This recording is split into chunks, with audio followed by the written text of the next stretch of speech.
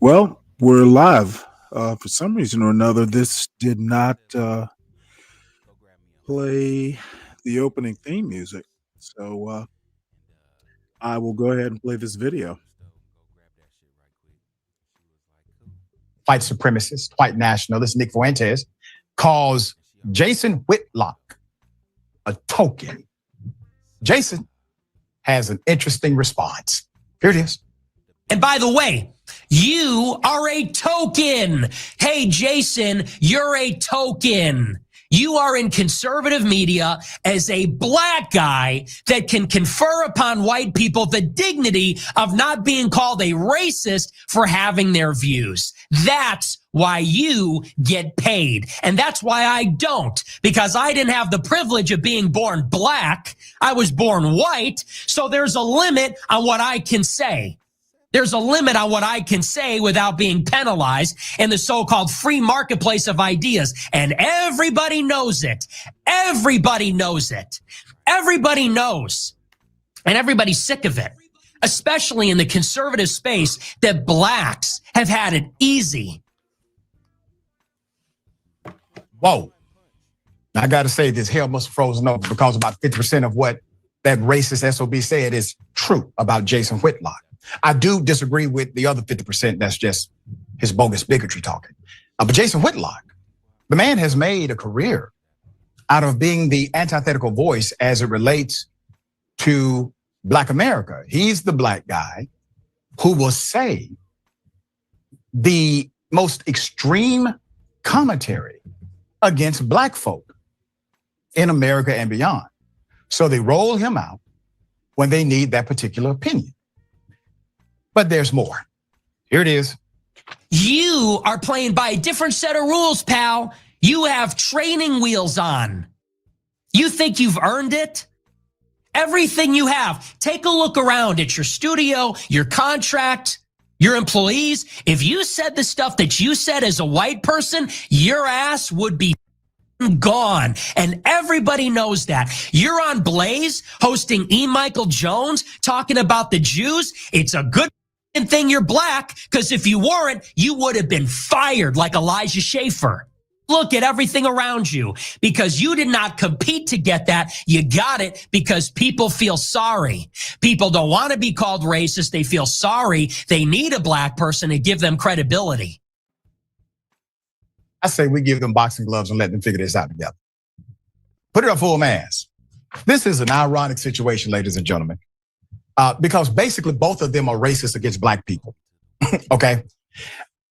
This feud started over Whitlock taking issue with what Fuentes tweeted about Whitlock blaming black culture for crimes. All right, this is a traditional go-to line for both Fuentes and Whitlock, okay? So Fuentes tweeted, quote, "So tired of hearing that black crime is caused by black culture. For some reason, rap music doesn't make white people steal cars and shoot people. It only works on black people," sarcastically. In another tweet he wrote, "Just another in a long list of excuses. Leftists blame it on racism and poverty. Conservatives blame it on culture and godlessness. Blacks create the same culture from LA to Baltimore, from Haiti to London, from Sudan to South Africa, or to South African. From prehistory to now, it's race." And that's what a racist would say, okay? Whitlock would respond to the tweets with, quote, "You're every bit as godless and as stupid as your critics say. You're Ray Epps 2.0, point foolish believers into building what will burn them down for eternity. Many of the people captured by the wickedness of black culture can claim ignorance. You know exactly what you're doing. Demon, the enemy is paying people on social media to promote racial division and conflict. The aftermath of Austin, Metcalf, Carmelo, Anthony is a psyop. Don't fall for it. Stand in the word. Rebuke any so-called believer not pointing to Christ. After that, and before we go to what Fuentes said, Brother Whitlock, when you say Christ, are we referring to the white Jesus or the one of color? Because I think that's an interesting point that you and Fuentes may disagree on again. See, there's a lot of daylight between you two. Put it up, full mass.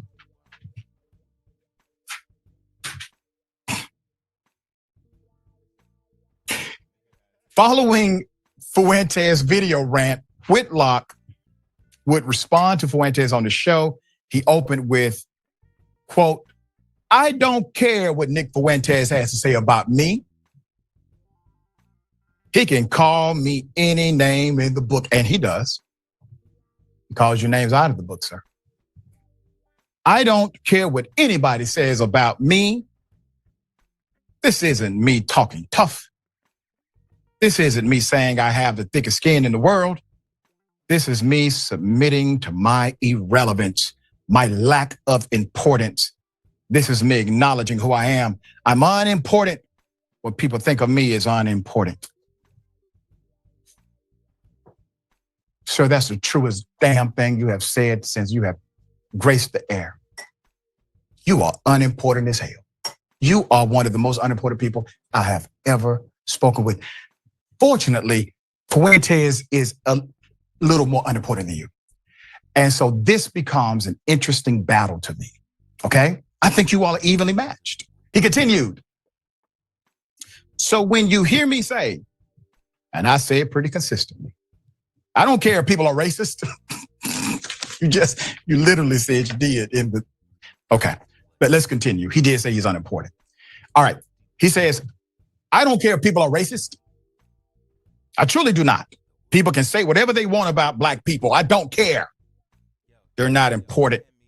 What triggers me is when people lie on Jesus." I'm done. I'm trying to get through this commentary. What bothers him is when people lie on Jesus. And what really triggers me is when people lie on Jesus and use something I said to tell that lie. That is what triggers me. End quote. Sir, that question about white Jesus is really important right now, because I don't see you going after religious institutions. And interestingly enough, Jason, you have talked about black folk as a career. And all of a sudden, a white nationalist named Fuentes pulls your card and you start talking about how you don't care what somebody says about you. I've seen you go back and forth with individuals on social media and on your broadcast, but all of a sudden, none of that matters now since Fuentes pulled your card. It is interesting. I would like to see more, rigor, but you guys basically represent the same point of view most of the time. All right, this is a hell of a thing. Listen, man, we're obviously in the twilight zone. Hell is frozen over twice, but here we are, Ben. What say you? You've entered a zone beyond sight and sound, where two racists argue with each other about who matters less. I mean, a lot there. First of all, Fuentes just letting his insecurity fly there with just how much he's upset he's not on a mainstream platform. Yeah. If I were black, I'd be on a mainstream platform. I'm sick of it. I don't get paid. Yeah, we know that. We see his cheap green screen. We're aware of that. Firstly. Secondly, Whitlock saying he doesn't care if people are racist or what people say about black people. He only cares if people lie on Jesus. This man has a deep understanding of the teachings of Jesus, because I'm pretty sure Jesus' main message was, doesn't matter if you're poor or downtrodden or need shelter. Screw all them. Just be. Kelvin, let me help you out here. This is TYT. This show is TYT. It's a basically a YouTube channel. It's just a very big YouTube channel. So Nick Fuentes, I don't know what, I'd have to go back and research, but he's basically a YouTuber, or maybe he's on Truth Social, or one of the other, but neither. I don't know. Blaze TV, I don't think is considered mainstream media. Blaze TV is Glenn Beck's outfit. I don't think they're considered mainstream. They're like a YouTube slash uh, internet channel. So now Blaze TV, TYT, while they're on YouTube, and I think the way the market is, or the way the information market in quotes is going, is these YouTube channels and these alternative, these internet type channels.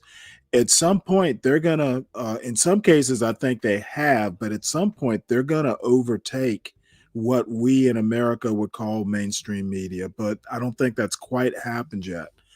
Um, and if, for the older people among us, remember, there were three networks, and maybe you'd have a local station or two, like back in the 70s and 80s. Then cable became big. So you had network plus cable, like HBO was one of the first movie channels that I can remember. And then from the 90s through the 2000s, there was a transition where the internet started getting really big. And after high speed internet became normalized, then, everything, the internet just took off. So even your mainstream channels have a internet presence. Newspapers, which used to be like the morning paper, used to be a big deal, information wise. Like everybody got the morning paper. That started going away definitely in the 2000s. Like, um, newspapers were so ubiquitous that when I was in college, even college kids were getting the Atlanta Constitution, Journal Constitution. You could get it delivered right to your dorm door. So anyway, I'm off on a diatribe. We'll finish this up right quick, and then I want to his ghetto point of view. I've got a video that his ghetto point of view wanted me to look at, and I was actually going to use that as my opening video. But I think I'm going to wait and see if he shows up so the both of us can watch it. So anyway, let's finish this off, and then we'll move on into some news items. Cool with me. Just shine me up. Let those who are marginalized fend for themselves. I think that was John 2000 and doesn't exist. Right. You make a hell of a point. He's literally saying what's adversarial to the gospel, right? What's adversarial to the words of the Christ. And but I guess it's convenient for him right now.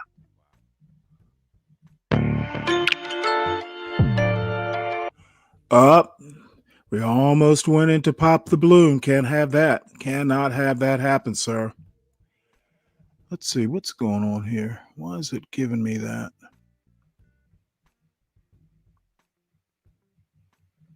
Oh, I see. Why is that using? It says it's using.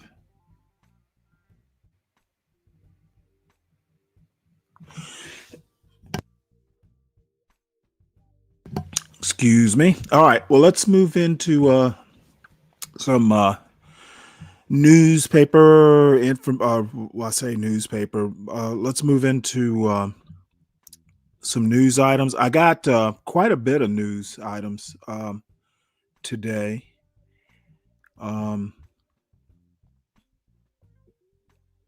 So let's see. How am I going to do this? Give me 1 second here. I had everything organized, and at the very last minute, I snuck in something So give me one sec. I forgot to put the link I need where I need it.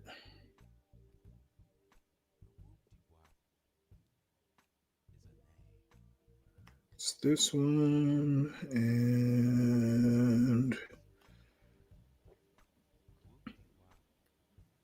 we're going to do something extremely boring at some point, and I've been dying to do this. We're going to read an actual appellate court decision in the raw. So I can give everybody a glimpse of the boring life I lead.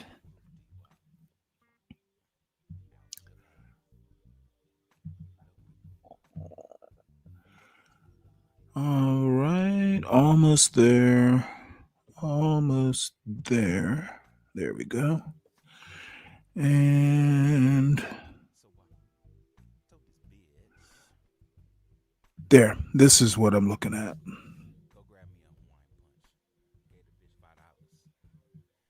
Oops, don't want that. Don't want that.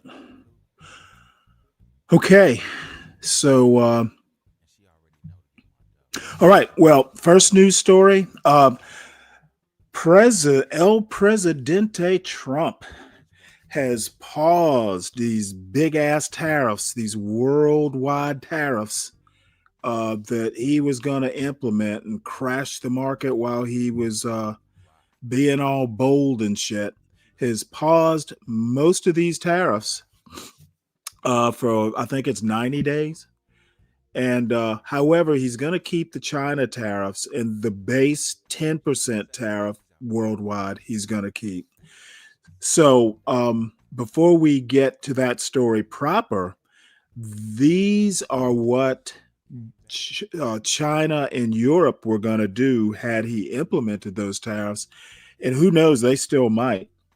But European Union approves its first set of retaliatory tariffs on U.S. imports. And let's look at let's look at the right perspective. Again, I actually recommend Ground News. It's $30 a year, my subscription. There are 3 levels. I've got the middle level, which is a year subscription, and it gives you most of the features. Which one of the features is that it gives you access here, for instance, to all of these publications. If you see right here on the right, there's AP. It gives you right publications. It gives you left publications. It gives you center publications. But there's like 41. It looks at 41. Let's see. It's looking at like 80 centrist type publications. It's looking at 41 more left leaning publications, and it's looking at in this case about 19 right leaning publications. Now, you will have access to most of these publications. Some of them you actually, like the Wall Street Journal, they're not going to let you have anything free. So some of the publications you actually have to have subscriptions to. Washington Post would be one of them. New York Times would be one of them. Luckily, I have subscriptions to those. New York Post, it'll give you access to. So it's basically a news aggregator, but it's better. Like the news aggregator I used to use was Google News, and I still do use it. But this is a little bit more interactive as a news aggregator because it actively goes in, kind of, probably uses AI, to analyze to see which way these articles skew, left or right or center. And then it takes bullet points. It kind of summarizes, what the aggregate of the publications are saying into bullet points. And then you can get more in detail, or you can do the overall bullet points. And then this is an interesting feature. It gives you bias comparison. It'll compare what the left and right are saying and contrast them. So anyway, I'm off on a tangent, but let's look at European Union approves first set of retaliatory tariffs. Um,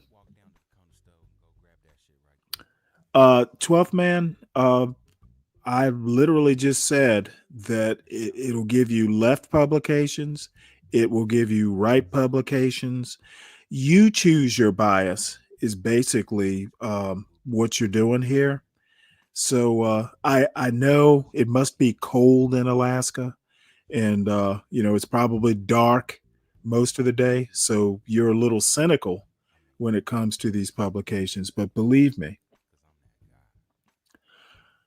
you know what, 12th man?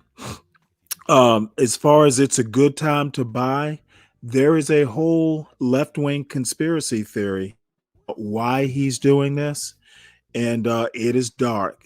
Basically, what he's saying, and this kind of actually goes back to something Get Crack said a while ago. Um, Donald Trump is basically tanking the markets on purpose. This is the conspiracy theory. It's Robert Reich that who's kind of like a big time economist. He was Clinton's labor secretary. He's saying basically these markets are crashing. Trump is doing it on purpose so oligarchs can go in and ride the market down, then buy stuff cheap, and then ride the market back up. So it's not the everyman, it's not the populists, it's not the working stiffs that are profiting from this. They're going to pay the price that tariffs tack on to. Well, they're basically going to pay the tariff / tax, but the billionaires are just going to get richer.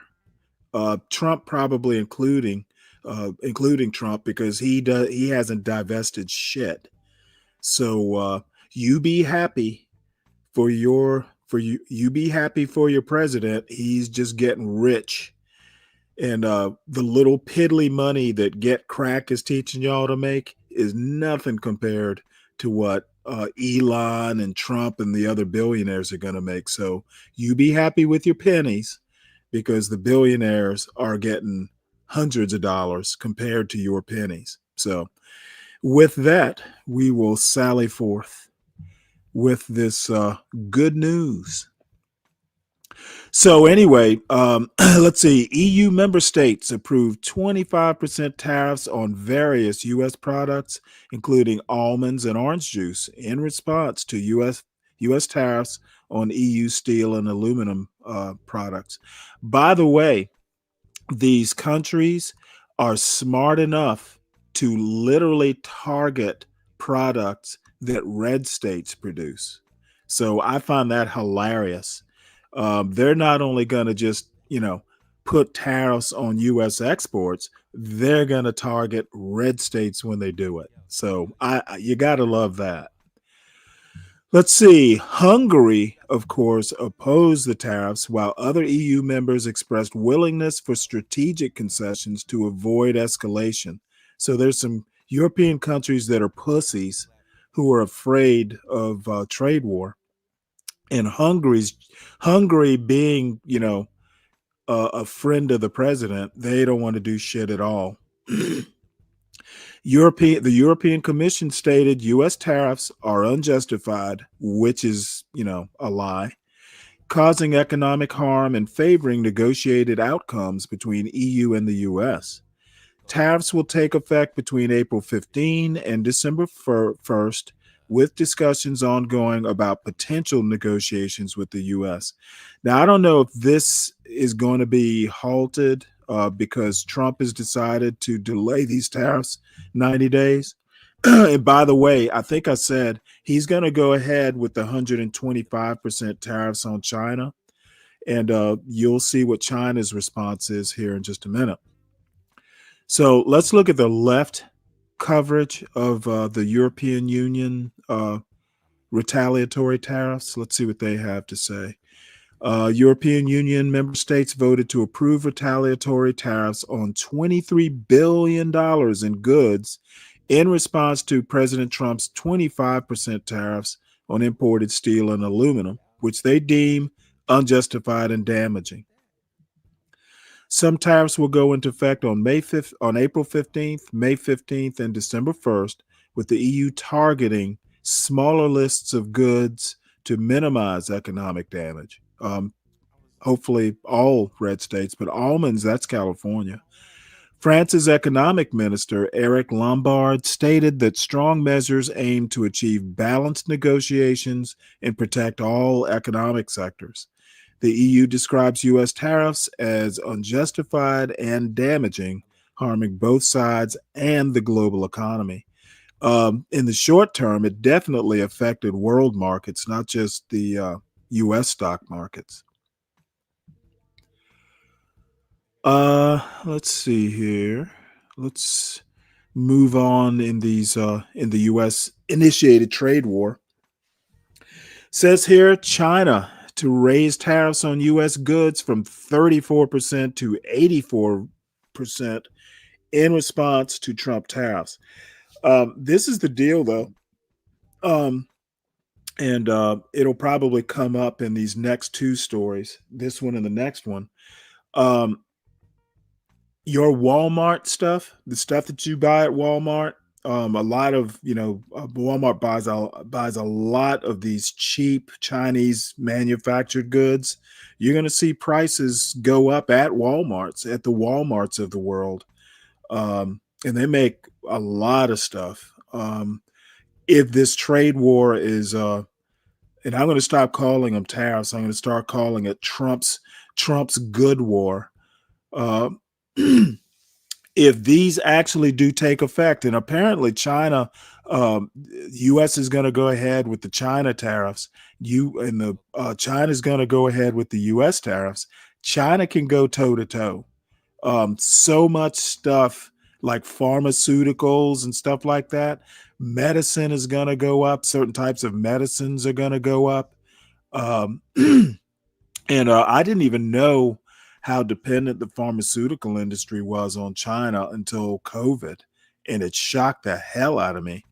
I don't know what we were thinking. Our medicine, if we ever go to war with China, we're gonna have a bunch of people die because they can't get their medicine. So it is Shadow Observer. You're saying the EU is failing fast. The EU is America's biggest trading partner. I think they're even bigger than China. I'd have to double check that. I'm not 100% sure, but EU's failing fast. Well, I think individual countries within the EU are failing fast.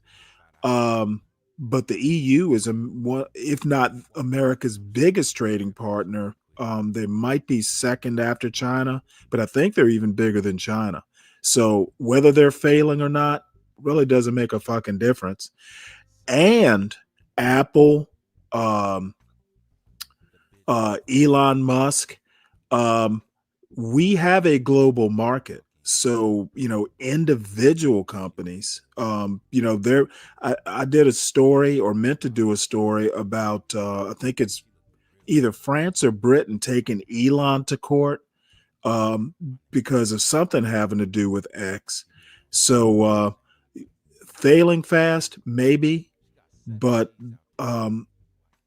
these companies that used to be U.S. companies like Microsoft and Apple, Apple, for instance, is hoping for some exemption to these tariffs.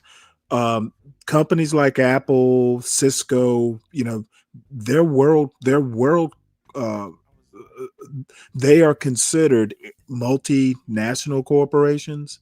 So these tariffs actually wind up hurting companies that are multinational. So it's a big deal.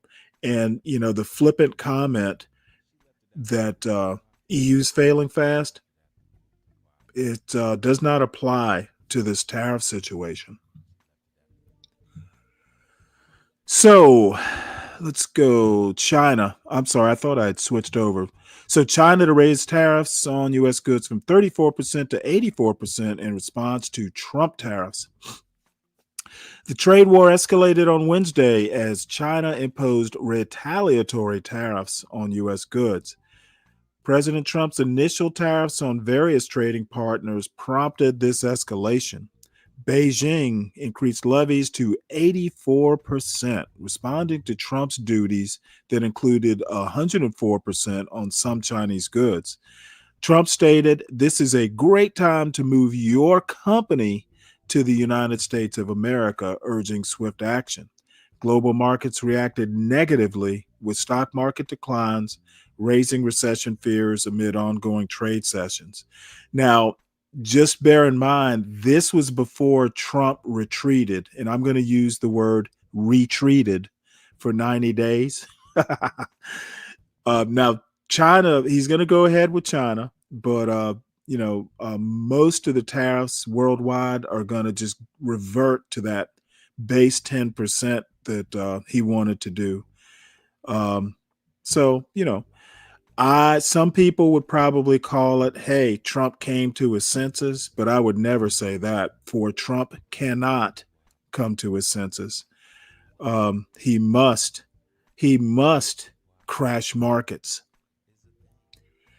Let's see. Let's look at the right perspective. Let's look at the right bullet points. China has announced it will raise tariffs on U.S. goods 34 to 84%. Response to tariffs imposed by U.S. President Donald Trump. Somebody called him the Mad King. The European Union plans to target over 20 billion euros worth of U.S. products in retaliation for U.S. steel and aluminum tariffs. China's Ministry of Commerce stated that it will take necessary countermeasures against the U.S. if its economic restrictions escalate. U.S. President believes his tariffs will encourage companies to return manufacturing to the U.S., claiming countries are eager to negotiate deals. This is actually an interesting point. You know how when the U.S. bailed out companies in that 2008 timeframe, and the saying, it's the first time I'd heard this aphorism that big corporations privatize profits but socialize debt. So that's exactly what's happening here. So for years, these corporations profited by offshoring manufacturing processes, that sort of thing. And now that Trump wants to bring these back, it's going to be the average consumer paying higher prices on these tariffs. Okay. It's going to take the U.S. consumer to pay extra money to bring these corporations back. You know what? I've yet to hear anybody put it like that. I'm sure if I go looking for someone out there, some news outlet out there actually realizes this. So the U.S. consumer is going to pay these corporations, or pay not directly to the corporations, but basically encouraging U.S. manufacturers to come back is going to require the U.S. to pay higher prices for foreign-made goods. And bottom line is stock markets crashing and all that. If the country goes even into a slight recession, it doesn't mean, if we go into a recession and people start losing jobs and that sort of thing, or basically growth gets curtailed because of a recession, yeah, it's going to be the average guy with boots on the ground, average guy and gal with boots on the ground that are going to wind up paying to bring these corporations back. And if they come back at all, I have some doubts about how effective this is going to be. And even if it is effective, it's going to take It's going to take time to onshore um, or bring these manufacturing processes back. You don't build factories overnight. So anyway, that's my commentary on this. Now, Mr. Trump introduces a 90-day tariff pause for most countries, but continues he's going to raise China tariffs to 125%. And again, I'm kind of interested in what the right-leaning publications, what their summary is. So, and by the way, I'm sure I have a story next or so that we'll talk about the U.S. market and the European market or world market reaction to Trump pausing. U.S. President Donald Trump raised tariffs on Chinese goods to 125%, citing China's lack of respect for world markets as the reason for the increase, not fentanyl. China retaliated by increasing tariffs on U.S. goods from 34% to 84%, reflecting trade tensions following U.S. tariff hikes. The European Union approved tariffs for $23 billion in U.S. dollars on U.S. goods in response to Trump's 25% tariffs. We already talked about that. Trump announced a 90-day pause on tariffs for over 75 countries, implementing a lower reciprocal tariff of 10% during this period. And this is interesting. It says here Bitcoin hits 82,000 as President Trump announces 90-day pause. Trump backtracks on tariffs with 90-day pause. Oh, excuse me.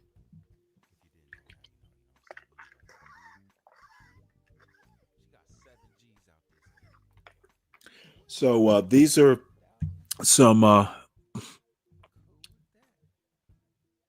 individual publications with headlines. The Daily Caller. Trump announces 90-day pause on tariffs with a catch. You know what? Let's see. Can I read this article? I can't remember. Okay, this is Daily Caller. Used to be Tucker Carlson's outfit. I don't know if he still owns it or not. Trump announces 90-day pause on tariffs with a catch, and I want to know what that catch is. And of course, it does not have an AI reader. Why would it? So let's enlarge this. Let's see. Daily Caller. President Trump announced a 90-day pause on reciprocal tariffs for all countries except China, which will see an increased tariff of 125%. The move comes after Trump announced reciprocal tariffs on several other nations on April 2nd, sending shockwaves across international markets. Markets immediately responded by surging following the president's Wednesday announcement. Based on the lack of respect China has shown the world markets, I am today raising the tariff charge to China by the United States of America by 125% effective immediately, Trump wrote. The president also said he will maintain the baseline 10% tariff on countries that went into effect April 5th for the next 90 days.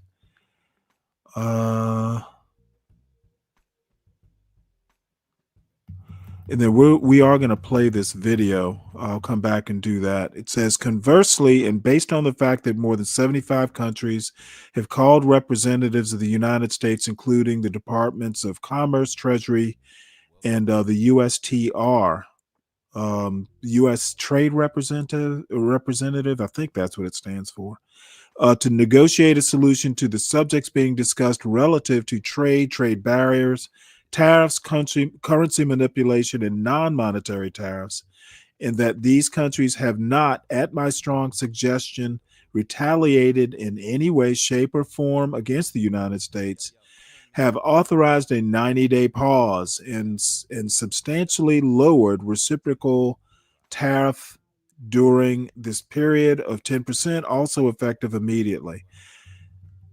So what he's doing is basically rewarding the people who did not retaliate. And not every country will be able to, but you know what? You're not going to be able to tame China.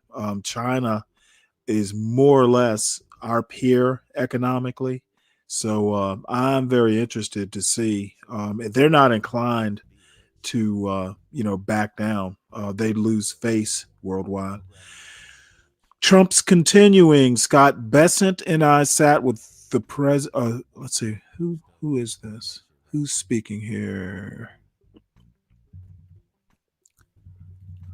I don't know who's speaking here, but it says Scott Bessent and I sat with the president while he wrote one of the most extraordinary truth posts of his presidency. Oh, it's Commerce Secretary Howard Lutnick said. Following Trump's announcement, the world is ready to work with President Trump to fix global trade, and China has chosen the opposite direction, and they always will. Following Trump's initial Liberation Day tariff announcement, which launched reciprocal tariffs on roughly 60 countries, markets entered a days-long nosedive before recovering on Wednesday following the president's Truth Social post. For decades, our country has been looted, pillaged, raped, and plundered by nations near and far, both friend and foe alike.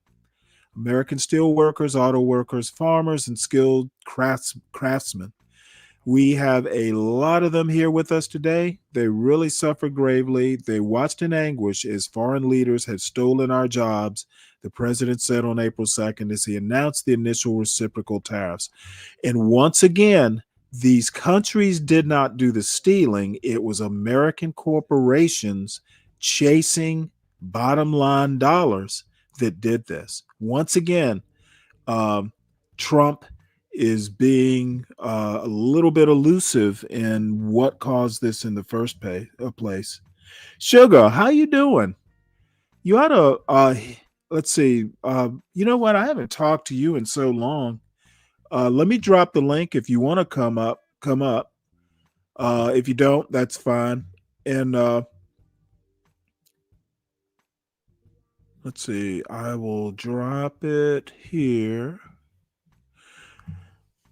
What's up, Solid Snake? No, Shadow Observer.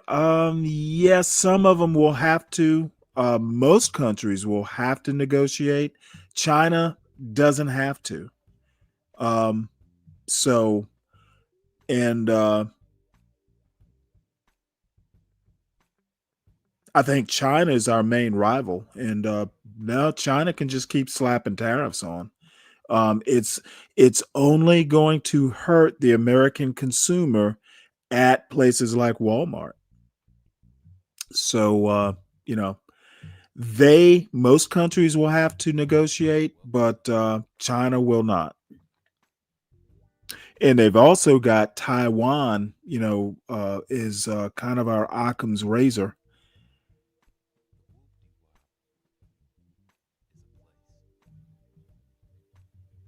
Shadow Observer, you know as well as I do, many times once prices go up, they don't come down to where they were originally. So, in my opinion, and this is just my opinion, I'm not basing it on any detailed economic knowledge or experience, but this is an opportunity for for companies, corporations to raise prices justifiably and not bring them down.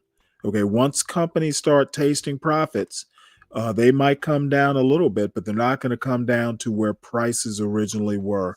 Rarely happens. So you say it's short term. I disagree with that. So anyway, let's go back and hear our dear leader. This is on X. Let's see if you all can see it. Yep.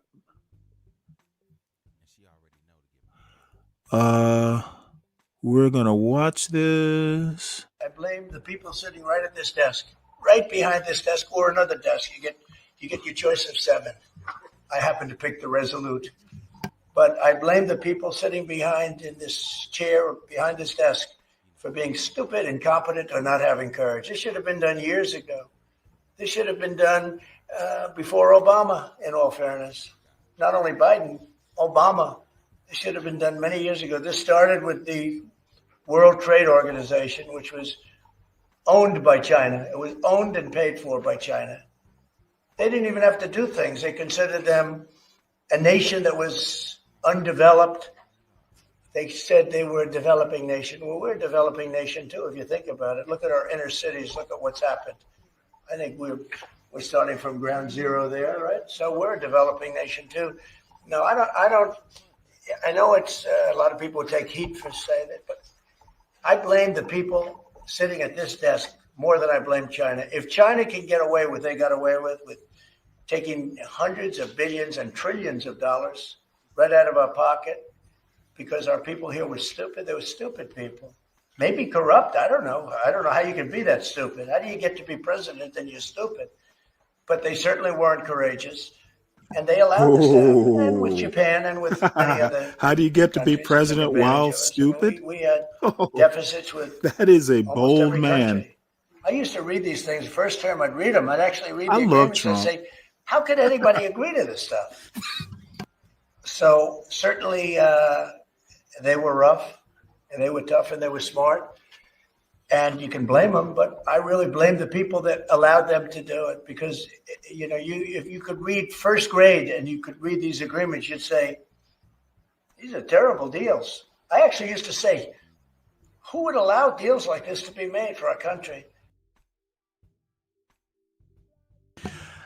I actually have to give President Trump his due. That is one bold fella.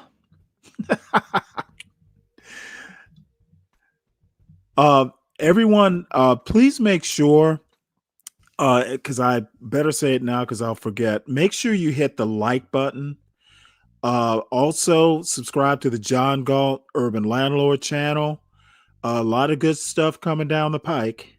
So you not only want to subscribe if you're new, you'll be wanting to share it with your friends. Please subscribe to the Stanley Cross channel. Sugar, if you're still there, make sure you subscribe. I've got a channel now that I don't use that much, but it's at Stanley Cross 6000. It's the Stanley Cross channel. I mostly just do video essays occasionally, and also, live stream this show there as well. And Shadow Observer, thank you for supporting the show. Really appreciate it. It is very kind of you, and I will put that to use.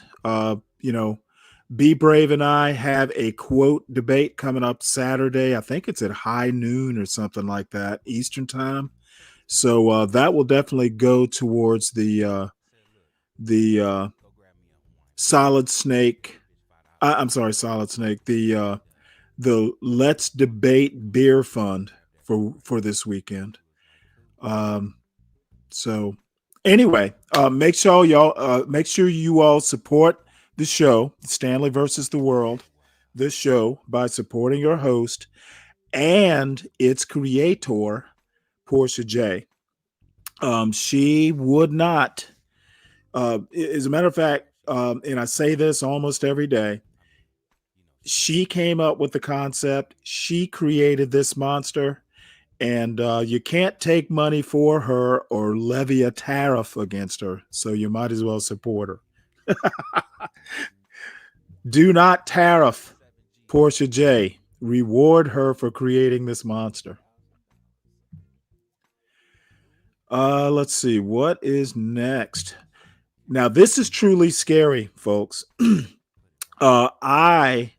If every other corporation on earth were to go out of business, evaporate, get taken over, what have you, you better not mess with my Amazon. Amazon is the corporation that I hold most dear. and it shall not be tinkered with. And President Trump is tinkering with my Amazon. Chinese Amazon sellers to hike prices or exit U.S. market as tariffs soar, association says. Now, I don't know what kind of association is saying that, but it's probably true.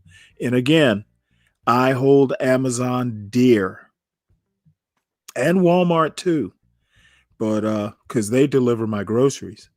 I don't have to leave the house as often as I would normally have to because of Brother Bezos and the Waltons. And in my opinion, they are the old-fashioned Waltons, the family. John Boy delivers my groceries. So bad jokes aside, let's look at the right-wing bullet points. I enjoy looking at the right-wing bullet points, how they praise President Trump.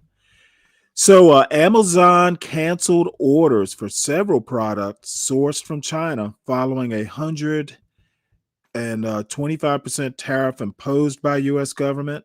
Scott Miller stated that several clients' orders were canceled by Amazon without warning after the new tariffs were announced. Luckily, I had nothing on order from Amazon currently, but I look to be doing that soon.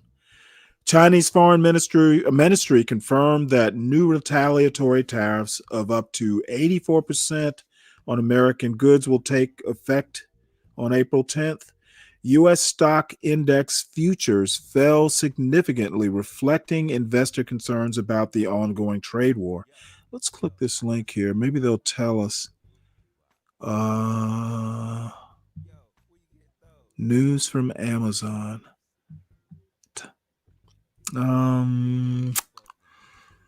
Amazon scrubs Wednesday rocket launch for its Starlink satellite service rival. Okay, so it looks like Bezos is going to be a Starlink rival here. I wanted to see if maybe Amazon would specify.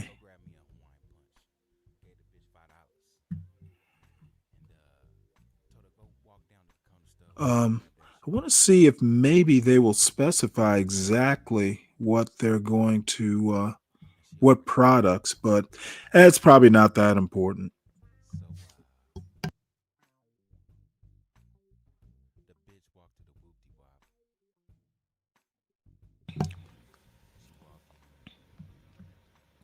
I was hoping. Amazon cancels some orders. This is the South China Morning Post. Let's have a look at this. This is why I like ground news. This is the South China Post, folks. Would not have access to it were it not for ground news. Amazon abruptly canceled some orders from China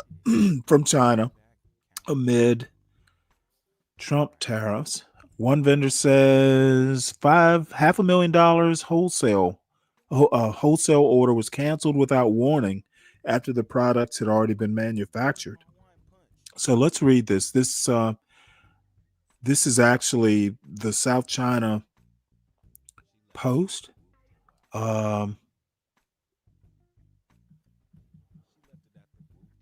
This is actually them doing a story from Bloomberg. Amazon has canceled orders for multiple products made in China and other Asian countries, according to a document reviewed by Bloomberg and people familiar with the matter, suggesting the company is reducing its exposure to tariffs imposed by U.S. President Donald Trump. The orders for beach chairs, scooters, air conditioners, and other merchandise from multiple Amazon vendors were halted after Trump's April 2nd announcement that he planned to levy tariffs. So Vietnam and Thailand had orders that Amazon canceled, but he is probably going. I know Vietnam was actually willing to negotiate actively. I remember seeing that story. So Vietnam and Thailand will be okay. The timing of the cancellations, which had no warning, led the vendors to suspect it was a response to tariffs. An Amazon representative declined to comment. The company identified international trade disputes as a risk factor in its annual report released in February. Chinese based suppliers provide significant portions of our components and finished goods, the company said. It was unclear how widespread cancellations were and what the cancellations were, how many types of merchandise they affected. So we get the picture there. We don't really need to go much farther. Apparently, Mr. Trump is of the mind that a little chaos now is going to, a little pain is going to cause us gain in the future.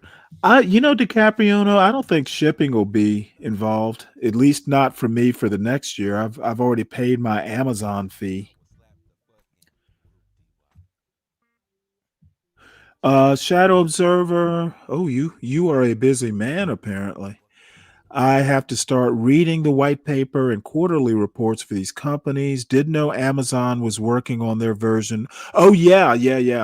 They are, and I can't remember the name of it. I remember last week seeing that there was a launch, and I don't know why they delayed it, but yeah, they will want to. But I don't. Starlink's got such a head start. But Bezos has his own. His own. What is it? Blue Origin. So he's got a space company. Solid Snake says it may only take 6 months to correct. Yeah, we'll be basing our investment strategies on your prediction, Solid Snake. So this next story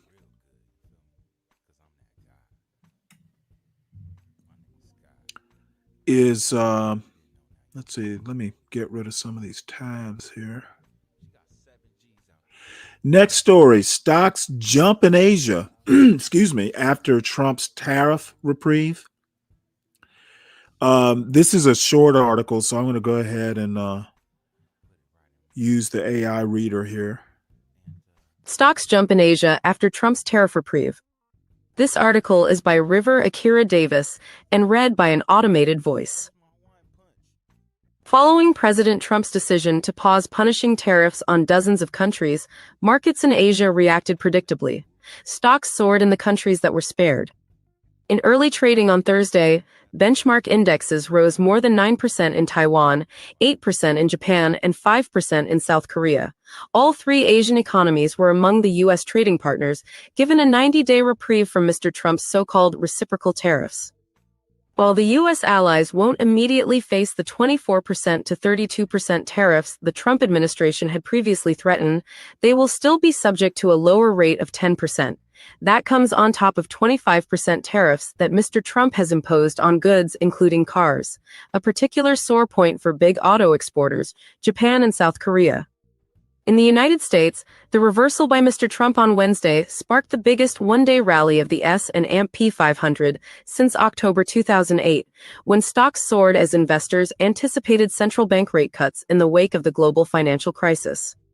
On Wednesday, Mr. Trump did not walk back the new tariffs, exceeding 100%, that he has put on China since taking office in January.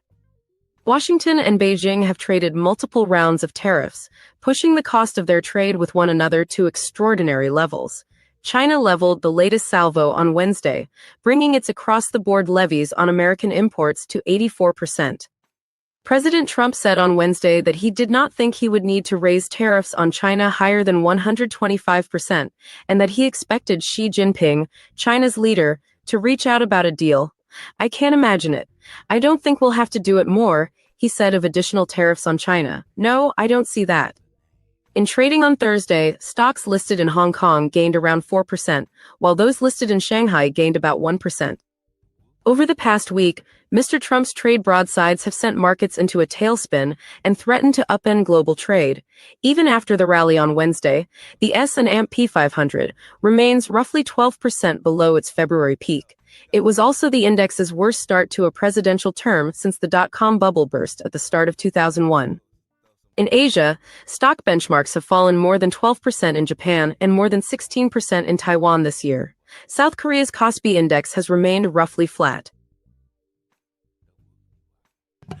Let's see. Shadow Observer. I will drop my channel name. It's Stanley Cross 6000. There we go. Actually, I was thinking while this article is playing, something that you said actually makes this all worthwhile. Shadow Observer, you don't know how gratifying it is to see that some news story that I picked out and thought was important has kind of spurred you to go back and do some reading, and I think you do investing and trading and stuff like that. So, providing you something that kind of, that might make you rethink something for your profit. Uh, in all honesty, as ridiculous as I can be sometimes, just that statement, made my morning. This getting up at 3 o'clock in the morning is worth it, if I'm helping somebody out. So thank you for that comment. And thank you again for your support. Uh, hey, what's up, Lupin? How you doing? So, the markets have at least a 90-day reprieve. And, in a way, it kind of works out because the bottom line is, this gives them 90 days to bake in tariffs. It gives them 90 days to figure out strategy. So, yeah, I'm calling it a retreat. And I'm sure in part, it's a strategic retreat. But, I don't know. I'm of mixed mind. I don't agree with tariffs at all. If President Trump's ultimate goal is to replace part of the income tax base, the rumor out there, and he's kind of said this on the campaign trail that, for people making less than like $150,000, he wants to eliminate taxes. I'm not sure I agree with that, even from a philosophical perspective. You want people to have a toe in the water, as it were. People not paying their fair share, forcing it, even though as much as the little progressive kernel of the kernel of any progressive spirit that I have, wants to stick it to the rich. I'm not that progressive. I think, every little bit helps. And I'm not sure that, absolving people who make less than $150,000. Now, I am for an EIC or whatever it is, that, at the bottom of the income curve. Yeah. Let's give some breaks there. But, even if it's a little bit, the graduated income tax, I think just as an American, if you're using the roads or depending on the military, for defense, I think everybody should pay, even if it's just a few pennies, towards, the common weal, the commonwealth, the common good. So this next one, again, another, market soar after Trump backs down. And actually, the S&P rose 9.5%. It's like the largest jump in like 5 years or something like that. Yeah, they jumped for joy, literally, at this news.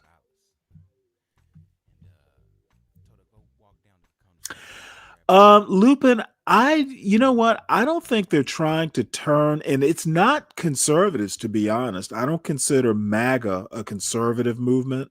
There's some overlap. It has some conservative tendencies, but populist movements, even right-wing populist movements, they are conservative in that they require an other that right-wing populism requires a scapegoat, and that's by a textbook definition.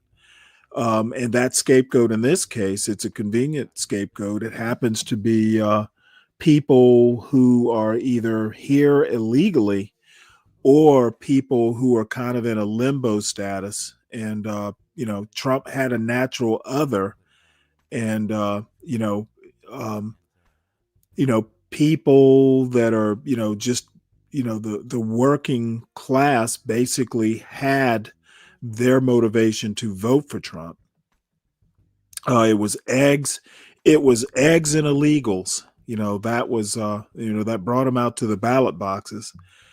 I think what Trump is trying to do is turn us into Hungary. Viktor Orban's authoritarian paradise. That's what he's trying to do.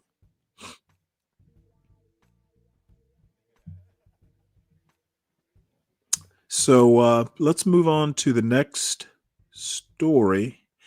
And this is a good example of my last hot take. A Trump-backed bill to rein in federal judges gets House-wide vote. So, and I'm sure most of you all, you guys are into news and current events, but it has been the bane of presidents' existence, those who love executive orders, that say the Fifth Circuit in Texas, I forget the judge's name, Kaczmarek. The Fifth Circuit during Biden's presidency was just a pain. Biden would do something like forgive student debt, and the Fifth Circuit would say nope, and they would impose a nationwide injunction. And Democrats and Biden specifically being the dupe, the chump that he is, he abided by those court decisions. He would follow the law and appeal them, all the way to the Supreme Court if necessary. But but these institutionalists who believe in American law and democratic norms, they're chumps. And President Trump is no chump. He's not going to take this laying down. His executive orders are better than any Biden or Obama order. His executive orders should go unchallenged. And this Trump-backed bill to rein in federal judges looks like Mike Johnson and his merry band of authoritarians are going to go along with it. Doubt it's going to get through the Senate, but they've got to do something to show support for President Trump. So there's a video here, and I may read the article depending on how good this article is, or this video is. So let's have a look at it. The U.S. House of This is Harris Representatives is Faulkner. set to vote on a bill to rein in what Republican lawmakers called activist federal judges. District judges across America, as you know, have been hitting the Trump administration. So far, 17 injunctions. Those are all tied to some of the 174 lawsuits filed against the president's agenda. Now, reminder, President Trump has only been in office just over 2 months, exactly 77 days. Here's Attorney General Pam Bondi. Over 170 lawsuits filed against us. That should be the constitutional crisis right there. 50 injunctions. They're popping up every single day, trying to control his executive power. It's basically a game of whack-a-mole with these district court judges around the country who have a tremendous amount of power. They believe they do, but that's why we're appealing all of these cases, of course, up to the Supreme Court. Oh, they believe they have the power, all right. A new headline reads, as judges Oh, they sign believe they to had work the with power, Asian-led all right. lawyers, pressure builds on the U.S. Supreme Court. The Senate Judiciary Committee took up this topic in a hearing just last week. Although our founders saw an important role for the judiciary, they didn't design a system that made judges national policymakers. Democrats today are angry at the Ooh, voters for it's re-electing Mr. Donald Trump and Texas. electing a Republican Senate and a Republican House, and they engaged in lawfare to stop democracy from operating. You don't need Oh, to be bullshit. some soothsayer or the oracle at Delphi to understand that there's something amiss here. All right, let's talk to him ourselves and focus now. The senator you just saw in that last clip, Republican Eric Schmidt of the great state of Missouri. You can member of the tell she Judiciary thinks he's Committee. a Great hunk. to see you.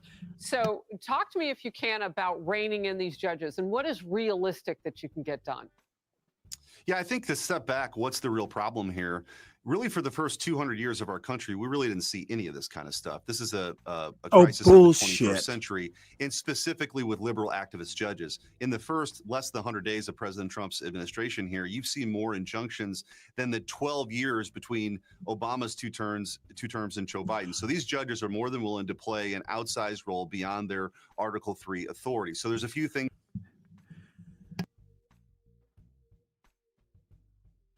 that are happening. One is some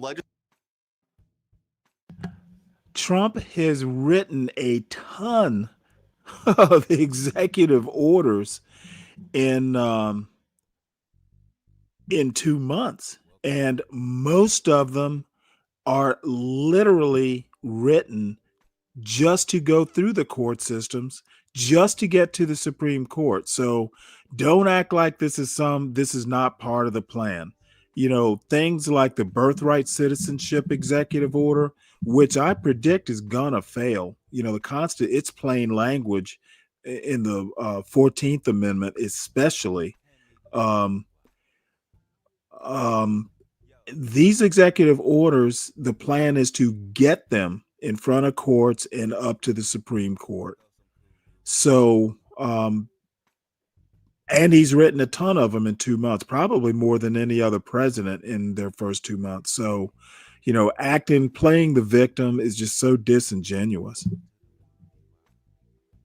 And by the way, I'll go back at some point and look at Article 2. And I'm not a lawyer, so, I've never had to like do law school homework assignments or whatever on the Constitution. But I honestly don't recall executive orders covered in the Constitution. Maybe if anybody in the audience knows off the top of their head to save me some reading. Executive orders do not carry the force of law, so of course they're going to be challenged.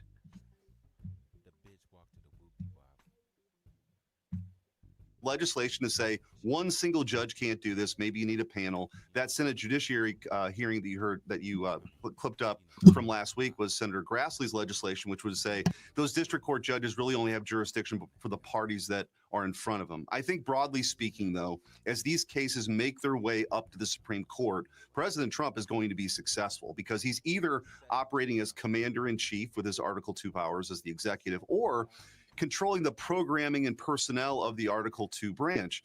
Unlike Joe Biden, who was trying to steamroll the Constitution by saying OSHA could force 100 million people to get a vaccine well beyond his authority, really what President...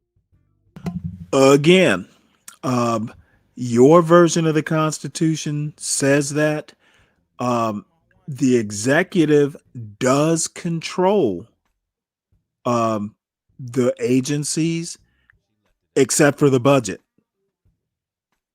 Okay. The reason the administrative state ballooned and got out of control was because Congress delegated so much of its power to the executive, and boy, are they paying for it now. It's at least under the Trump administration, they're not going to be able to take back a lot of their power. Essentially, this is a power grab, unitary executive legal theory. And I think ultimately,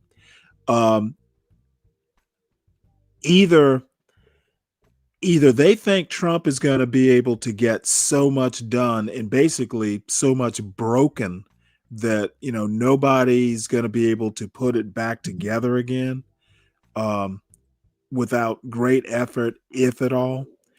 But Republicans or MAGA, they're either planning on staying permanently in power, or they're too dumb to realize that, you know, anything like unitary executive privilege, if that actually gets, you know, adopted as a precedent, it can work against Republicans very easily. This thing they want to do, defanging district judges. Hey, I'm all for it if they want to be that bold, because while it will disable and maybe, you know, make Trump's agenda a little easier, the Judge Kazmarek, I can't remember how you pronounce his last name, that Fifth Circuit down in Texas, it's going to defang them too.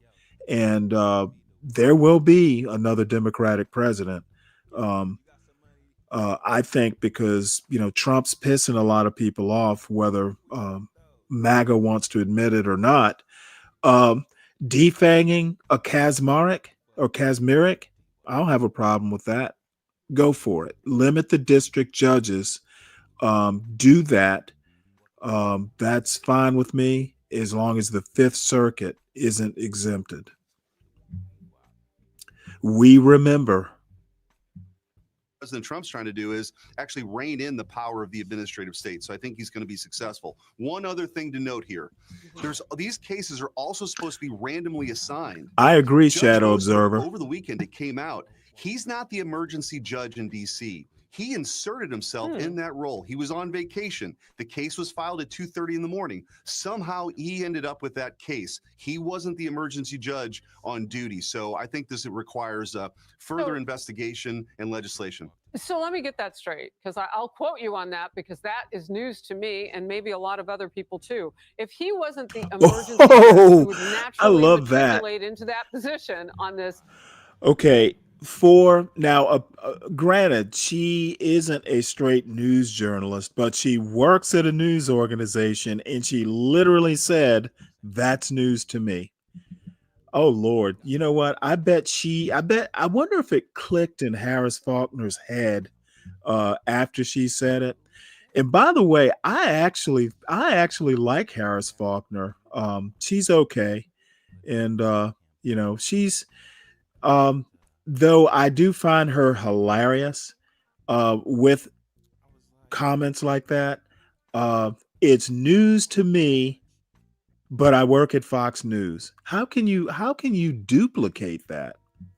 I don't know what to say, but other than to laugh. He just gets to pick himself and say, well, I'm the favorite. Let me go do this case against Trump. He's the chief judge, and he inserted himself. That doesn't happen. The emergency judges 100% of the time get those cases. So he could have been tipped off that this was going to be filed, and while on vacation, he took the case. So again, this speaks to, I think, the very aggressive, unusual. Now, see, this is actually amazing. You know, I commend him for chastising anyone who wants to work on vacation. I swear I've had bosses fuss at me for working on vacation.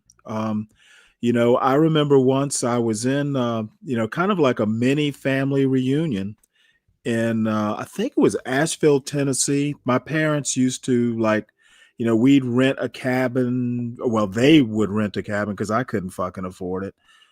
They'd rent like a cabin in Gatlinburg or Asheville, you know, somewhere up in the mountains. And the reason they would do that, my favorite, they rented a place in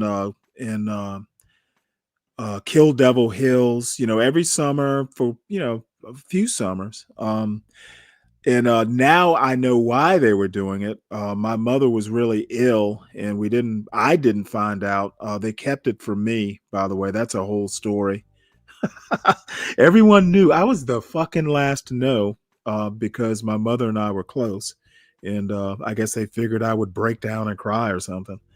But anyway, I remember once, my sister and brother, their wives, their family, their kids would be there too. And you get 5 or 6 kids in a cabin in the woods, and they're just running around screaming. And as one might imagine, I don't like a lot of noise. I like my peace and quiet.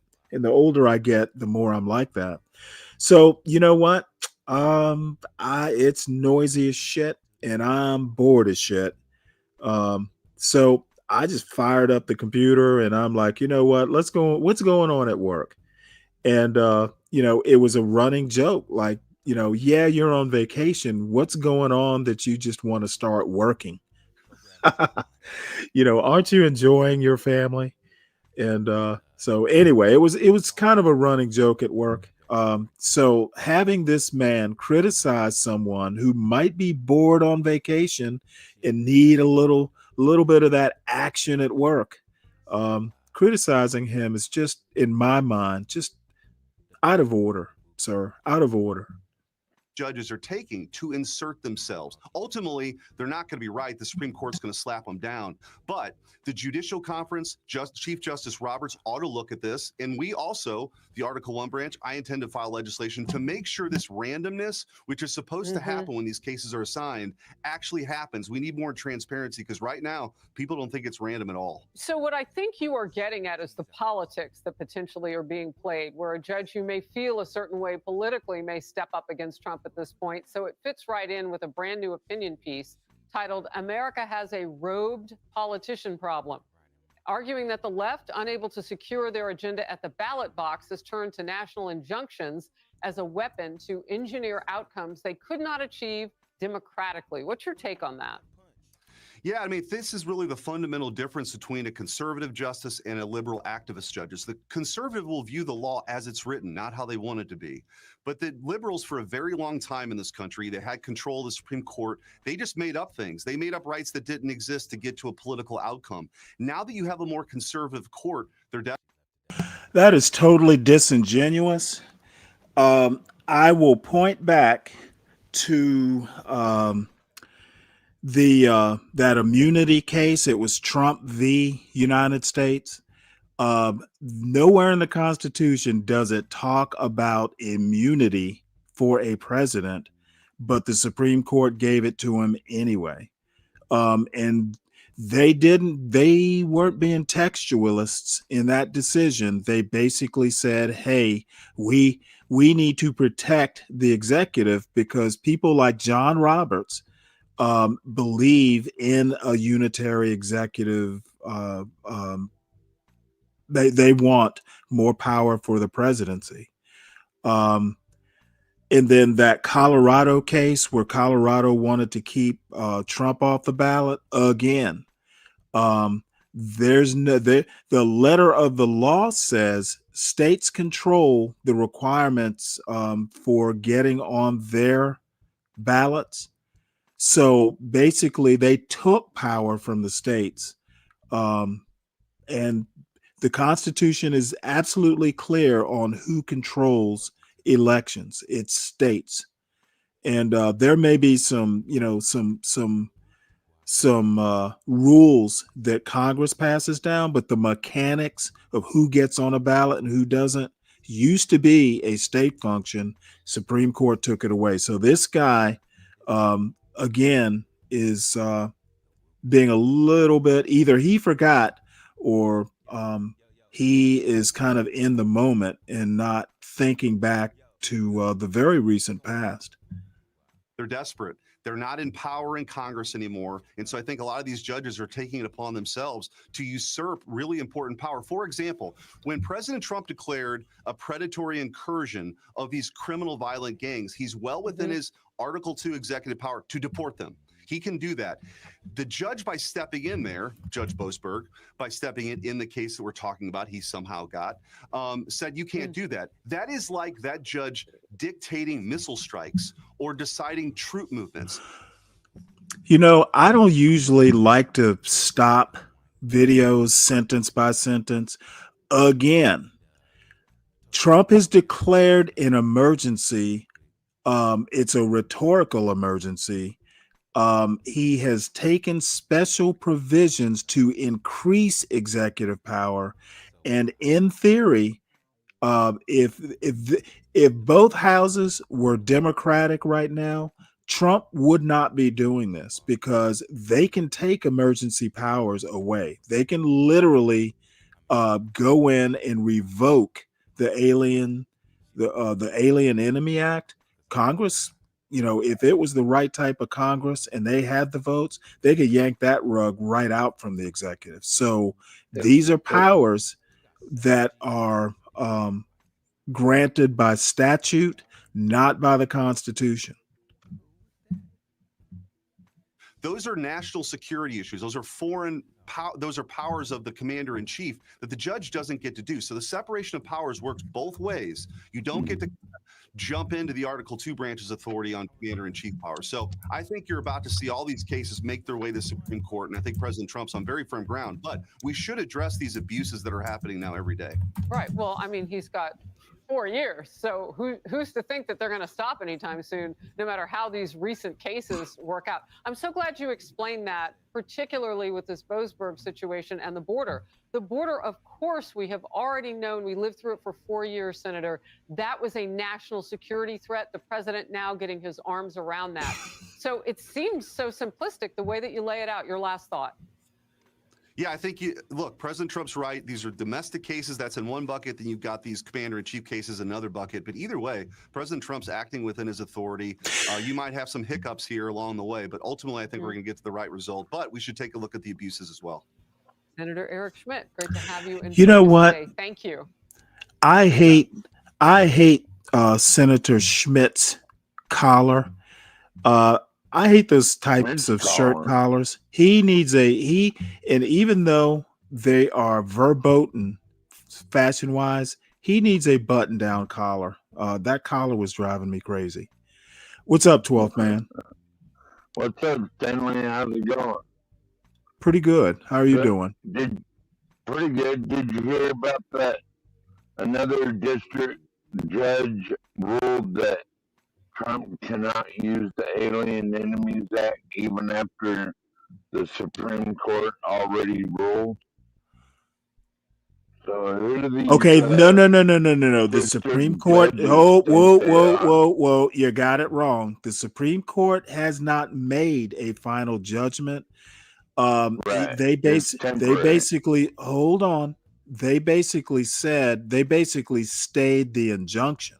Okay, all this stuff. This is one thing that no news outlet is doing right. They want to basically say, well, the Supreme Court or Donald Trump won. All the Supreme Court did with this last round of injunctions, and believe it or not, I've got a couple stories coming up. I'm actually going to read an appellate decision from like in the raw, because I haven't read one. Wanted to know some of their reasoning, but no. All they're saying is they said, hey, you cannot stop the president. Whatever he's decided is going to go through while it works its way through the courts. This stuff is still being adjudicated. Yeah. So if a district court said that, that's just step one. It'll go to, the only thing the Supreme Court did, it was an emergency. It was Judge Roberts, I think, did the last one by himself because I guess he was the duty judge. All he did was lift an injunction. This stuff still needs. It will wind up before the Supreme Court for a full court hearing at some point. It already did. And now this other district. No, it did. It had no. Again, let me correct you. The injunction was what Roberts or a panel. It wasn't a full court ruling. It was the injunction that was lifted. This stuff still needs to go through the court. So they have not ruled.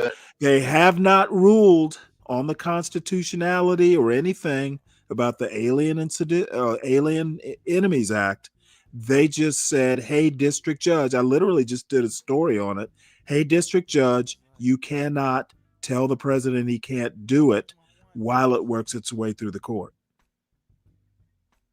Right, but then another one came out and did the same thing that Boasberg already did. And it's like, what's your Okay, point? listen Why to are what you I'm doing it? saying. Listen to what I'm saying. They lifted the injunction. This stuff still needs to work its way through the courts. While So they're yeah, a steadily district judge saying that due process is needed. That's fine. It will How go can to a the appellate court. district judge? How can a district judge have authority over the whole country? Because they're district. They Okay, don't this rule is over no. America. Once Of course again, they you are not are. understanding what's going on here. The injunction, which was all over the country, got overturned by Justice Roberts, or maybe it was a few of the justices. It still needs whether due process is needed is still working its way through the court. Well, maybe these district judges should run the military too. Like Okay, trying you know to what? do. Let's not even You know bother what I mean? talking about it. I hate to shut you down, but you're not quite understanding the process.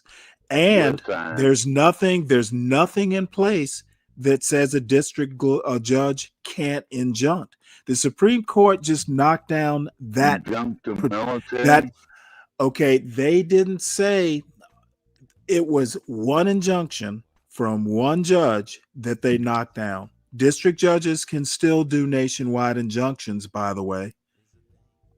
For now. They're going to be able to do it they're going to continue to do it, and I'll tell you why. Not even Justice Roberts can change the law. He can't order district judges to not do it. Congress He can. change Okay, the God law. damn it. If you're going to interrupt me every sentence, you can do that from the chat. All the Supreme Court can do, all the Justice Roberts can do is deal with individual injunctions. Okay, no power has been changed that district judges have now. And it was fine, oddly enough, when Biden was in power and the Fifth Circuit kept, doing that abortion stuff. No Republicans were complaining then, but I'm not going to do that whataboutism. Okay, please don't interrupt until I'm done. I just did a story, and I'm not going to go back and find it and bring it up again. But the House has a bill that would basically defang district judges from doing injunctions or nationwide injunctions. However, it is legislative. It will probably not pass the Senate. So it's really just a paper tiger sort of vote. Okay. I don't foresee district judges losing this power until either the Senate has 60 Republicans in it. So that's that. This power is not going to go away anytime soon. You're going to get a lot more injunctions going up to the Supreme Court to be either knocked down or approved. And all the Supreme Court is doing is saying, hey, you can't do the nationwide injunction. 6 months down the line, they may rule that Trump can't use the Supreme Court might rule that these people need due process. So nothing is set in stone. All the Supreme Court is doing right now is batting down injunctions, nationwide injunctions, one at a time. And there's nothing that can be done about it. District judges will not be losing this power anytime soon. Well, Stanley, can I ask you a question now? Yes. What if they include it in the Reconciliation Act? What if they include the judge bill into that? Yeah, that might work, but I don't foresee that happening. I mean, that's a good idea, but maybe if the right situation came along. The problem is that isn't budgetary. I think it would actually be fairly easy just to strike it from a reconciliation bill. It's not financial. I think that's the rule. I don't think you can poison pill a reconciliation bill. Again, I'm not an expert, but most times those reconciliation type things have to have budgetary items, and sometimes they'll go, well, oh hey, this this agency has a budget. They'll try and kind of be tricky about it, but taking away judicial power has nothing to do with budgets. So I'm not saying it couldn't happen. I don't see how it could. But again, I'm not an expert. So you may know something I don't, or somebody may know something that I don't. So anyway, let's move on here. And speaking of budgets, Mike Johnson, I'm assuming, delays budget vote as GOP defectors balk. This thin majority in the House is really coming back to be a burr underneath Speaker Johnson's saddle. After more than an hour of labored negotiations with conservative holdouts, House GOP leaders yanked their blueprint for the president's tax and spending package, lacking the votes to pass it, which I find hilarious. The one thing about our democracy is that for folks that were swept into power on a mandate, they're sure having trouble getting stuff passed in the House of Representatives. So God bless our democracy.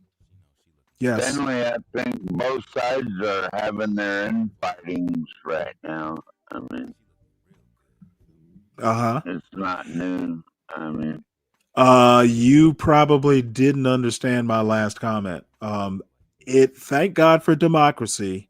Supposedly Republicans have a mandate. Well, my point is, if they had a mandate, they wouldn't be depending on every Republican to vote for bills. One or two, I think they can lose up to 2 Republicans. Maybe it'll go up to 3 here pretty soon. Basically, if they don't get,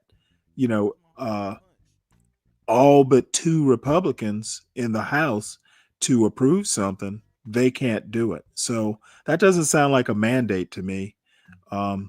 So that's well, I'm just saying. Negotiating, so there's that. Okay, again, my point is the mandate.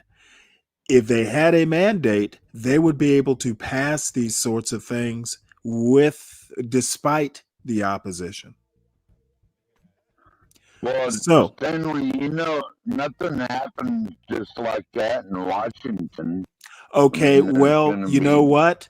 That is exactly my point. They don't have a mandate, is my point. They say they do, but they don't. If they did have a mandate, they would be able to go damn the opposition, damn the torpedoes, full speed ahead. They cannot, because they cannot do full speed ahead and damn the torpedoes because they don't have a mandate. Well, they're not what they have are the Ryans of the world who like divided government. I kind of like it myself. Really. So anyway, let's read some details here. They can't make more laws to govern us with, Stanley. Let's read some details of this. So it says here, Speaker Mike Johnson on Wednesday was forced to delay a vote on the Republican budget blueprint to unlock President Trump's domestic agenda after conservatives balked at a plan that they said would add too much to the nation's debt. They want to cut more. In a dramatic scene on Capitol Hill that laid bare Republican divisions, Mr. Johnson huddled with the holdouts in a room off the House floor for over an hour before the vote was scheduled to begin, grinding activity in the chamber to a halt as the measure's fate hung in the balance. It has been a tried and true tactic for Mr. Johnson, who has previously succeeded at wearing down conservative opposition on the House floor by essentially daring would-be defectors to derail planned votes on Mr. Trump's priorities. But Wednesday night was a rare instance in which the hard right Republicans refused to blink, at least for now, and it dealt the speaker, who had confidently predicted he would have the votes to push the measure through, a bruising setback. Mr. Johnson emerged from the closed-door meeting on Wednesday night and told reporters the House would vote on the measure probably tomorrow, one way or the other. There will be a small subset of members who weren't totally satisfied with the bill, he said. Those lawmakers who continue to huddle privately after Mr. Johnson delayed the vote said they were seeking more assurances that the Senate would ultimately come up with deeper spending cuts than the resolution required. Mr. Johnson said he had stepped off the House floor to update Mr. Trump on the situation, but that the president had not spoken to individual members. He wants us to do this right and do it well, and sometimes it takes a little bit more time to do that, he said. Still, Mr. Trump had lobbied hard for the measure, hosting some of the holdouts at the White House on Tuesday and assuring them that the final budget legislation would contain far deeper spending cuts at levels they could support. He repeatedly pressed them to back it. On Wednesday, he declared on social media, it is more important now than ever that we pass, in caps, the one big beautiful bill. You know what? That's going to be a new school rock song. I'm just a bill. I'm just a big beautiful bill. But as of Wednesday night, his entreaties had failed to sway a small but persistent band of ultra-conservative Republicans who view the issue of reining in the nation's debt and federal spending as the most important priority, and who insisted that the legislation Mr. Trump endorsed did not require steep enough cuts. You cannot have a one-way ratchet on tax cuts and ignore the spending side of the ledger, Representative Chip Roy of Texas said. And my colleagues in the Senate for sure, and some in the House on this side of the aisle, want precisely that. The Senate budget is all tax cuts and no spending cuts. Now we're told, trust us, there's a promise. I think we pretty much get the idea. And I think finally, this budget will pass. Trump will threaten to primary some folks, and they'll come around. If you can't get cooperation, give them offers they cannot refuse. Well, now, Stanley, democracy is not mentioned in Shadow Observer, as you of all people well know, that the difference between a direct democracy and a republic is that instead of people, republics rely on institutions. It is still a representative democracy. It's just, in my opinion, and there are people who would disagree with me, but I will stand fast to my idea that a republic is a representative democracy. It is a form of democracy. It's just institutions are more stable than people are. So we have our democratic elements, and the House of Representatives, for instance, if you'll recall, during the Constitutional Convention, they wanted both houses to be basically picked by state legislatures, and a concession to the people, basically the House controlling the purse strings, and the House being a little bit more democratically flavored. It was a concession that the House be a little bit more democratic than the Senate. Democracy matters. It's not mentioned in the Constitution or the Federalist Papers. Benjamin Franklin did say a republic if you can keep it, but I will contend that a republic is a representative democracy. It has the flavor of democracy, just not the chaos. So that school marmish, pedantic explanation, thank God it's over. I'm sure it entertained everybody.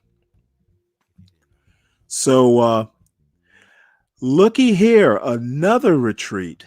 National Park Service restores Harriet Tubman feature on webpage after criticism over removal. I don't know if you were around last night, Shadow Observer, or yesterday morning, but they had in the section of the National Park Service website that talks about the Underground Railroad, they basically removed Harriet Tubman from it, basically saying, well, they wanted to basically change the context of what the Underground Railroad was. And Harriet Tubman was such a seminal figure. She took all kinds of risks going back to Maryland and all that jazz. Yeah, I watched a movie about her, Stanley. What was it called? I Again, don't know. Trouble. But the bottom That is line great is there was such a fuss over this, removing her, the special emphasis or the special highlight. She was such an integral part of that concept of the Underground Railroad that they acquiesced and restored her. Much like the Tuskegee Airmen and Jackie Robinson were removed from the Defense Department, some website they had. And it actually kind of gives me a little bit of hope. We're still a racist country, but we're definitely less racist than we used to be. Okay, I don't expect to be interrupted every sentence, 12th man. What do you have to say? Ask you a question. What's the question, 12th man? Why would she be notated in the Defense Department? I mean, where is that? I'm sorry, what? You said she had a photo in the Defense Department. No, I didn't say she had a photo in the Defense Department. This specific story is about Harriet Tubman was kind of whitewashed out of the National Park Service website where it talks about the Underground Railroad. I made a comparison to a Defense Department website where they talked about Jackie Robinson and the Tuskegee Airmen. There has been a push, this DEI push. When you go in and you look at some of these websites, they want their version of DEI is not to highlight any figure that might draw controversy. Like Harriet Tubman was removed because they want to highlight white and black cooperation, and she is such a seminal figure in the lore that removing her is almost an insult to the very concept they want to highlight. She took a lot of personal risk.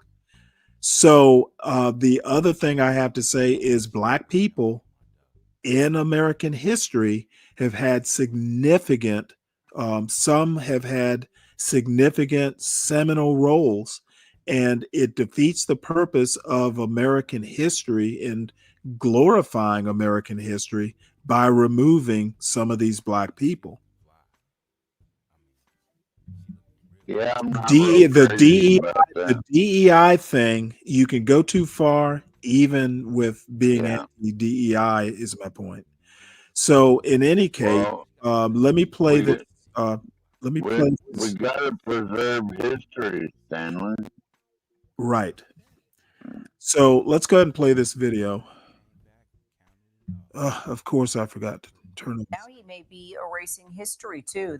Here we go. Trump says that he is erasing DEI, but now he may be erasing history too. The Pentagon recently scrubbed web pages and training material on the famed Tuskegee Airmen, the trailblazing Black Air Force unit that carved its place in American military lore when they proved they were every bit as good as white airmen during World War II.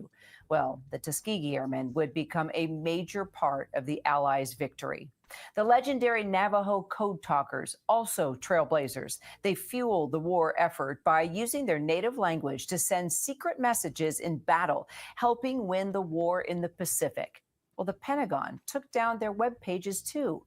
And we should point out that after public outrage, the Defense Department did restore all the material. And a Pentagon spokesperson told us, in the rare cases that content is removed, either deliberately or by mistake, we correct the content so it recognizes our heroes for their dedicated service alongside their fellow Americans, period. Still, the removal of the history behind these heroes has their families worried that it could happen again. Two descendants of these American heroes join me now. Zani Gorman is the daughter of Carl Gorman, one of the original Navajo code talkers, and James Johns II is the son of Tuskegee Airman James Johns. So Zani, you're a historian yourself, and one of the things you do is teach about the legacy of the code talkers. I'm just curious, what was your reaction when you saw that this webpage was removed, even though it was temporarily, it was gone for a moment? Well, yes, it was the amount of emotion that came through me was everything from disbelief, frustration, anger, sadness, and so, those were my first reactions to it. And then almost immediately, I started to get a lot of press contacting me to speak on it, which was a little difficult.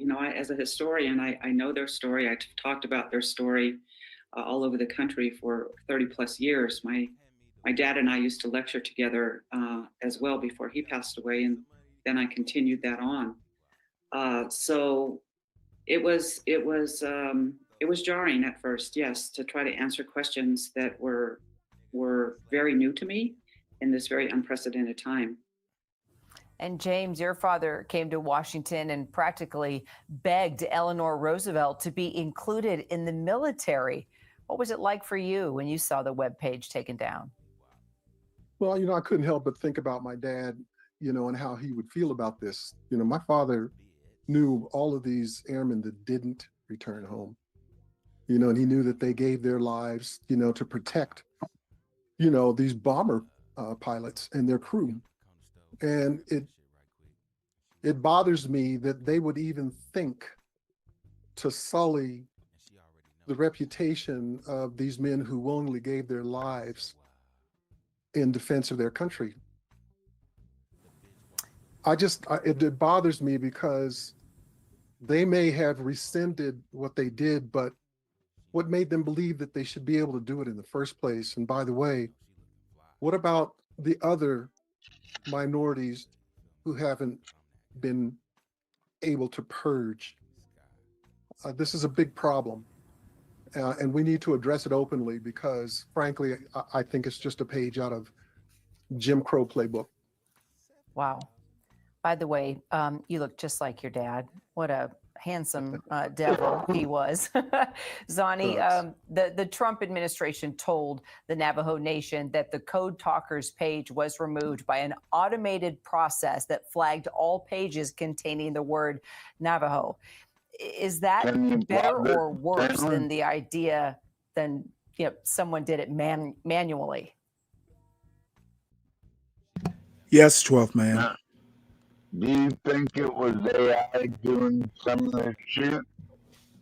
I'm sorry, what? Do you think it was AI doing some of this shit? Well, they literally just said it was. Yeah. The automated process. Why is they Is your point that it wasn't a human being biased? yeah, it seems so weird to me, Stanley. Like, Okay, well, they have here's the a deal. machine. Okay, here and actually, Shadow Observer. Let me see. Can I find your comment? Because you said it best. Why would AI be deciding like who's what or this and that? Somewhere up there, Shadow Observer makes the point that this broad brush they want to do, painting over DEI, they're gonna make mistakes. Okay, and this goes back to a point that I made. Elon and Trump, I call them Trump Elon. It's like Benifer, it's their couple in a tight couple. Trump Elon, they're going in and they're doing the slash and burn tactic that Elon used to Twitter, and they are going to make mistakes. And you know what? It could just very well be that, hey, you know what? We will fix what we break if it needs to be fixed. That's one way of doing it. The problem is it's okay to do with your company. Okay. It is not okay to do in a country. Okay. Markets, people, voters, we want to feel like our government is competent. Okay. You go in and you impose these tariffs, and then the next day you're reversing them.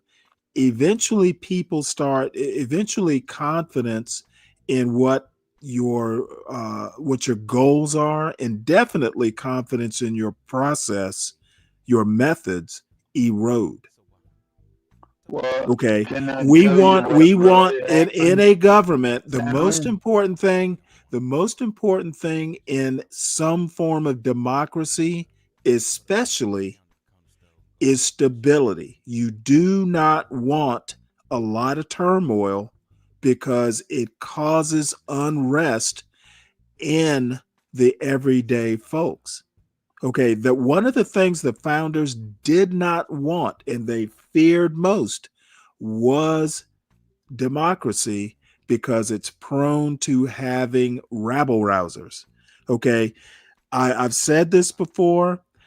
One of the main reasons that we even have a constitution was Shays' Rebellion. Okay, there were Or the people. whiskey rebellion? There was the whiskey rebellion. There was Shays' Rebellion. There were a lot of people that were unsatisfied because the Articles of Confederation did not allow for a strong kind of centralized national authority.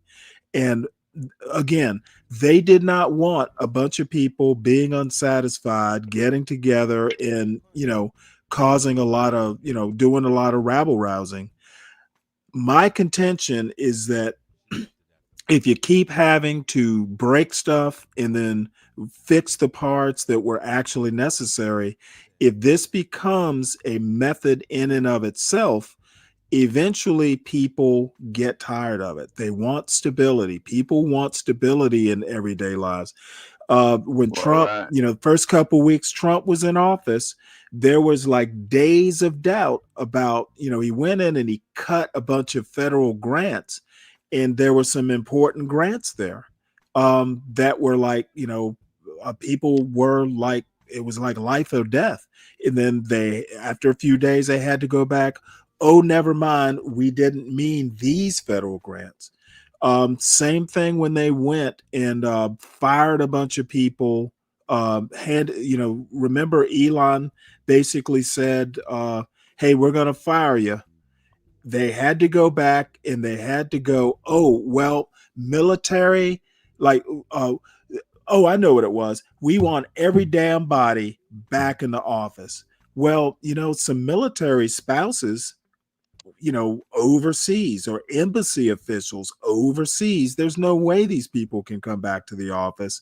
They had to backtrack and go, oh, never mind, everybody but these folks. Okay. I'm a methods guy. Okay. I'm an efficiency guy. I'm a problem solver. Okay. And when you're solving a problem, the last thing you want to do is cause other problems. Your process for fixing a problem should not spin off other problems. That's what these folks are doing. This DEI thing where they go in and they scrub everything that says Navajo.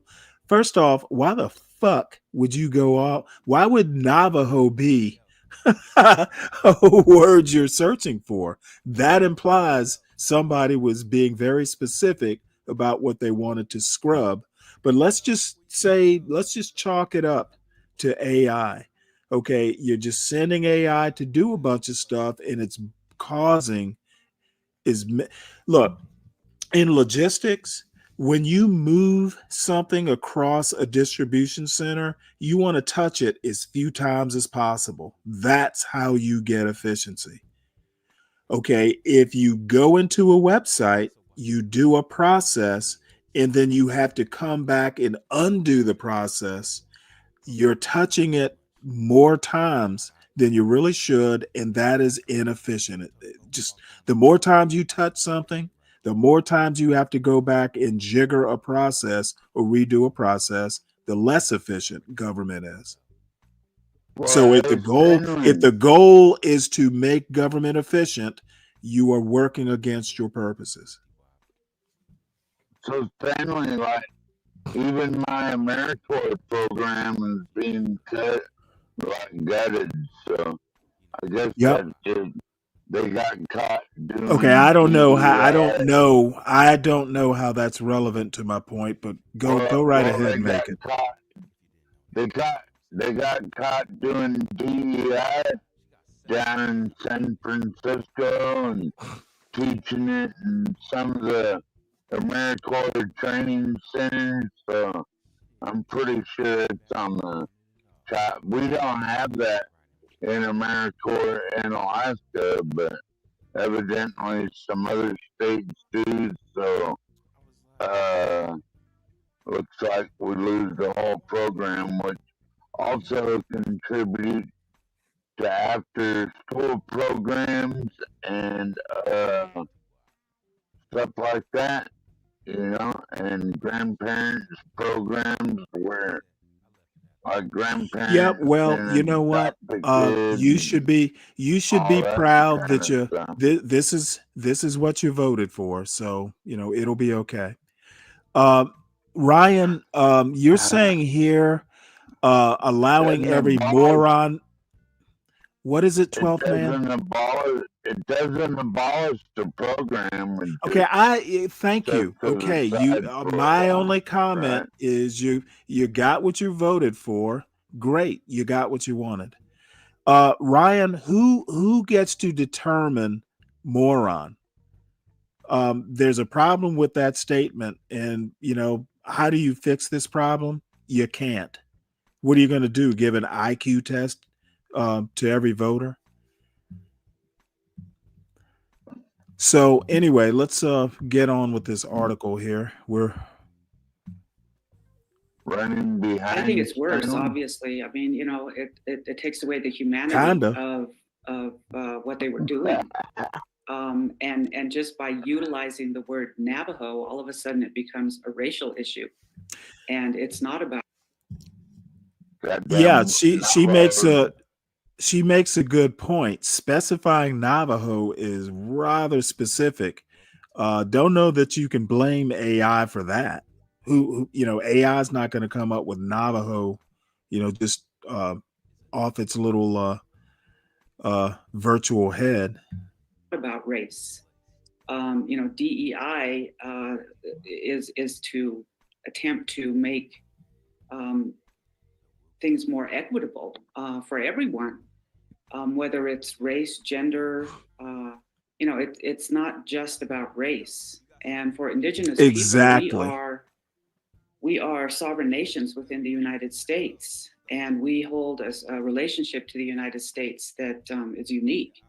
And to erase that or attempt to erase it actually is unconscionable. Point well made. And James, a Pentagon spokesperson, told us that while the administration salutes the service of people like your dad, they don't view or highlight them through the prism of race or ethnic identity. But, as you were just pointing out, those are crucial aspects of their stories.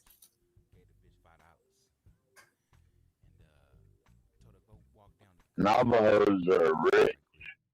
They have all that oil. Sorry, can you hear me okay? Down there. I can. Can you hear me? Yes. Sorry. No, that's Yeah, okay. I was saying, how do you Yes, make go that ahead. determination if it's not by race? Right.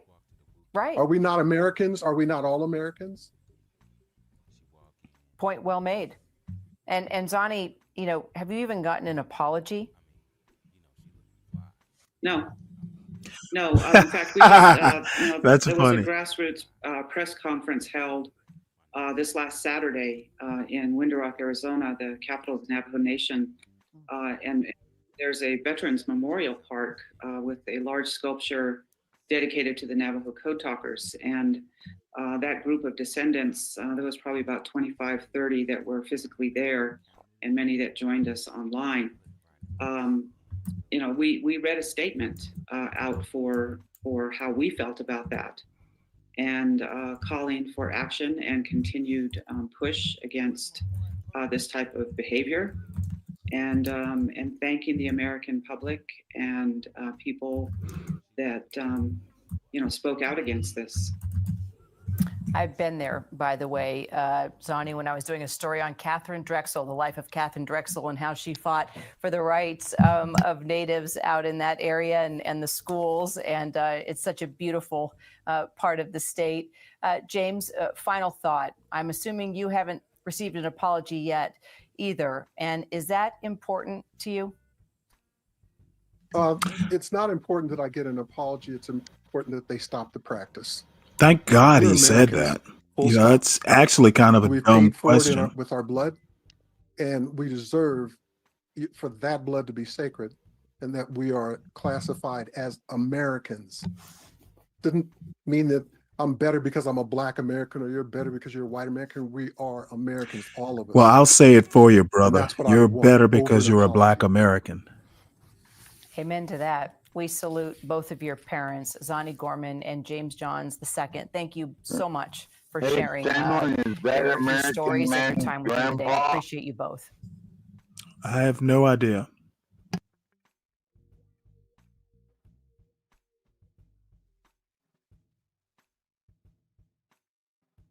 Let me comment on HB's comment. Where I'm going to, as far as this college kid comment that Manioni said, blaming the college kids for their own bad education. I think, and this is what conservatives do. Well, when I say conservatives, I mean MAGA types. Like Ben Shapiro and all those guys who like to do those street interviews. Steven Crowder, I've seen Steven Crowder do stuff like that. These guys actually want to point at the symptom. I think those college kids are a symptom of a system that simply doesn't know what education is, or intentionally dumbs down the education and turns it into people like Ron DeSantis and President Trump, for that matter, want patriotic education. A patriotic education is a dumb education. Okay. And I said it, it's a hot take. I'm willing to argue that point. America doesn't do everything right. There are things in the past that, kids should know about. It shouldn't be glossed over. And if these kids don't know what Congress does, it's because the education system failed them.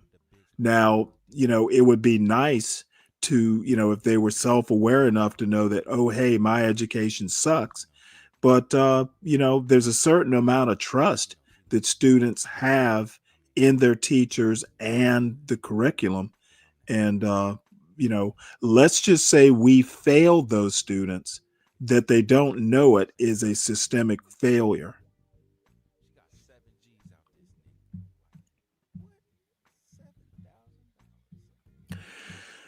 Happy Slappy.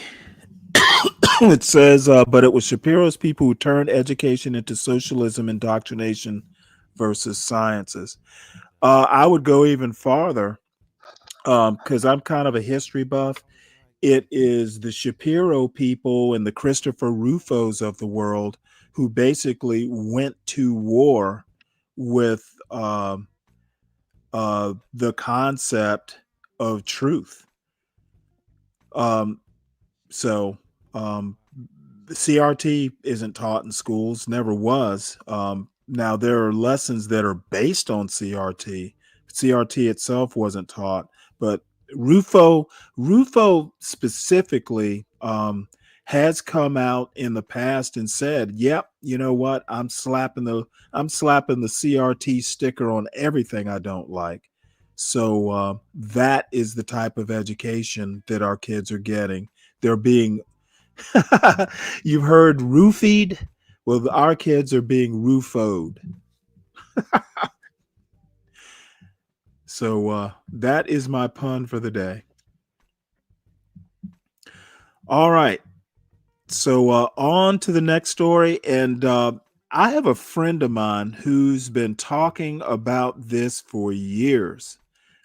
Basically, the United States either going in and doing unilateral strikes into Mexico on these cartels, or doing joint operations with the Mexican army.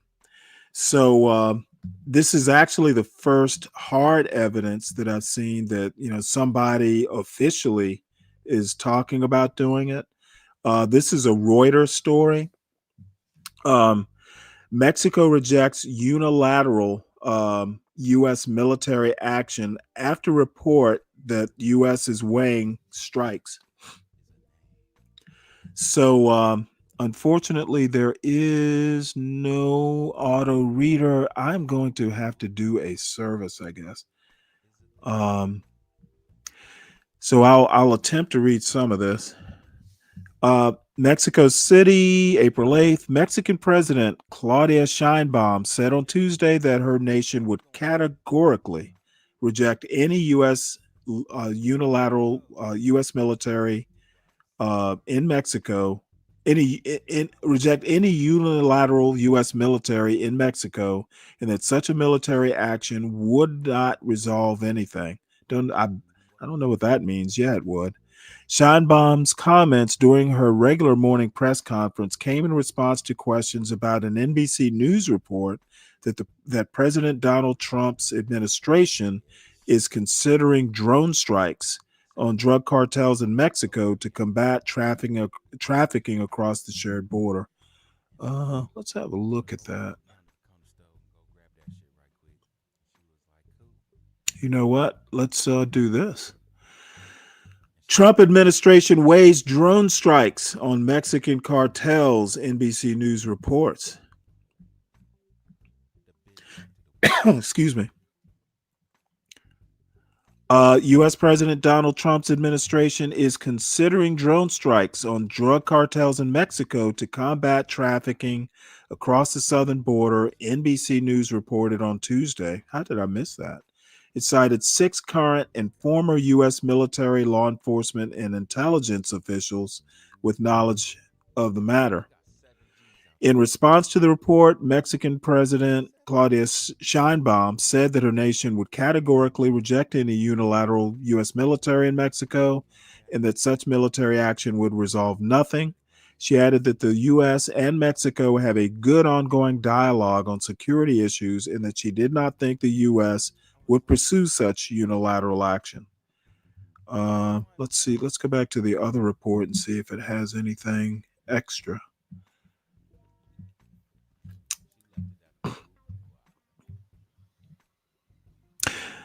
This goes farther. The people of Mexico will not, under any circumstances, accept intervention, interference, or any other act from abroad, Sheinbaum said.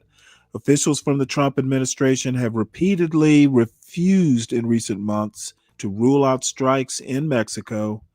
U.S. Defense Secretary Pete Hegseth has previously said that all options will be on the table when asked about potential use of strikes inside Mexico. The NBC News report cited six current military law enforcement intelligence officials. State Department did not immediately respond to a request. Dialogue. Okay. Well, I think we pretty much get the.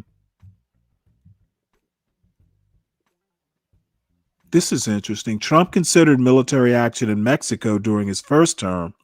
His former defense secretary, Mark Esper, wrote in his memoir that Trump asked at least twice in 2020 if the military could shoot missiles into Mexico to destroy drug labs.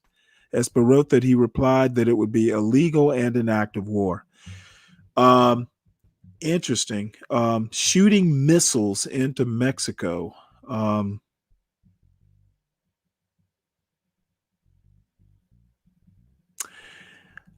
So this is a guy who wants to keep us out of wars, huh? Interesting.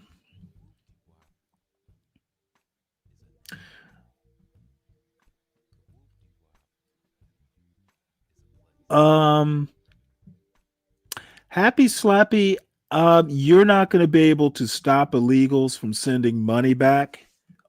It's their money once they earn it. I don't see how a government could legally, do it. I guess government can do anything if it wants. But if someone earns $1, stopping them from doing what they want with their property, because that's exactly what a salary is. Once that money's given to you, it's your property. That's like something that goes to the core of the American founding. One of the core principles of America was property ownership and protection of property. We already tax it. What are you going to tax it into oblivion? And taxing, say you're an illegal. First off, you're more than likely not going to know. They'll be paid under the table. Don't know how you tax that. And even if you're a green card holder, taxing a green card holder to a point to where they have nothing to send back without representation, that's another core American founding principle. It's like an American first principle. Taxation without representation. Yeah, of course American government could do it, but they'd be hypocrites if they did.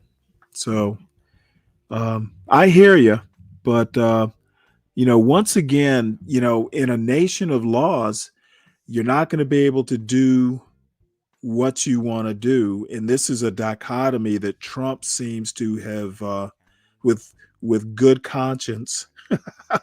Maybe that's why he can't sleep at night and he's fucking sending out, text messages or tweets or truths all night, because this shit is, getting under his skin and, bothering his conscience.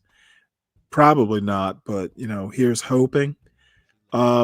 If you're a nation of laws, everybody has to follow them, or you're not a nation of laws. That's my thought on it. There are plenty of people who just call me a goody two shoes.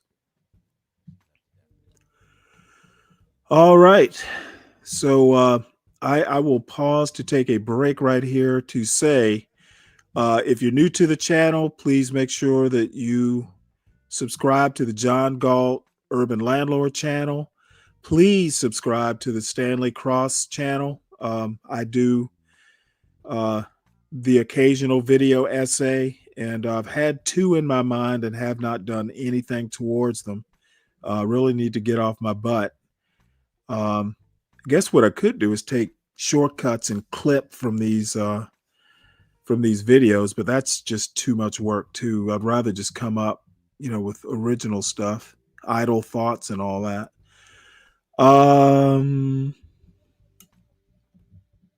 I think it's his late night diet. Also, make sure that you support your host. We've got a big old quote debate coming up on Saturday, and I need thinking liquid. So support your host and all his bad habits. I'm looking to make a Bud Light purchase for this debate. More than likely, what I'll do is celebrate afterwards that that I'm able to get through it. I'm not a debater. I like the quality of my opponents to be worth my time. So, I'm in a little bit of, I have mixed feelings about this upcoming debate, but hopefully, if nothing else, it's entertaining. And yeah, Shadow Observer, Bud Light. Okay. I'm not going to let some guy in a skirt deter, me from doing my thing. Battle of the century. No, it's not going to be a battle of a century. And again, I don't like debates. I think debates are for high schoolers, with all the rules and the fallacies and all that. So it's probably going to be a very informal thing and a very loose debate. Ad hominems are part of my debate strategy. I do it with relish, mainly for my own entertainment. And I'm not going to change my style just because it hurts somebody's feelings, for starters.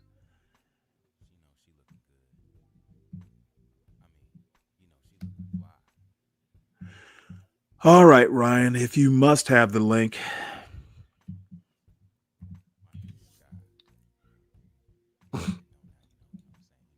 It's gonna be like it's gonna be like an eclipse, all right. It's just gonna go dark. It's gonna go dark. The world is gonna go dark. All the animals are gonna freak out because it's gonna be a dark day. So next on this journey, federal appeals court allows Trump to fire over 25,000 probational employees. And I don't know how probational employees work. Most probational employees, really, you can fire them for any reason. They don't have any sort of guarantee. Usually, you would have to do something to be fired, but I think, you don't, cause isn't something. It's more like the pleasure of the president or whatever, the boss. So unfortunately, this doesn't have a reader either. This is from Democracy Docket. This is a publication that I didn't know about, but our friend of the show, Tom Gulley, alerted me to its existence, and it is excellent. I would recommend it. So I guess I'll just read some of this. Federal Appeals Court panel cleared the way for President Donald Trump to fire over 25,000 probational federal workers who were targeted in mass firings this year.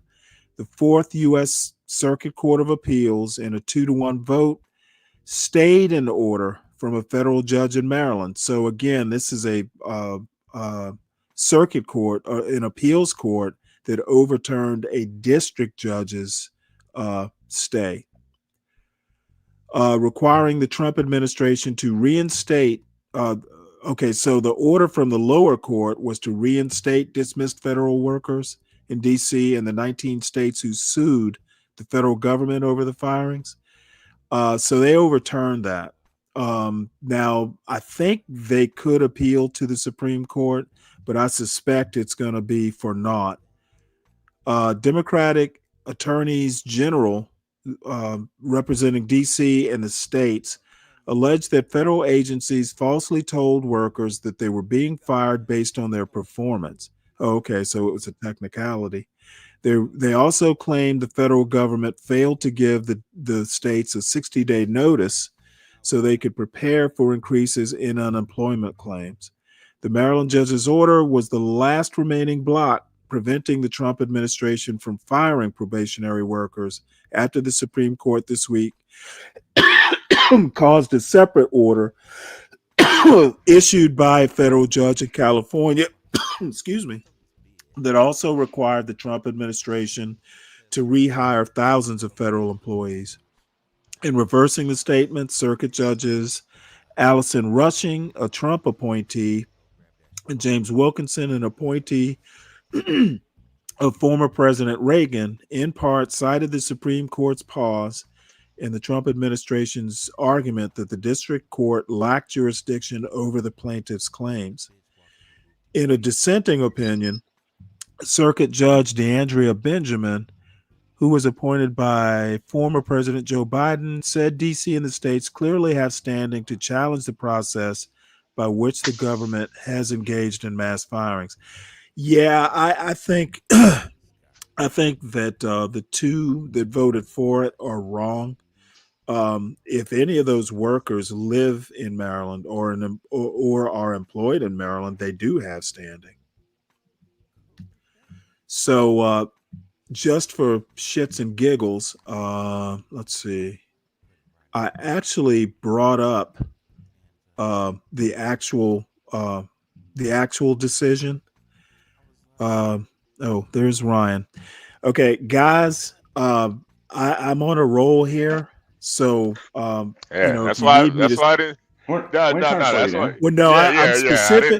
I'm specifically talking to 12th man. Oh, okay. I was about to say I wasn't gonna say anything. I just didn't want to target him specifically.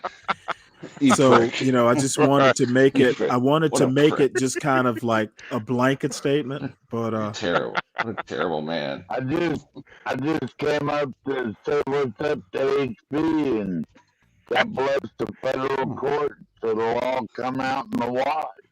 Hey, Calm 12th down, man. everybody. Good morning, Can I- 12th man.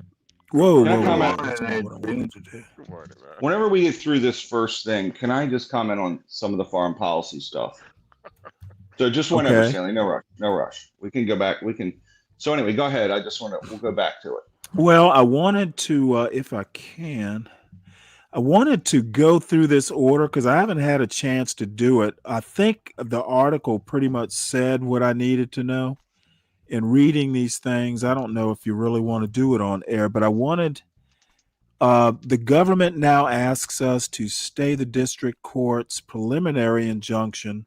Among other things, the government argues that the states lack Article 3 standing. Wow, to challenge the terminations, and that the district court lacked subject matter jurisdiction because the Civil Service 6:30, Reform right? Act of 1978 provides exclusive means for review of personnel actions taken against federal employees. Having reviewed the record, the district court's opinion, and the parties' briefing, we agree with the government that it has satisfied factors for a stay. The government is likely to succeed in showing the district lacked jurisdictions over plaintiffs' claims, and the government is unlikely to recover the funds dispersed to reinstated probationary employees. The Supreme Court has stayed a similar Believe what I preliminary say. injunction. Okay, so we therefore grant the government's motion for a stay of preliminary injunction pending this appeal. Okay, so they're basically saying the Supreme Court has already ruled on something similar to this. I'm interested in whether any of these whether Maryland was one of the. Let's see, it says here. Yeah. So I don't understand that point about the standing. I wish Juan were here. And I'm not going to go into detail, but I don't understand their point about standing. If they had just said the Supreme Court, ruled on something similar to this, but I don't understand what the hell they mean. Because Maryland is there and the district court was in Maryland. So, oh well, No, I'm not a lawyer, Maryland's a so I separate probably won't jurisdiction understand now. it. There's DC courts and Maryland courts. It was different. Okay, the state of Maryland is a plaintiff, and the district was in Maryland. So that's where the appeals court, I think, is saying that the district court, which I assume was in Maryland, they don't have standing. And I'm saying that doesn't make sense because they're suing in a Maryland district court, and Maryland is a plaintiff. So maybe what they're saying is, hey, this district court can only rule for Maryland employees. It can't rule for the other states. I think that's what they're saying. Gotcha. Okay. And Yeah, that basically like is what that bill in the House of Representatives is going to say. You can only rule for the people in your in that specific district. jurisdiction. Now, Got I it. find that problematic. That's going to neuter district courts dramatically. And if they do get it passed at this rate, with Trump's performance, they're not gonna just blow up the Democratic Party forever.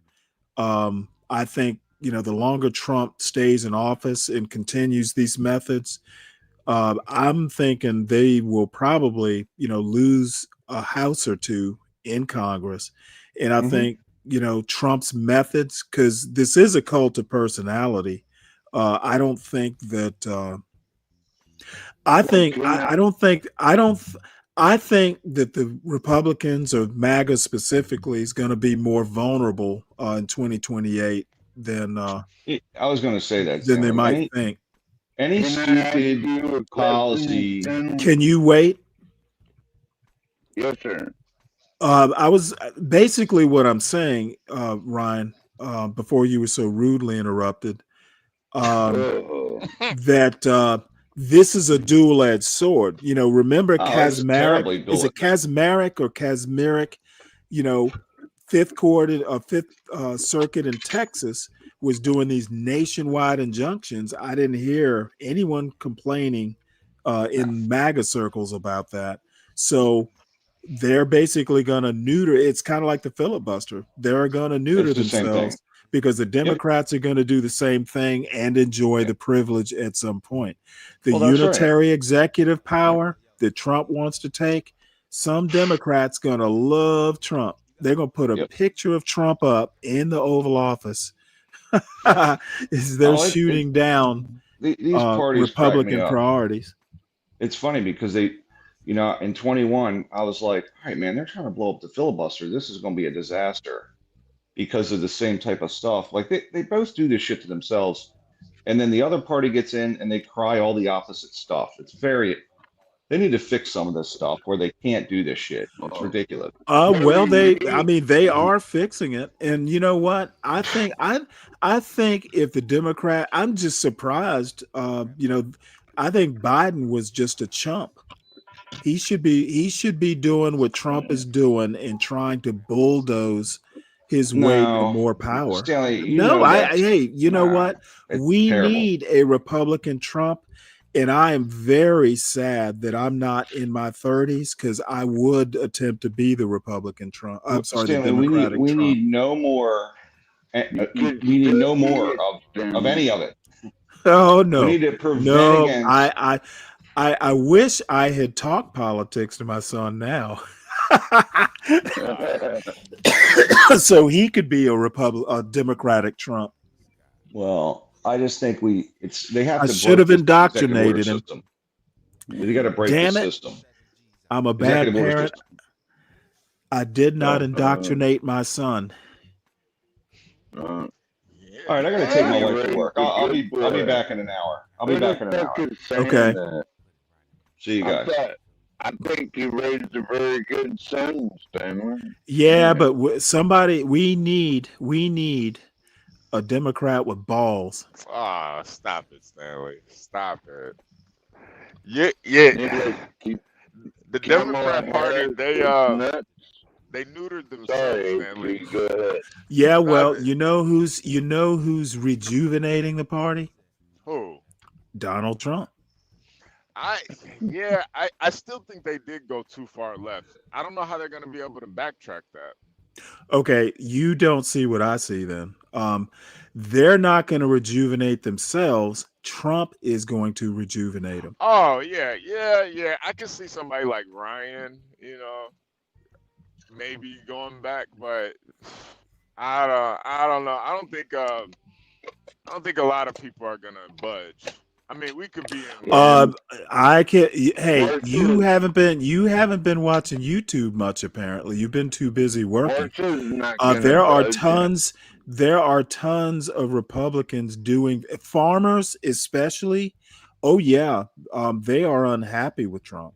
Oh yeah. I mean, if it's just about like money, monetary. Okay, well, yeah. okay, well, no. I mean, basically, there are people that are going to lose farms over this. Yeah, people. I mean, people lost farms and jobs during Okay, COVID. all It I have to happened. say is you get a bunch of unhappy farmers in the heartland. You're going to be having John Cougar Mellencamp or John Mellencamp, doing anti-Trump songs. That's funny as hell, Stanley. I'm in a funny mode this morning. Mellencamp. So this article is what happens if Trump defies court orders. I think nothing. Nothing. Since the minute President Donald Trump returned to the White House, his actions have been met with a litany of lawsuits. There are currently numerous legal battles challenging executive orders Trump signed on day one, an end to birthright citizenship, which will not happen. That's the one thing I'm pretty sure the Supreme Court's not going to buy. The freezing of government agency funding due to funding to crucial programs and services, and gutting of the federal workforce. The first step in the grand plan is to remake the American government into an authoritarian regime. Yeah, we're going to turn. We're not going to become a banana republic like Ryan said. We're going to become hungry. And so far, the courts have consistently ruled against the Trump administration. That's not true. Federal judges have. Okay, what the fuck? Hold on a second, 12 man. Hold on a second, 12 man. Okay, I don't. You gotta let Stanley finish talking first. You gotta let. Well, no, I Stanley keep thinking. Well, why is my brain thinking while I'm reading? And it's slurring. I'm thinking I'm drunk. You thinking that's you talking? Like, what the fuck? Yeah. I'm like, God damn, I'm not drinking beer. Well, I did, since 12th man stop this for a second. I did want to make this comment, or read this comment from Freddie. The idea that the Dems are far left is hilarious. Oh yeah. Well, Fred's more or less like a progressive. Oh yeah, they think that shit. The progressives think that Democrats are MAGA practically. Well, no, they don't think Democrats are MAGA. Look, Jimmy Dore is a perfect example. Jimmy Dore fell hard for MAGA, and he is a supposed progressive. So no, they think Democrats are worse than MAGA. As a matter of fact, progressives want a destabilized government. So if Trump, hold on one second, if Trump wants to basically be the bull in the china shop, there are progressives and like true Marxists who want Trump. Basically, Trump will be their God damn it, what's the term? Their I want to say willing fool. Basically, Trump will be the agent. What's the term? Yeah, Freddie says Democrats are right wing. Fred, what's the term for the unwitting fool, unwilling fool? Sleeper agent? No, there's a term for it. And fool, it's a type of fool. But basically, they think they're hoping Trump will be the agent of chaos they need to, increase their own political power, destabilize that government. And MAGA is nominally a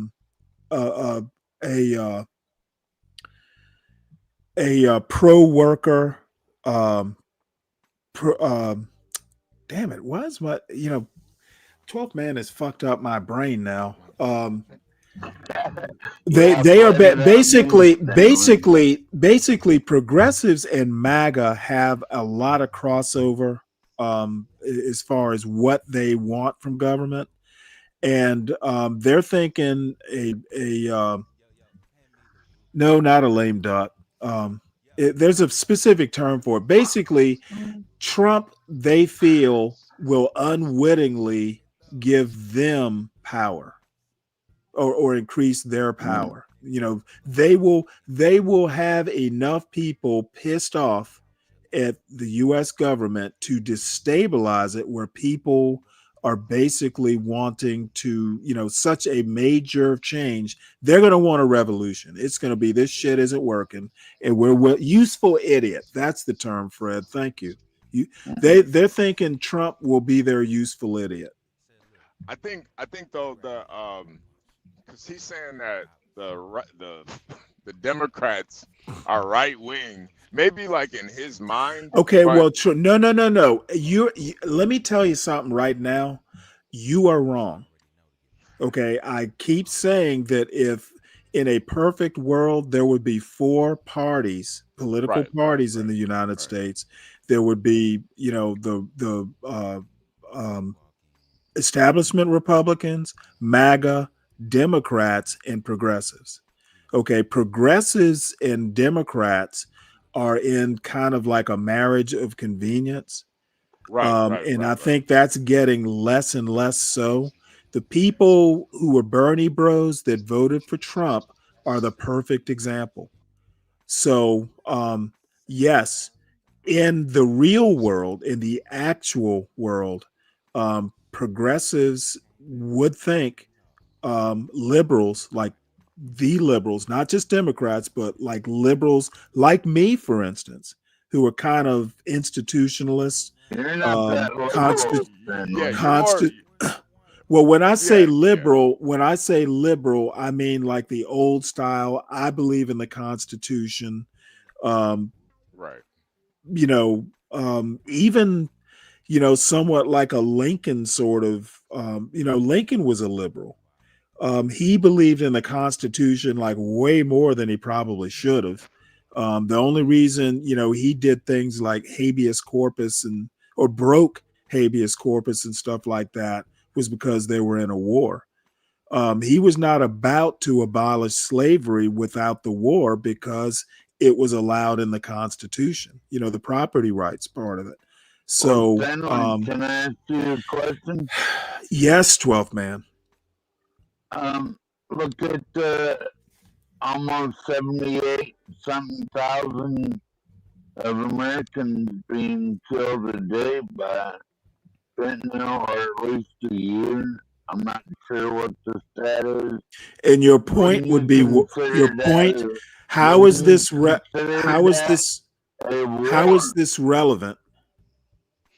Because it's a war. It's a Okay. war for people and their kids and everything else, that we stomp this fentanyl shit out of here. And the only way to fucking do that is to bomb the cartels in Mexico. Are you in some sort of time delay or something? Wait a second, 12 man. I just wanna say. Well, we just talked about Mexico, Trump thinking. So I'm kind of wondering if he's just catching up. We're talking about Trump in the courts now. Well, I wanted to go back to it a little bit. Yeah.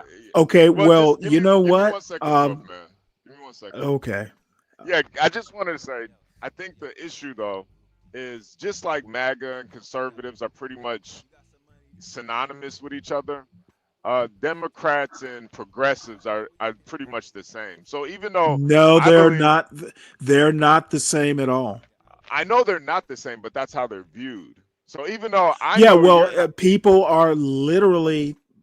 Look, I understand not everybody's this much into politics. You know, Fred's into politics and culture. I'm into politics and culture. So, I mean, I'm literally like reading probably 30 different articles a day, plus the other reading I'm doing on on the topic in one way or another. So most people aren't into it. So at first blush, you see a progressive like say an AOC back in the day, and she's voting with the Democrats. She's elected on a Democratic ticket.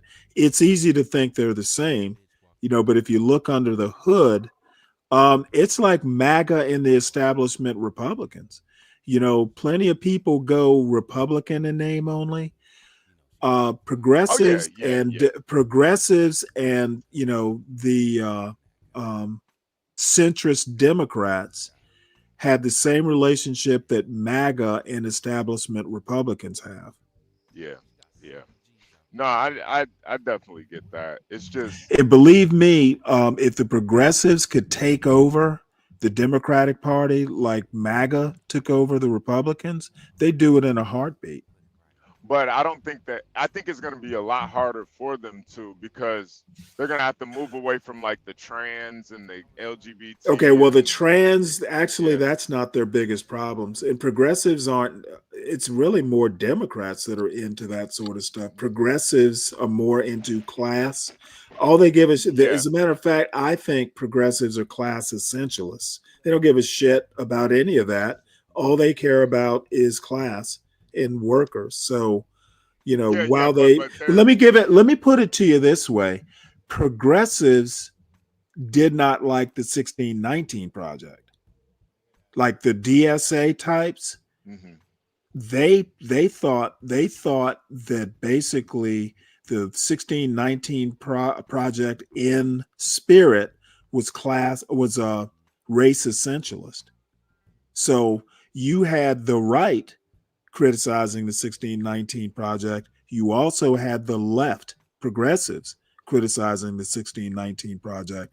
That's why I'm saying the horseshoe effect of politics is in play right now. So anybody thinking that Democrats and progressives are a comfy marriage, they're not looking under the hood because it's not. And I forgot what I was going to say, where I was going to go with this. I just how do you so What how was do I you going to think say? how do you think the progressives are gonna like separate themselves from the LGBT and the Oh, trans oh, stuff? oh. Okay, I don't know where you're getting this idea that LGBT, it's more the centrist Democrats that Right, are supporting these sorts of things. Progressives, yeah, right, they are probably pro, trans rights and stuff like that. right. They are into class. They don't care that much about sex. They care about class. They care about working class stuff. And you say that they're going to have a problem because of their stances on trans. No, they're going to have a problem because many of them call themselves socialists of one flavor or another. Yeah, Many of them call themselves communists. They yeah. are all pretty much into Marx at varying degrees. Marxists, That yeah. is their biggest problem. If your average American, when they hear Communist Marx, when shitbags. they're God damn it, I just do not know why you have to do this, 12th man. Most average Americans, when they hear socialist, their ears clap shut and they don't want to hear anymore. Yeah. Again and again, that's why people like Donald Trump get into office, because they demonize stuff. They take advantage of Americans' ignorance. Um, Companies in corporations in the American system are socialist. Okay, when they privatize profits, the saying goes, privatize profits, socialize your losses. What are companies? What is a bailout but a socialist kind of concept? Absolutely. And Okay, and but the thing government. is, and I know probably someone like Trump wouldn't be, I can't remember his stance on it. What I'm saying is that socialism can be useful. It doesn't Russian, communism, all that stuff. That's all like bugaboos. No, Okay, like Tesla wouldn't have been able to be what it is without socialism, honestly. Well, basically, yeah, government funding is, Yeah. kind of like a socialist concept, except the company, they're making loans or, buying the services. True socialism would be the government owns Tesla, and kind of like they do now. Technically, Elon's part of the government, so maybe you could make the argument that Tesla is And see, is Stanley, I government think owned. this is the biggest issue too. He's saying trans nonsense like that's not a Okay, well, cornerstone. Fred's right. Fred's right No, on but that. it is a cornerstone of your guys' party, though. It is not. See, HB, That's maybe a one of these cornerstone. days you and I should sit down and talk politics. You keep going, y'all's is party, and I keep Yeah. telling you that it's MAGA party, in a Stanley. God damn it, 12th man, I'm gonna boot your ass off this panel. How about just Hold on a sit second. tight and 12th listen? man. Hold on a second, 12th man. Okay, are establishment Republicans and MAGA, are they the same? No, clearly But they not. all vote Republican, right? Or most of them Right, do. right. But Okay, the difference it's is, same thing with progressives and centrist Democrats. but the They difference are is Democrat. The progressives classic. are Democrats in name only. The difference is though. Okay, I MAGA, cannot sit. No. I'm not going to even hear you out on this. I'm going to cut you I have off. to make this point. You I have are to make this point, dead Stanley. wrong, dude. I There have is to make no. this point, though. I know. I have Well, to then make this point. you know what? I'm willing to let you say what you have to say. I'm gonna be willing to quick. move on, and I'm willing to just leave you uneducated and in the dark. The difference is the classic Republican and MAGA. Neither of them support trans rights. Okay, I don't know what the fuck. I don't know what the fuck your problem is, HB. LGBT But you, kids, I trans understand. kid surgery. Right. None of And neither of them. let me just Neither of them do. change. Let me get the last word So and when change the Freddie topic. tries to say it's nonsense, Okay, I know you're gonna this overtalk me. This is I'm willing to move ridiculous. on. You know what? And I'm you going guys to can't say move on from it. You can't. I'm move going on from to it. say That's the problem. that I'm going That's to the say problem, that Stanley. democracy dies in dumbness. And that's the only thing that you guys can do is name call, shame, and Yep, deflect. that's all we can do. This But is you why know what? you guys can't argue these points. Okay, you think look, HB, That's all I you know guys can do. HB, I know that you think you're right. I understand that you're I know I'm right. headstrong. I know I'm right. No, you know what? Unfortunately, I'm willing. You're not any kin to me. It doesn't hurt me if you remain the way you are. So let's move on. If you were my son, if you were my son, I would fight harder to educate you, but you're not. It's okay. It's okay. It's okay. So what happens if Trump defies court orders? Let's see. So far, courts have consistently ruled against Trump. The series of court orders have clearly irked Trump and his administration. After the Office of Budget and Management and Budget rescinded its initial memo. Okay, I know they're wanting to hurt the courts. See, I don't think that I'm just scanning through this because I don't think Watch it, Stanley. Take a drink of water. I'm thinking the courts are basically The only thing the courts are going to be able to do is wait it out. Trump can't last forever. Unfortunately, he may be setting a precedent. Let's see, Aziz Hook, a constitutional law scholar at the University of Chicago Law School, told Democracy Docket, there have been moments where there have been some level of defiance on nonconformities to judicial orders in the past. He points to the aftermath of Brown v. Board of Education. Let's skip over that. Mechanisms in place for there are mechanisms in place for defying a court order, like fines and holding the offending parties in contempt. But because of the U.S. Supreme Court's landmark ruling last year, yes, the president is likely immune from criminal prosecution for official acts. But despite some legal scholars calling the current legal saga a constitutional crisis, others are cautioning that it's not quite at that level yet. I disagree with that. Calling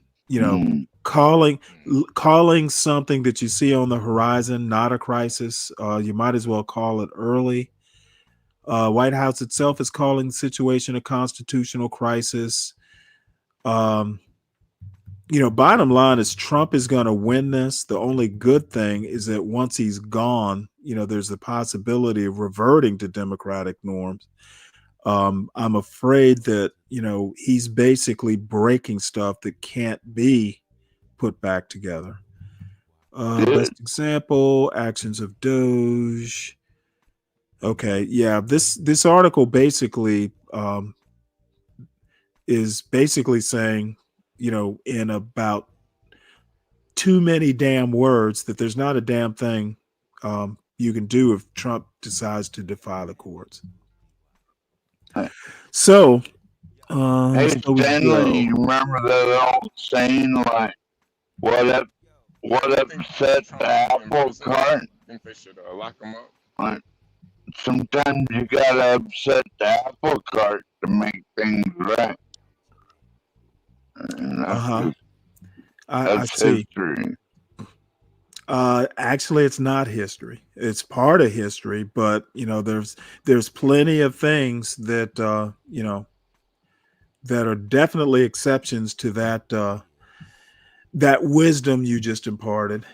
Wait, what did 12th Man say? I didn't hear him. Something about sometimes you have to upset the apple cart to get things done. To make things straight.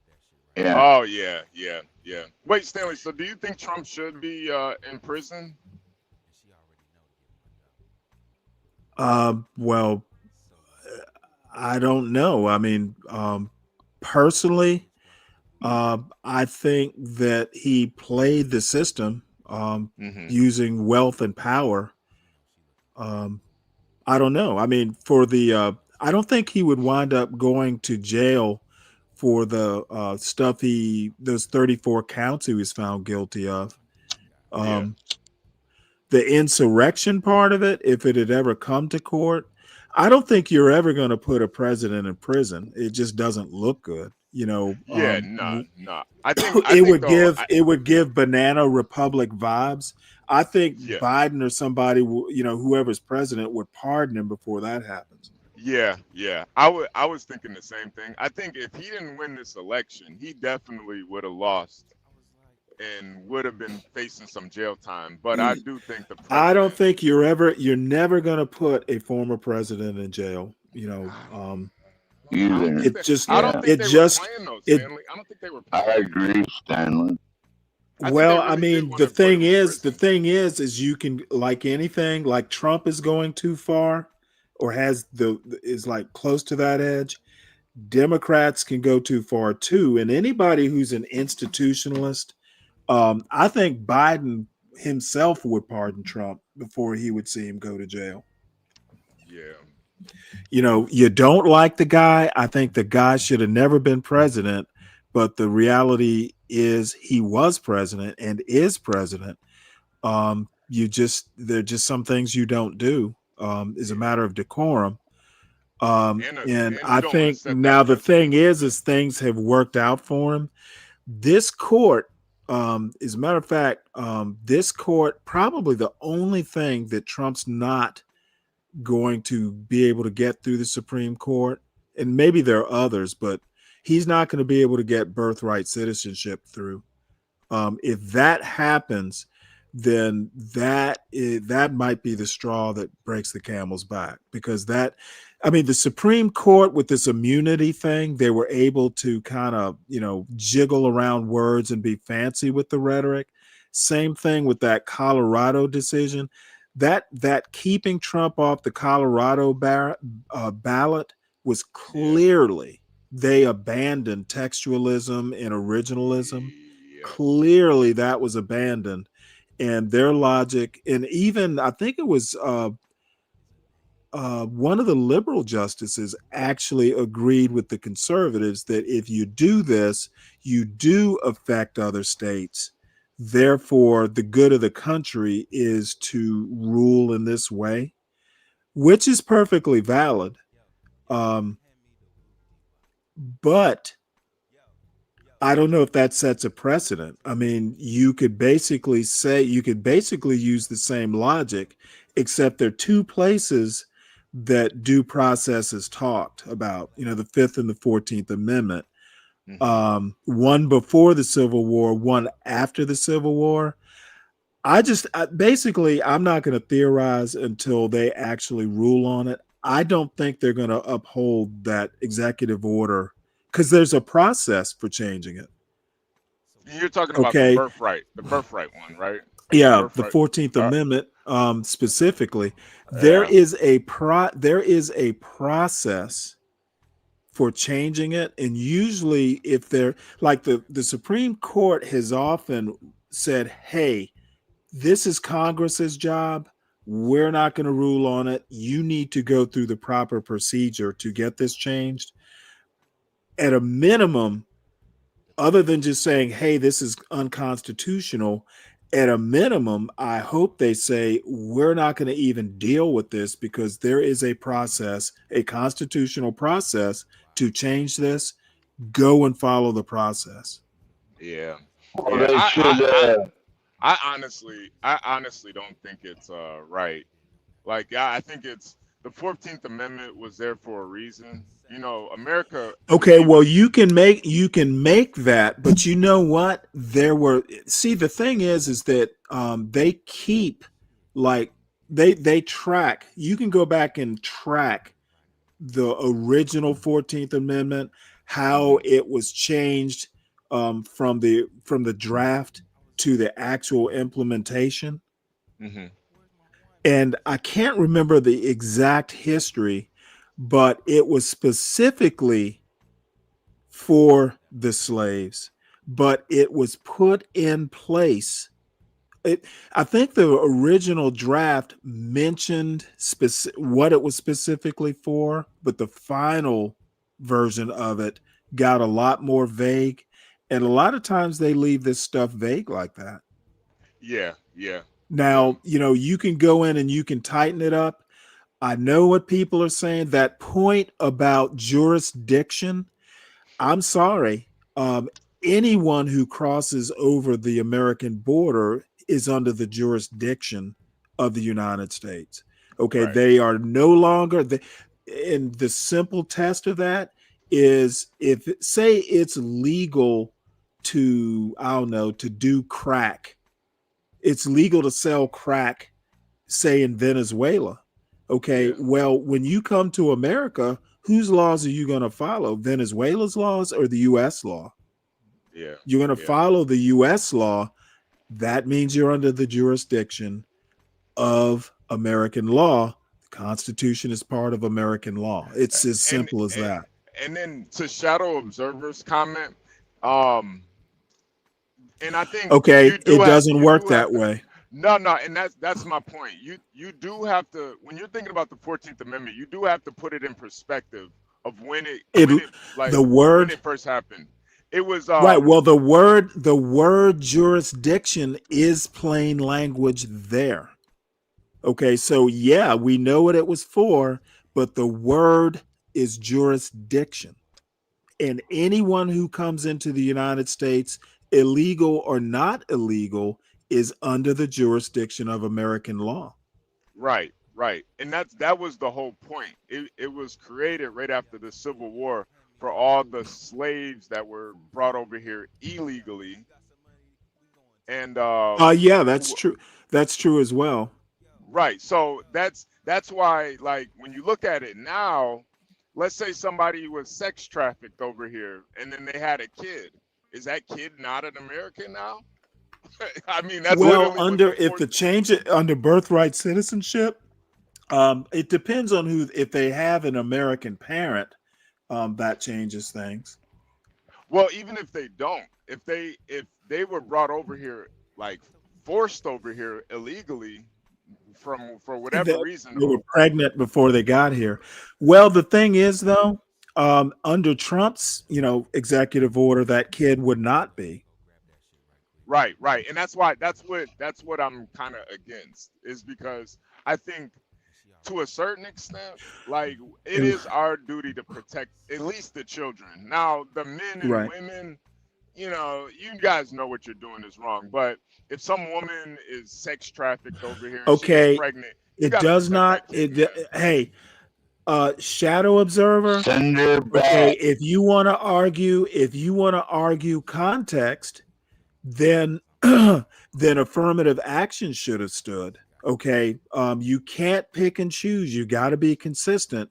What was the 14th Amendment when they tried to use it to justify affirmative action? I think it was affirmative action.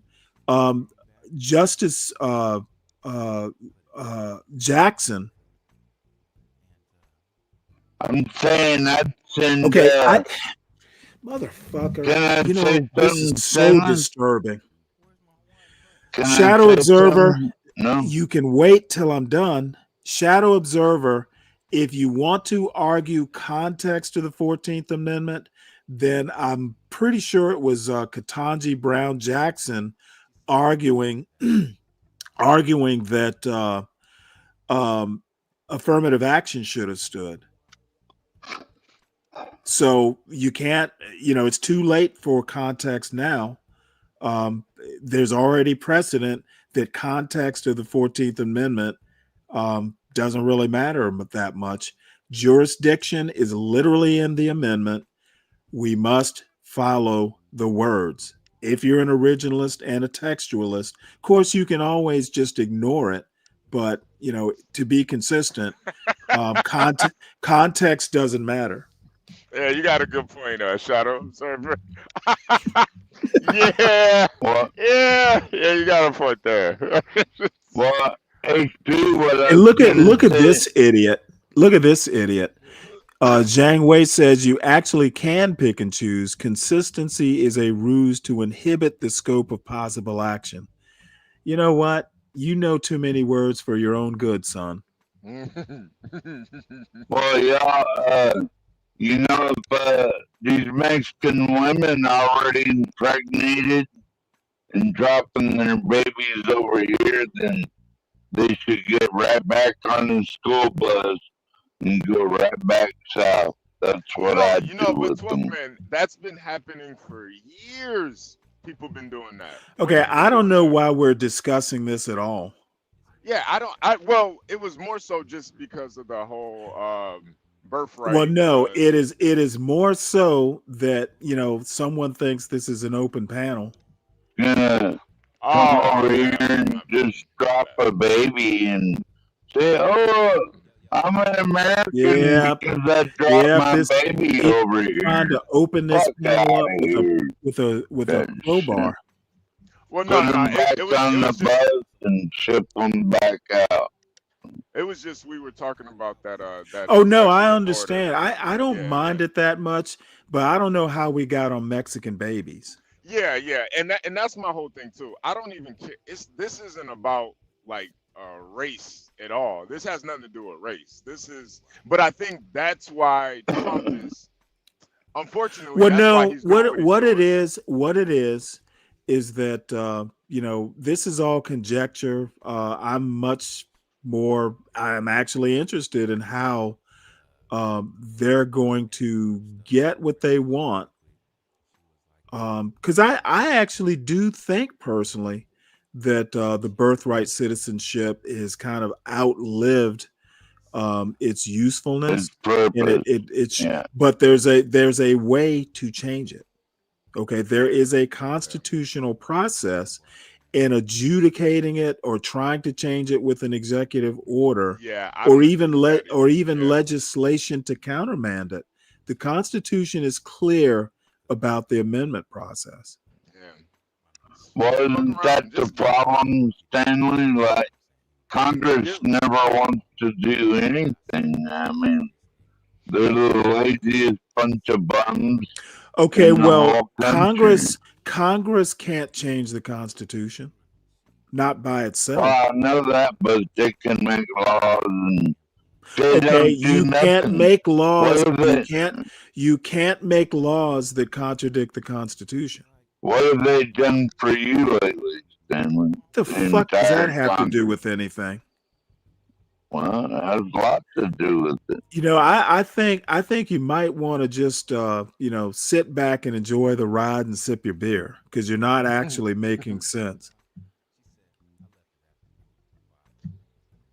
Yeah. So wait. So Stanley, you think that to really solve this problem, you gotta ratify the 14th Amendment or something?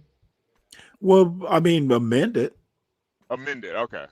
Well, I mean, you would probably have to do a new amendment. I'm not exactly sure. You'd have to ask a constitutional scholar, but I mean, at a minimum, you're going to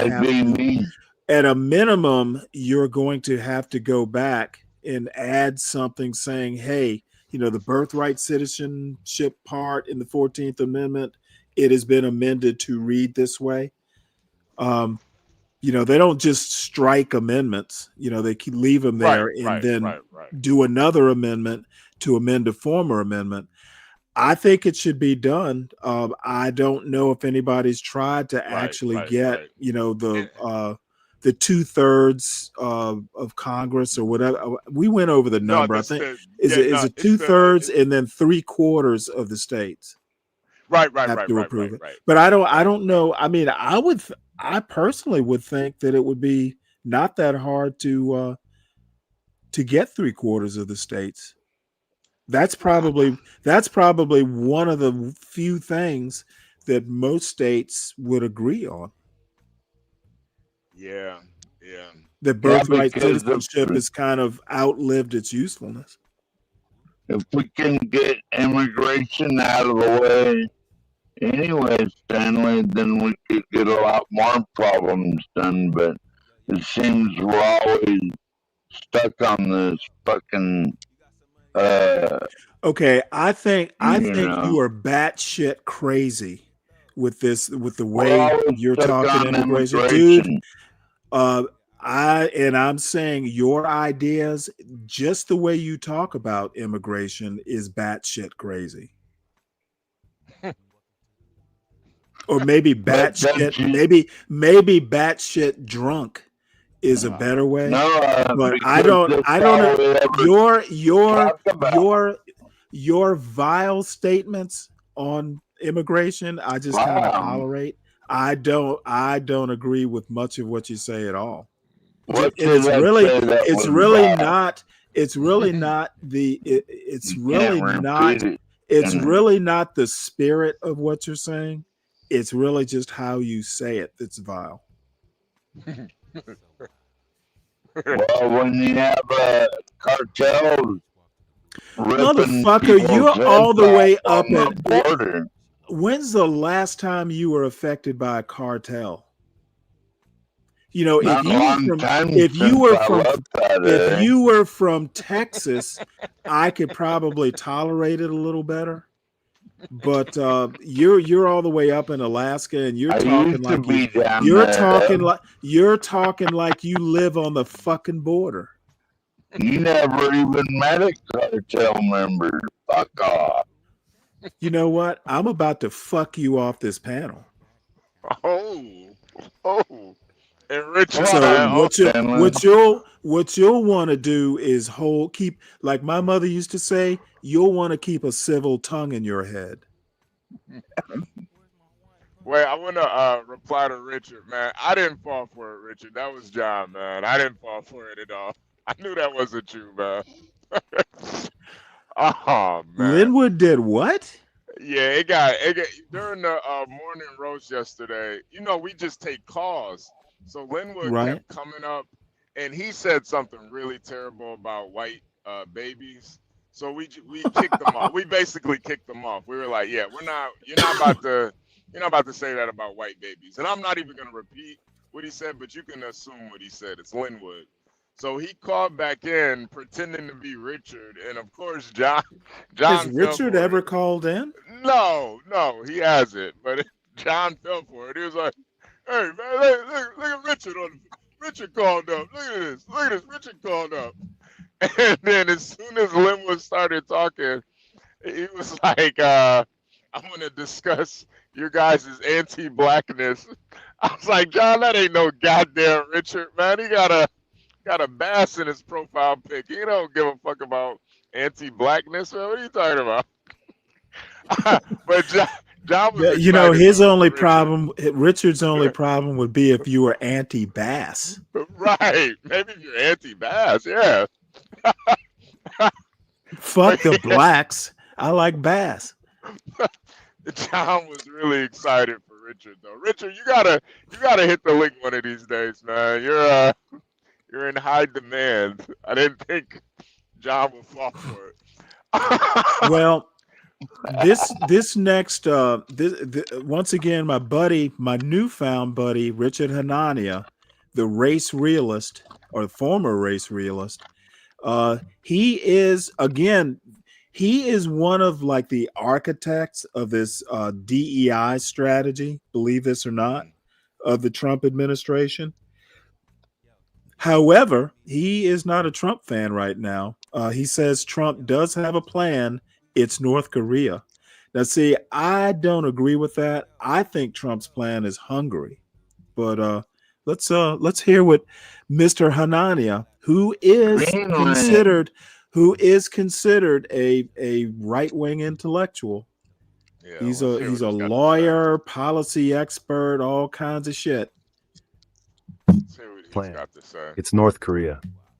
What is bad for a country can be good for its leader. By Richard Hanania.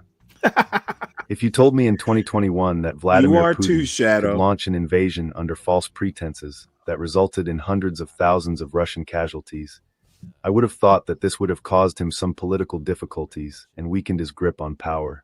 The war in Ukraine has had no such effect, and if anything has strengthened his position. War means censorship, a population that rallies around its leader, and a central government with more control over the economy. Conflict can bring leaders down too, but the impact on a head of state's prospects for survival can go in either direction. You can see this discrepancy between what is good for a nation and an individual leader throughout history. Has the Kim dynasty been a success? It depends on what you mean by the question. One family maintaining absolute power over a nation for 3 generations is an amazing accomplishment. They've been able to indulge in every earthly desire imaginable. If you care about the well-being of Koreans, in contrast, the Kims have built the worst regime on the planet. There's been a debate about whether the Trump administration has a plan with these tariffs. Officials say contradictory things, and Trump makes impossible demands, like not having a trade deficit with any country in the world, while also having low trade barriers. Most smart people believe Trump is just winging it and acting based on instinct, with predictably disastrous results. Yet to assert Donald Trump doesn't have a plan misses the essence of this man and what is happening. From the perspective of making the country better off, he obviously doesn't have one and doesn't care. But if you imagine Trump as someone who wants to maximize his own personal power and the number of people paying him deference, then massive tariffs do not seem like a bad way to go about achieving his goals. Last night, Trump gave a speech to the National Republican Congressional Committee, in which he gave the game away. As economic indicators were crashing, the president bragged, "These countries are calling us up, kissing my ass." Trump has always believed in tariffs, but something that he appears to have discovered is that they are an excellent way to aggrandize his own power and sense of importance. Countries and businesses want exceptions, and you get them by deferring to and praising Trump. Politicians who are subject to pressures from private sector interests also must go hat in hand to the president. Power seeking is easy enough to understand, but what makes Trump unique is its combination with his childlike need for approval. Officials within the administration and its defenders now go around bragging about how 70 nations are trying to get in touch to talk about tariffs. By wrecking the global economy, he's become the belle of the ball. Thanks for reading. If you are interested in my analysis of the second Trump administration, how bad it can get, and what can be done, please consider subscribing. This is not to say Trump has ever thought all of this out. Rather, the man has an instinctual understanding of how to manipulate and control others. I've previously written about how the stolen election narrative helped ensure that Trump would be the 2024 nominee. After losing re-election, Trump used his status within the party for one main cause, which was to make everyone afraid to say that Biden was legitimately elected. This was the key issue that determined who Trump endorsed in the midterms.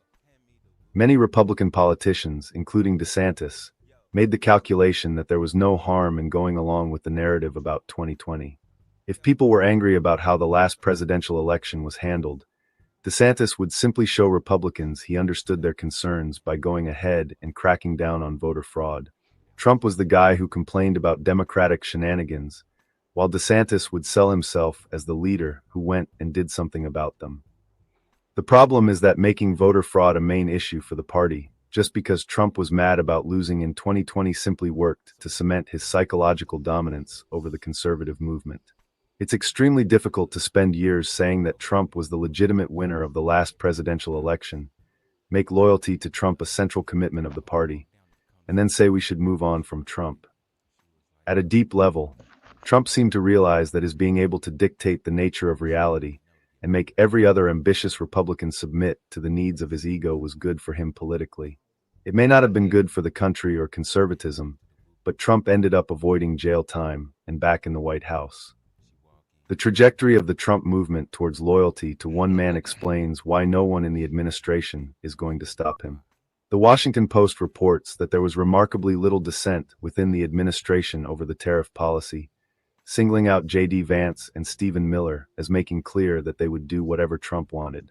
Vance on his recent trip to Greenland probably revealed more than he intended when he said, "We cannot just ignore the president's desires." It's moments like this that explain why he was chosen as Trump's running mate in the first place. Rubio has also sold his soul, but he occasionally grimaces or makes a gesture that indicates that he is dismayed by what is happening around him. Vance never does, and Trump sensed that he was the right choice by his selection criterion of shameless loyalty, regardless of how bad things get. Even the linguistic norms of the right side of the political spectrum have been remade in the direction of showing proper respect to Trump. When a tech entrepreneur wants to criticize the new tariffs, he begins by reminding everyone of Trump's personal greatness, which we might at this point call the land acknowledgement of the right. Nature calls. My fear in all this is that the right is now such a cult of personality that none of this matters. Trump's approval rating at this moment is 46%. Nate Silver argues that it is falling in a way that is typical by historical standards. But it's hard to think of comparable situations where a president adopted a policy that proved so obviously disastrous this clearly and quickly. If you can single-handedly wreck the global economy, meaning you just wake up one morning and decide to cause a COVID-style crash of the stock market for no good reason, and only experience a historically normal decline in your approval ratings, that is quite a worrying sign. It makes me suspect that Trump's floor might be high enough to make whatever he wants to do indefinitely sustainable. There aren't really equivalent circumstances that come to mind involving other similarly developed countries. That's why we have to go to Russia or North Korea to have a framework for understanding what is happening here. In well-functioning democracies, there are checks on a leader's power, which hopefully forces him to take into account the concerns of the broader public, or at least a significant portion of it. But the modern GOP has replicated North Korean-style norms within one of our major political parties. There's a difference between regular media or partisan bias and a full-on cult of personality. There is no good way I see out of this other than Republicans being thoroughly defeated in the midterms and ultimately the 2028 election. There isn't going to be resistance from within the administration. Congress eventually acting is not impossible to imagine, and there is already talk of a discharge petition in the House. Trump could of course veto any resulting legislation, but forcing him to do so would at least show bipartisan opposition to what he is doing and give him further ownership over the policy. The problem with the idea of Trump not having a plan is that it underestimates the danger we are now facing. If the president was just going off instinct and doing things at random, we might hope that he accidentally ends up adopting the right policy. But if it's all about ego and power, we might expect tariffs to have long-term staying power, and also for him to find new ways to wreck the country for his own personal gain. The Kim family doesn't want openness, even if it would be good for the economy, because it has the potential to threaten its own grip on power. Arguably, an ideal situation for Trump is for him to be the center of attention and have all political debates focus on himself, which polarizes the country and allows him to maintain complete dominance over his own slice of it. If every question comes down to, are you loyal to Trump, he's learned that he has the winning hand and can eliminate any internal competition. This is similar to how the Kim family maintains control by building society around the idea of confrontation against external enemies. Some observers tried to warn there was something deeply telling about Trump's personal affection for Kim Jong-un, but the rest of us unfortunately didn't take the warning signs seriously enough. When one party has unified control of government and has become a cult of personality, there are no good immediate options before us. Democrats just have to win. Protests, resistance within the courts and bureaucracy, and persuasion are all necessary. They're going to have to be the ones to begin to check Trump's power 2 years from now, and eventually regain the White House, so they can begin the process of rebuilding what is going to be a very broken country. Oh my God, Stanley. This guy said a whole lot, and I'm glad he said it from his perspective, because it just let me know he doesn't understand the overall goal of what Trump is trying to do. He doesn't get it. Why don't you articulate it for us? Well, let me ask you this first, Stanley, before I get into it. Have you been affected personally by these tariffs, Stanley? If I wind up having to pay more in 6 months, we all will be. Now, I'm asking you now, have you been Okay, you heard what I said. Currently, no. No, okay. 12 man, have you been affected by these tariffs? Okay. Well, you go ahead and make this point. I have a feeling of where you're going. Okay, we'll see. Let me ask the chat too. Has anybody in the chat been affected by these tariffs? No idea. Okay, let's not delay it. Let's get to the point. Let's get to the point. I have places to go. Let's get to the point. Now, this is the point with these tariffs. America has the #1 economy.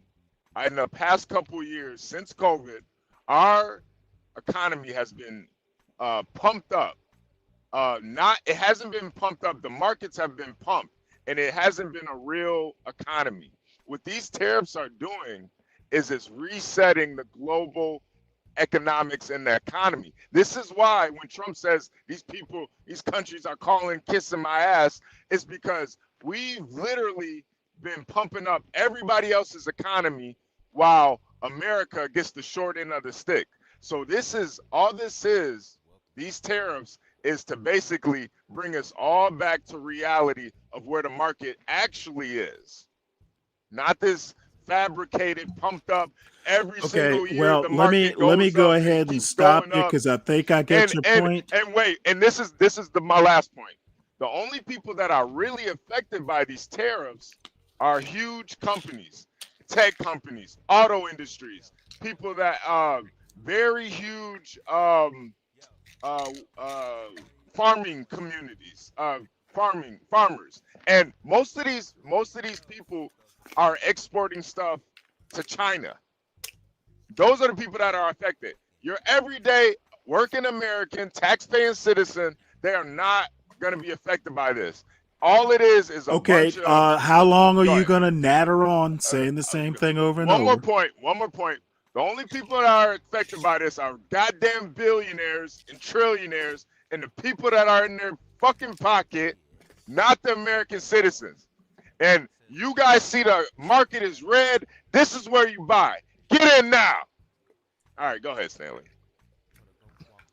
Okay. Well, the only response I have is the rank and file persons are not affected yet. Yeah. And you won't be. So you don't get this sort of shock is something that's got to work its way down. As I said earlier, once prices go up, and the thing is the China stuff, those 124% tariffs. Well, HB, you didn't see the story where Amazon is already canceling orders? Okay. The reason, exactly. don't interrupt me. A Don't $1 interrupt. trillion company is Okay. struggling. What That I doesn't need you to affect us, do, Stanley. what I need you to do is calm your ass down and let me finish. Go ahead, Stanley. Go ahead. Okay. Amazon is already being affected. And the reason it canceled those orders is because they would have to pass it on to the consumer. Okay. This isn't something that's going to affect anybody today or in 2 months from today. Once those prices go up, companies will not feel the need to bring them back down. The China tariffs are still in place. Walmart is affected. Most of this cheap stuff, clothes and everything else, coming from China, this is going to affect your average Walmart shopper at some point. No, China rigs were turning around. Okay, I don't want to. Nope. I don't even want to hear from you. Okay, this is not something that's a matter of opinion. Okay, as soon as he took away those tariffs, the market jumped back up at 5%. If he was so into his convictions that he was right, why did he backtrack for 90 days? Because 75 countries came to the table to negotiate. That's why. Okay. I'm afraid that's all window dressing. Bullshit. I think okay, you know what? I'm going to take a deep breath here and count to 10 because I think that you're drunk and you don't quite understand how you're coming off here. You're coming off way more belligerent than you need be. Motherfucker, I will bounce your ass now. You don't seem to hear. You don't say, no, motherfucker, I don't like what you're saying. And I haven't liked what you're saying for about the past hour or so. I literally just told you, I don't have a problem with with the spirit of how you were talking about these immigrants, but the way you express it, motherfucker, you don't goddamn fucking understand me. Okay, I don't know what the fuck. Dude, you're over loud on the goddamn microphone. You're slurring like a fucking drunk in a ditch somewhere, and you expect me to fucking have that kind of patience? 12th man, ladies and gentlemen. Did you kick him, Stanley? Motherfucker, I'm telling you right now, 12th man, you better get a grip or you just I want you to voluntarily leave. Wait, all right. Let's 12th man. Can we not talk about what I said is that if Trump was so into his mission in writing markets and stuff like that, he would not be rescinding it days after he put it in place. And to be honest, China, those tariffs are still in play. China is the one that's going to affect your prices at Walmart. Motherfucking Luxembourg is not going to affect your prices. China will. And Stanley, those tariffs are still in place. CKJ, So you need to fucking sober the fuck up and start doing your critical I thinking. closed that a lot, so I'm not worried about clothes. Wait, Okay, Stanley, motherfucker, the world is please, more than Stanley. just your dumb Alaskan ass. Stanley, please, man. No, fucking 12th man, please. Motherfucker, you know what? I knew when I let you 12th man. I shouldn't have let you up here in the first place. Okay. I was having a good old time. And then you're just getting drunker and drunker. All I have to say is when you get drunk, your way of speaking is a lot less pleasant than when you're sober. What are you talking about? I'm sober. Wait, Stanley, can we please get back to the topic? Because okay, you were talking about Richard Hanania whining. That's where we started out. The dude is I guess he considers himself a classical liberal. Basically, almost in his case, almost on the edge of being a libertarian.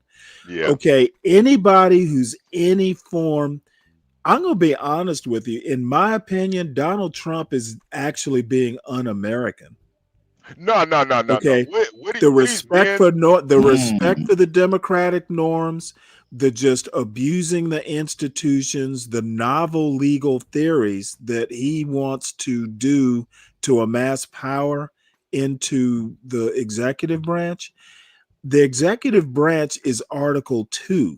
And, a lot of people believe that the framers of the Constitution listed the powers of the branches of government in order of what they thought was important. Okay, the legislative branch is supposed to be the premier branch. No, I get it. And I think that's the problem with this guy who wrote this. He's looking at it strictly politically. Trump is okay. Well, how else should you look at government? Well, CKJ is saying it perfectly. This was a power play for Trump. Trump understands the power of America, and a lot of politicians have kind of sold America's birthright. And this is okay. Trump. Well, then, HB, you literally did a little soliloquy about markets needing to be righted, and someone in the chat said markets artificially high. Okay, which is it?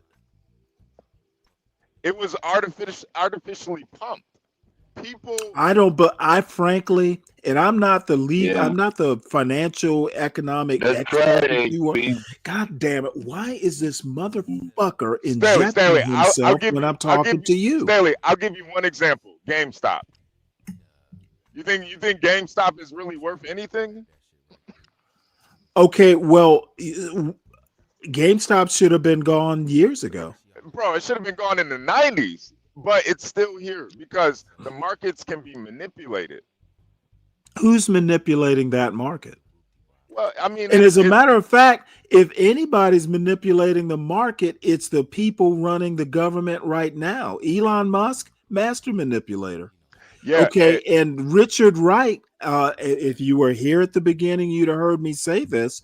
Richard Wright basically says that this stuff isn't so much, countries caving in or, fairness or anything like that. Mm-hmm.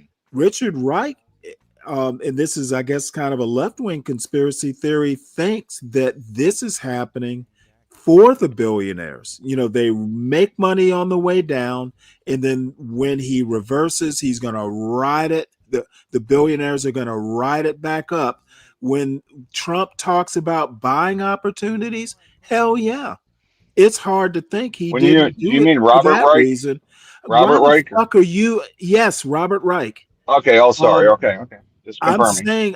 What I'm saying is that who knows what the purposes are. Yep. He's talking about buying opportunities. He's talking about fairness. He's got I just wish, to be honest, for more consistency. Because this is going to hurt the regular person at some point. Okay. And the thing is the countries that caved in are not the countries that are going to affect the consumer right off the bat. China is the problem. Okay, Yeah, but the Stanley, we are 124% tariffs are still on China. Okay, China is the one country in the world that doesn't have to cave. They don't have to dance that jig. They don't have, they Stanley, we motherfucker. are I'm not resilient, talking to you, 12th man. We are resilient as a nation. All I'm I didn't believe it. saying is China specifically. China specifically with the 124% tariffs is already affecting what Amazon is doing. Yeah. You go to any given Walmart and pick up something, there's a good chance it's going to be something that was manufactured in China. And Stanley, wait. Those prices are going to go up, and they Stanley. will. It won't be in the next month, but at some point it will affect the rank and file person. But Stanley, you're talking about billion and $1 trillion companies. Fucking buy it. It's really This motherfucker. You know what? I can't hear what the fuck you said, HB. No, wait. You're talking about billion and $1 trillion companies that are buying. Okay, stuff. you seem to want to focus on the welfare of the companies. What I'm saying is that if you go to any given Walmart, you pick up a piece of clothing or some toy, it's more than likely going to be made in China. Those prices are going to go up. But Stanley, when's the last time you bought a toy? Okay, see, this is the problem with folks like yourself and 12th man. Okay, you want to you make arguments by anecdotes. Okay, it's not basically what you're saying is, Stanley, it's not affecting you. What do you care? Exactly. Okay, well, I'm sorry. I'm sorry. I'm not that. I'm not. You know what? When I grow up, I hope to grow up to be callous like yourself. No, Stanley, but this is the way you approach everything. Okay, now you're gonna overtalk HB2. I mean, Stanley, you say that on me, and like, wow, I don't give a fuck. Right? Well, yeah, I don't. See, again, you just want to hop up and interject something funny without fucking thinking about what you're saying. When I don't give a, all I'm saying, I don't say I don't give a fuck about everything, do I? Yeah, but why would I care about Okay, do I Amazon say it every damn time? But Stanley, seriously though, I'm honestly. Okay, so what you should do is you should be impressed. Either this can go. Let me offer two responses. I'm impressed that I have rubbed off on HB and he's reminding me that I shouldn't give a fuck, and he obviously doesn't give a fuck. Or the other response would be, I don't give a fuck when I don't need to give a fuck. This one I do give a fuck about because I shop at Walmart. Oh, come on, Stanley. What do you Okay, buy at Walmart. Walmart is the everyman, and I order from Amazon. So I do give a fuck. It'll impact every part of your life. I have literally just justified why I should give a fuck. It will cost me at some point. Yes, Jack.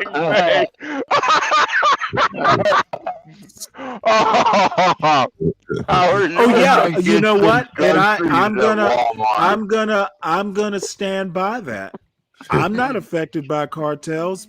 As a matter of fact, however, once again, I'm being taken out of context. We weren't even talking about cartels. That's why I asked him why he gave a fuck. We're talking about something completely different, and cartels wander in. Yeah, no, I get it. I just think, Stanley, I think a lot of it is like propaganda. They're making you as the consumer feel like okay, and I don't agree that it's propaganda. It is. Trust me. Okay, then we just have a difference of opinion then. Trust me, man. What do you mean by propaganda? Like, what does that mean? He Well, doesn't know what he means. No, they're making Stanley feel like he's personally affected by these tariffs when he goes to Walmart. This is like $1 trillion. Okay, and I'm telling you, if I have to pay higher prices, I am personally affected. This is like me feeling like I'm personally affected when Luka Doncic got traded to the Lakers. Okay, That I don't shit know. You know what? me, HB, it's I a little can more let me. This is a slightly off topic. You make really shitty arguments. You're not good at this. Stanley. My point No, is I that know. I'm dead serious. Somebody needs to do a little intervention here. No, Stanley. The Okay, truth is, if I go and I pay a higher price at Walmart, I am personally affected. A higher price for what though? What toys are you buying Anything from Walmart? made, God damn it, anything made in China. Walmart not just made in okay. It's not just made in China though. It's made in China, and all the back end drill bits are made in China, which are used for building houses. Right? You're talking about what I'm saying inflation is across the board of probably 6 to 10%. China still has its tariffs in place. Yes. And it just so happens two things. China ain't gonna fucking bow to Trump, and China they control a lot. God damn it, 12th man, shut the fuck up. Boo. Okay, dude, you're about to be out of here. Okay, I've been warning you forever. China controls a lot of the pharmaceuticals. Yes. China controls a lot. Okay, and over the years, there has been that, people sending processes over to China, et cetera, et cetera. China's the one I'm worried about because they're not going to fucking bow to Trump. And not only that, they are doing military exercises off the world's biggest chip maker. Yeah. That's right. Okay, so fuck the other 75 countries. There's China. China's the one we need to be worrying about. Those tariffs are still in place, and they just countered and increased tariffs for some of their stuff from 34 to 84%. Yeah, we're at 125. They are the one country in the world that can go toe to toe with us. And not only that, last time I thought about it, they own a shitload. They own a shitload of American debt. They used to have like shitloads of treasuries. Oh, they started dumping that, by the way. They're dumping T-bills right now. Right, but they still have a shitload of them. Okay. Yeah. Now I haven't kept up with it, Ryan. Is it still a problem? If you say it's not a problem, then that's one less thing to worry about. But it's a problem. Okay, China is the one country, okay, that affects your Walmart. It's already affecting Amazon. It will affect a lot of people. Okay, well, HB, Jesus, you sound like a Walmart. Yes. Dude, I order groceries from Walmart a couple times a month. Go to Big Mama's grocery store down the street, man. You're over here shilling for Walmart. They don't give a fuck about you, Stanley. we don't have a Big Mama's grocery store. Apparently, Walmart drove the mom and pops in this town out of business. Yeah, that's why I say fuck them. They having problems. I don't give a goddamn about you. You're shilling for Walmart. They got rid of Big Mama's groceries. I'm not shilling for Walmart.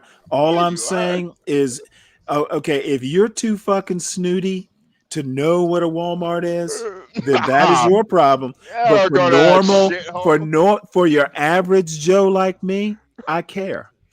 I get it. I go to fucking Aldi's and fucking. I don't go to shitty ass Walmart or all those crazy people. But Stanley, I just think even Walmart, it's gonna not affect me that much. I don't get anything other than groceries from them. Exactly. it's not like you're buying He-Man toys all day and shit. You're not gonna be affected Okay, by well, this stuff. you know what, maybe I never thought there would come a day when I'm considered more like a common guy who cares about the Joe Plumbers more than you. But I guess this day has come. Well, I have my feet. I have my feet planted firm on the ground. I'm not some snooty ivory tower like dude like you. I don't believe in altruism, Stanley. I think none of these companies give a fuck about anybody, really. So for us to sit here and give a fuck about them, it's retarded. Respectfully. Okay, again, I don't know if it has to do with the company. I don't These are care about products. the company. I care about the shoppers. These prices get passed on to the consumer. Yes. But we don't need this stuff. This is all extra stuff. We don't need this stuff. You know what? Like I said, I understand you want to win this argument or make your point. It's true. All I'm saying is that Trump is depending on you to be this way. No. These major companies are yes. they're depending on you to care when really they're gonna make money regardless. Okay, well, Phoenix Fish, I'm guessing that I'm gonna be affected by prices sooner than I will be by trans. And it's weird. It's weird that you compare trans issues and tariffs. That is an odd the trans issues is that is an odd connection. The trans issues will actually affect you way before the fucking tariffs will. No, trans issues? Yeah. That'll affect you more. That'll affect you quicker. Think a little T-shirt is gonna cost you, man. Stanley, listen. What kind of life do you think I lead here? Listen. I don't know. I have literally that I know of never met a trans person, and I'm 60 years old. Can I just comment on the tariff issue? Go ahead. If you remember during COVID, things were 6 weeks out. All right. But you know, it's interesting. You may have never met one, but you have advanced their agenda by voting for them. You know what? I will do you a favor, I will do you a favor, not shit on that point. John, we don't live where you do, where there's trans people all over DC and all that shit. Like, what is it that makes you in those type of areas? Are you one of those drinkers who thinks he gets more clever or funny the drunker he gets? He kind of does. He kind of does. Does he? All I'm thinking is that somehow or another his mic is drunk. It's getting louder. Well, I've never really met a trend gets one vote. I mean, what is a trend, John Gall? What's a trend? You guys don't remember John had that trans tenant? What is it, HB? Remember the trans tenant that you have?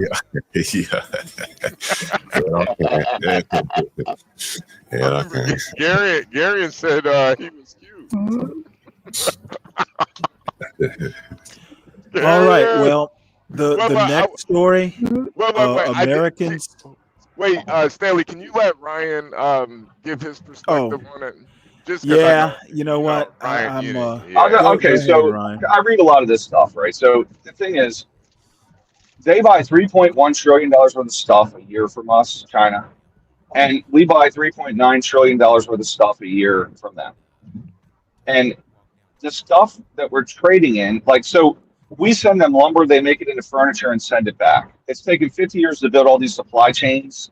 And if you remember during C-19, stuff were 6 weeks out, 2 weeks out, prices were going through the roof. We're not talking about delays. We're talking about destruction of supply chains. You have to build factories which take years. How are you going to process? Yep. China processes a lot of stuff, okay? Now, we were already getting away from China, which we need to because they have a population implosion and can't do all this stuff in about 10 years. they're already in a death spiral. Okay, this is going to hasten that. And the only reason Trump is doing this stupidly is because it's going to hurt them more than us. He wants to hurt them. He knows it's going to hurt us, right? It's like literally drinking poison, and then a person half your weight drinks poison and they die sooner, but it still hurts you, right? It still hurts you. So I think he's handling it completely wrong, probably the dumbest way you can handle it. And I just see, I'm glad you came up. See, you notice when a white man talks about this stuff, they're all silent, but when a black man talks, they want to overtalk me. I'm amazed. This just confirms my point about anti-blacks, anti-black bias. Stanley, it just literally confirms. Just because you don't understand what Ryan said doesn't mean you got to make it racial. Stanley, Jesus. Well, no, you didn't overtalk him. You deferred to him. You pled for him. Can he please talk? No, this is the thing. It's okay. Stanley, this is you know what? It's okay. I'm just glad you listened to somebody. You sure as fuck weren't listening to me. No, this is the thing with Ryan. Ryan is severely autistic, so if you don't let him get his point out, he's gonna keep going on all day about the same point. Yeah. So I'll just hammer it. He'll just keep hammering it all day. He'll bring it up tomorrow. Level the spectrum. So you gotta let him have it. You gotta just give him the floor for a second. Let him get his point out. I see. And he'll move on. I feel better. He won't even bring it up anymore. I promise you. That's right. This has nothing to do with his race. It's his autism. It's the spectrum. I'm on. Yeah, that's all. Believe me, I've been studying this subject all week. What's that? No, but Ryan, you do have a point though. Like the stuff, this shit is not gonna affect us as bad as it's gonna affect China. Honestly. Okay, it's still gonna hurt us though. I mean, it's still going to hit. It is, but not as much. All I'm saying is that doing all 75 again. I say this. I've said this several times. I don't necessarily have a problem with Trump's goals. I have a problem with the method. Yeah. Well, that's me. Yeah, that's me. The motherfucker is just like flooding the zone. He's throwing a lot of stuff up in the air, and then he's fixing it as it breaks. Once it's broken, he figures out, oh shit, we need this. Same thing with these tariffs. Motherfucker, you practically crash a market, and then all of a sudden you pull back. This jerking back and forth, I don't think he has a plan. Okay, you keep there are people who keep thinking and have thought for years that Donald Trump is playing 4D chess, and if he was playing 4D chess, you want stability in a government. You do not want to jerk chains. Okay, you fire people, then you have to bring them back. This back and forth is going to get old. And for my purposes, I want him to keep up this method. Okay, because he's going to fuck up the MAGA movement and the Republican Party and the Democrats. Maybe they'll learn lessons, maybe they won't. But as I said, the Democrats aren't picking themselves up off the floor and rejuvenating. Trump is doing it for them. Well, Stanley, I will say the markets since about 2008, the markets have been going up every single year. It's got to drop at some point, man. It's got to drop at some point. You know what that's called? It's called an economic cycle. Yeah. So, okay, so but this is the longest economic cycle in history. It's crazy. Okay, but great. Yeah. But the thing is, it's an economic cycle. Of course, at some point it's going to crash. You just want a goddamn president who's not the cause of it. No. But we knew. Yeah, let's run this motherfucker like a business, a Trump business. That's how he's running it. That's how he's running it. That's How how many he's running businesses? How many businesses has he run bankrupt? Hey, Please sometimes don't bankrupt. Please how don't many? bankrupt this corporation. sometimes think you know Trump Stanley, had, down here in Texas, Trump had, they burn the grass a lot, so everything doesn't catch on fire. Yeah, okay. You do controlled burning, so the whole Controlled city burning. doesn't catch on. You're saying our government is like your front lawn. Exactly. This is a controlled burn right Sometimes, here. sometimes Trump had a your few sometimes bankruptcies, but sometimes he your had ass is hundreds of sometimes successful. sometimes Hold on a your second. ass is grass is what you're saying. Exactly. This is a Oh controlled my burn right God. here. Stanley, it's a I mean, controlled burn. I wouldn't call it a It's a controlled burn. motherfucker. You are doing controlled burns on people's lives. Yeah, people are. Actually, we haven't done a controlled burn, and we've not let it burn. Like in 2008, we could have done a controlled burn by allowing the market to go backwards for a while, but we bailed it out.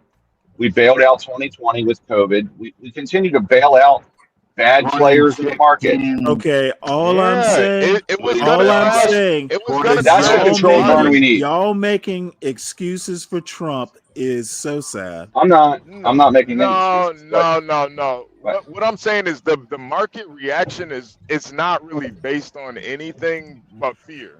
Of People are course, no afraid. one thinks that the market is basically your feelings quantified. Right. You know, Right. if you want to monetize feelings, you invent a stock market. Stanley, you should listen Damn to it. Trump. Stanley, you should listen to Trump the other day. He was telling everybody to buy, but you didn't listen. I heard that. You know what? That just adds to that's just more questions about his methods. Is he trying to teach countries lessons? Is he trying to punish China, to bend China, to make China do something? Is it a buying? Most motherfuckers, your Joe Blow on the street, your average workaday guy, can't afford to take advantage of these markets. So what you're saying is he was talking to his billionaire buddies. That's not what he's doing. I bought a few stocks when Trump said to buy stocks. I bought some. Those billionaire buddies are You know the ones what? that are hurting. You know what? Are hurting right now. The whole fucking world is about you, Alaska, and what you fucking buy. Okay, nobody gives a and Sam Fisher. Nobody gives a shit if you buy 2 shares of stock. My point, motherfucker, is you are small potatoes. I don't give a fuck. I literally just said he was talking to billionaires. You going out and buying a couple shares of stock means nothing to anyone but to you and Sam Fisher. Yeah, and a few $1,000 because who gives a fuck? No a couple. Okay, I understand. You okay, this motherfucker. You know what, 12th man? We're gonna have to do a moratorium on you being up on these panels. So you enjoy your time till the end of the show, because this is going to be a limited engagement. Is there a way to have a YouTube breathalyzer? Like a YouTube breathalyzer? He has to blow into before he gets up here. Bro. Okay, you know what? Friends don't allow friends to panel drunk. What about a panel breathalyzer? It's got to blow. Panel and drive. Yo. No, drinking panel. Yeah.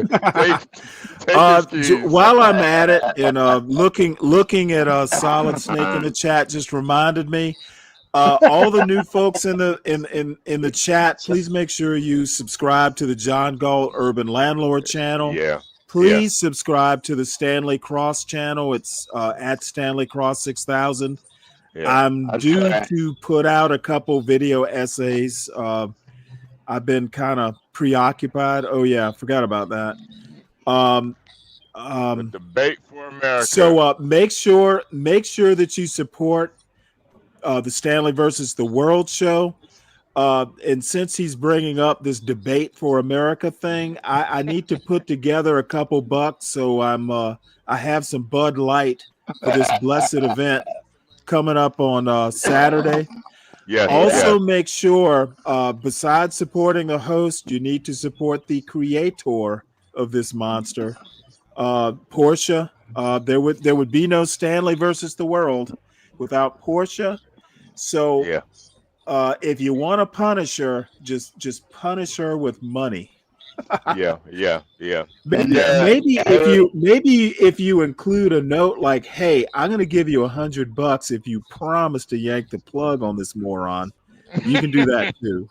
No. To get rid of Stanley versus the World, it's $1,000, and it has to be one lump sum payment to Portia. $1,000 will get rid of Stanley versus the World.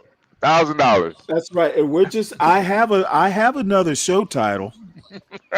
Yeah. I wouldn't want to get rid of Stanley. He's a really What? good dude. Wait, hold it. What's wrong with my hairline? Oh.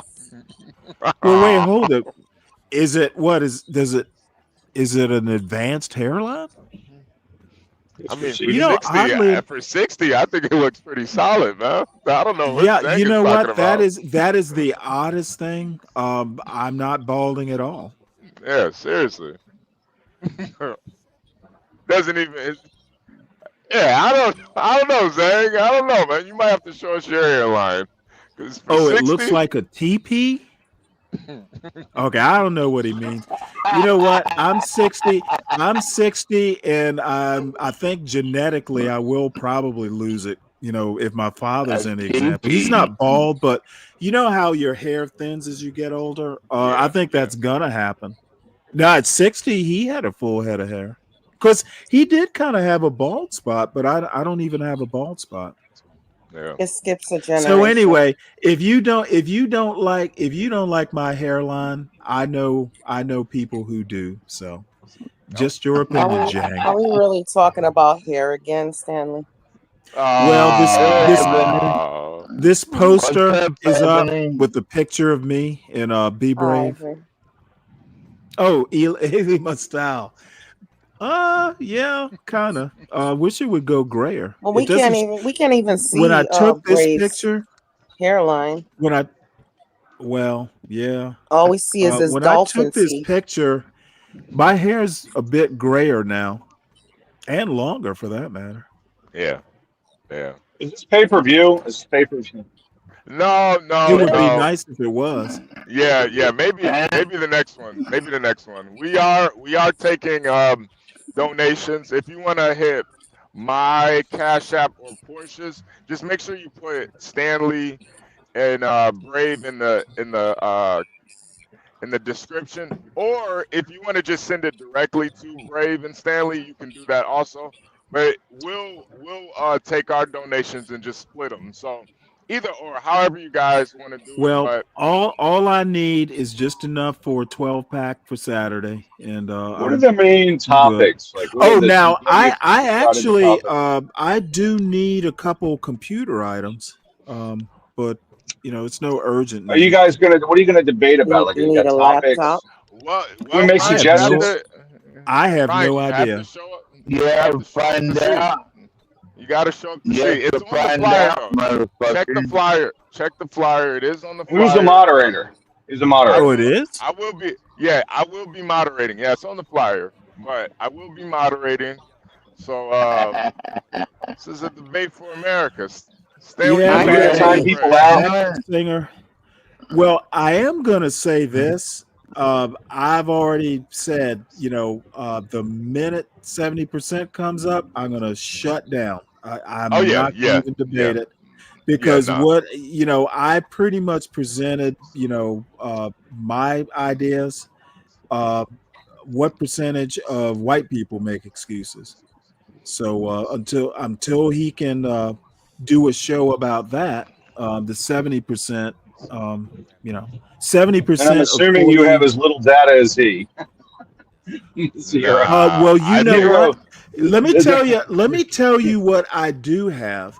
I have Yes, go ahead, buddy. tons of people on the right talking about. Well, shit. I have a Tons. Thomas So you have Sowell. 2,000 pounds I worth. have a Thomas Sowell book called Black Rednecks and White Liberals. Okay, I may not have data, but I have a lot of conservatives talking about how bad white liberals are. I have Martin Luther King talking about it. So I have About Malcolm white more than X. B. liberals. Brave I has. hate white liberals. Yeah, I Malcolm have X. more. I have more than Be Brave does. I at least have people talking about white liberals. I've never heard anybody talk about the 70%.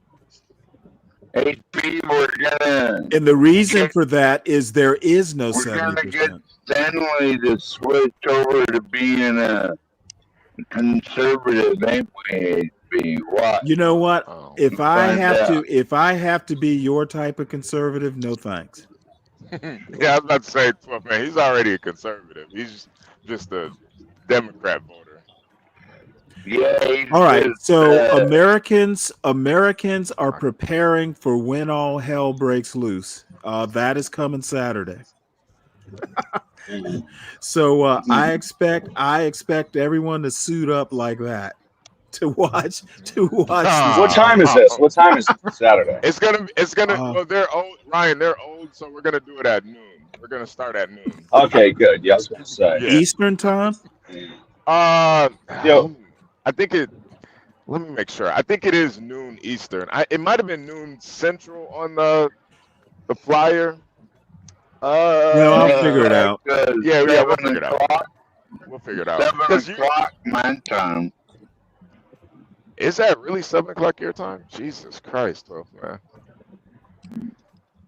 Well, either way, you won't be sober. That was a classic. That was a good one, Stanley. I believe he won't. You know what? It might as well be 5 o'clock somewhere. It's always 5 o'clock in Alaska. And as a matter of fact, you're not the only one I know in Alaska. So I'm not even just talking about you. It is the 5 o'clock state. So let me play a little bit of this. It's kind of longish, but this caught my attention because I want to know if there are any Americans are preparing for when all hell breaks loose. This article is by Thomas Gibbons Neff and read by an automated voice. 10 men, some wearing camouflage, others in vests loaded with ammunition for their AR-15 rifles, gathered under the morning shade of oak trees in Central Florida last month. They were there to learn marksmanship tactics common among special operation forces and elite law enforcement units. Yeah. Their instructor, Christopher Eric Rosher, an Air Force veteran, introduced himself and then led the group in prayer. Florida would use them as assets, to be protectors in this world, in a world that's full of evil, he prayed. The men gathered around him were not soldiers, police officers, or right-wing militia members. They were mostly civilians, including 2 pilots, a nurse, and a construction company executive. The class's title, Full Contender Minuteman, even referred to the civilians-turned-soldiers of the American Revolution. In a world shaped by war, a pandemic, and extreme weather, more Americans are getting ready for crisis, whether it's to fight a tyrannical government, repel an invading army, or respond to a natural disaster. They are known as prepared or professional citizens, part of a growing number of gun owners who are adapting their mindset to uncertain and polarized times. And rather than being part of more fringe prepper culture, they are growing more mainstream, catered to by companies ready to offer them the tools and training to be ready. The traditional aspects of gun ownership, such as simple target shooting, are increasingly being shelved in favor of topics like radio and medical training, night vision shooting, drone reconnaissance, homesteading, and military tactics. We are looking at a growing number of companies who are broadening the appeal and normalizing self-preparedness and the tools needed to enable it, said Kareem Shea, the co-founder of Open Source Defense, a startup working to normalize gun culture in the United States and invest in new companies in the civilian defense industry. 5 or 10 years ago, we couldn't have done what we're doing because there just weren't enough startups in the space. We're seeing it accelerate in real time. Prepared citizenry and the more familiar practice of prepping share some characteristics, though preppers are more focused on getting ready for long-term self-sufficiency, keeping chickens, growing a vegetable garden, and storing supplies in bulk. Prepared citizens want to be ready for sudden calamity. The concept emerged for Mr. Rosher, 35, as he watched Russia invade Ukraine in 2022. Ukrainian civilians were flooding the streets with little. I'm just looking through this article. Virgo, some of these people are in Florida. So no surprise. What's that got to do with me? That actually makes a lot of sense, though. I was saying, since you live in a place like, you might have gotten lucky. This, excuse me, this go round. But I mean, you never know. A really bad hurricane, you and excuse me, you and Mr. Virgo might have to fight your way out. Yep. And we're ready to. Okay, well, I wanted to hook you up with some like-minded folks. I'll throat punch a hurricane. Wow. No. You're gonna need These more people, than the throat to get out. these Well, people, maybe. I don't these know. people are Maybe you prepared. Like this guy here used to be in the Air Force. Yeah. They can fight their way out of a paper bag, then what the fuck? Yeah, Virgo, you're gonna have to use more than your if it's a real bad like storm or Yeah. grade goes down, you're gonna have to use more than your throat to fight your way out of that. Well, I'll tell you this much. I guess we got to go to the gun range. Yeah, I'm surprised you don't. Yeah, seriously, I go every fucking week. I go to the gun range. I haven't been in a while. I have a shotgun. I don't have to aim Well, with a I'm a busy shotgun. woman. I know. It's only like 45 minutes. Might have to get some additional training. The thing too is like you gotta make sure you have a lot of ammo. Ammo, Well- you know what? The ammo is more expensive than the guns, which is ridiculous. No, it's not. Well, I guess I'm over time. I'm telling you, yeah. Not really. Well, it's expensive. I've got a couple stories that I wish John were here for. This is a magazine. I'd never even heard of it before, but it hopped in somehow or another.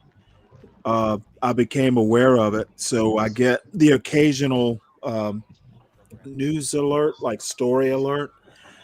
This one is about Barack Obama in his Makeup to Michelle era. And it's a women's magazine, so they're saying we love it.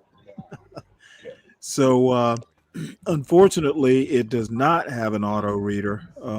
Actually, that's one of the things.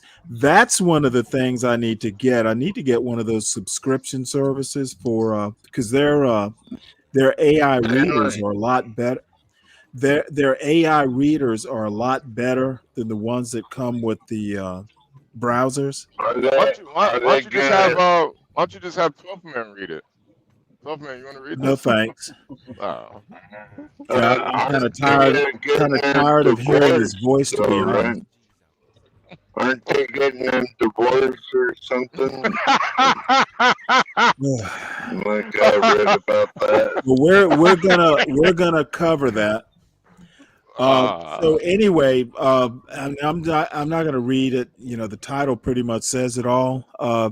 Seems to be happy wife, happy life. That seems to be President Barack Obama's mantra as he shares rare tea about his marriage and family life with Michelle Obama.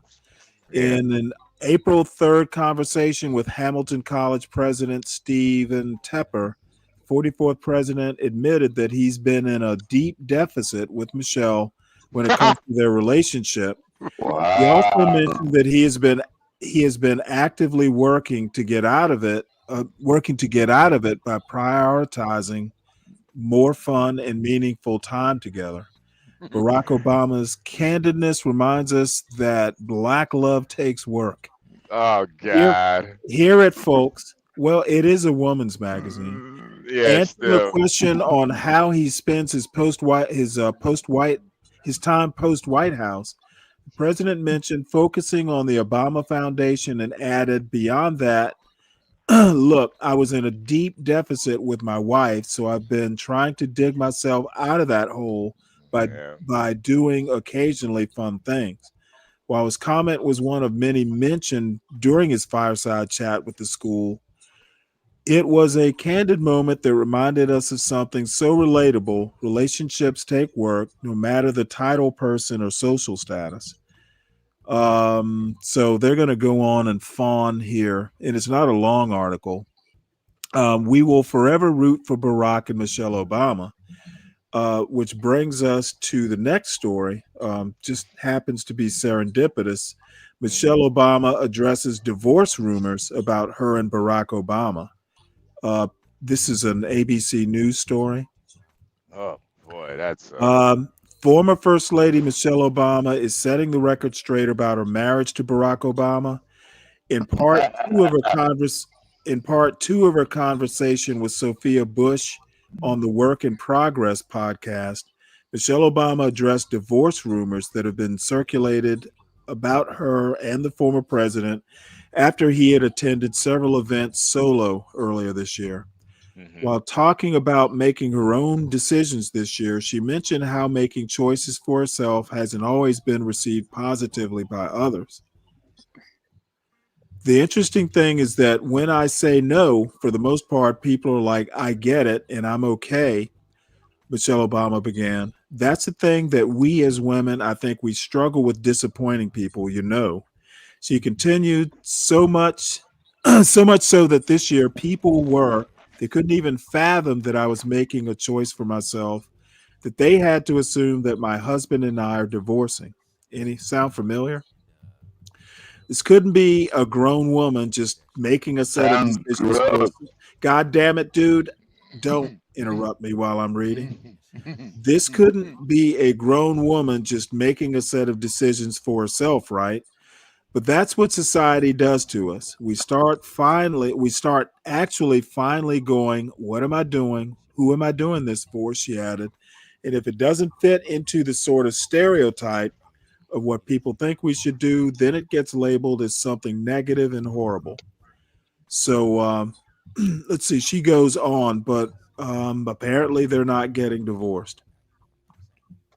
Oh, that's good. Good for fucking them. Yeah. I don't know why we care. Well, you know what? I'm glad you bring that up, Virgo.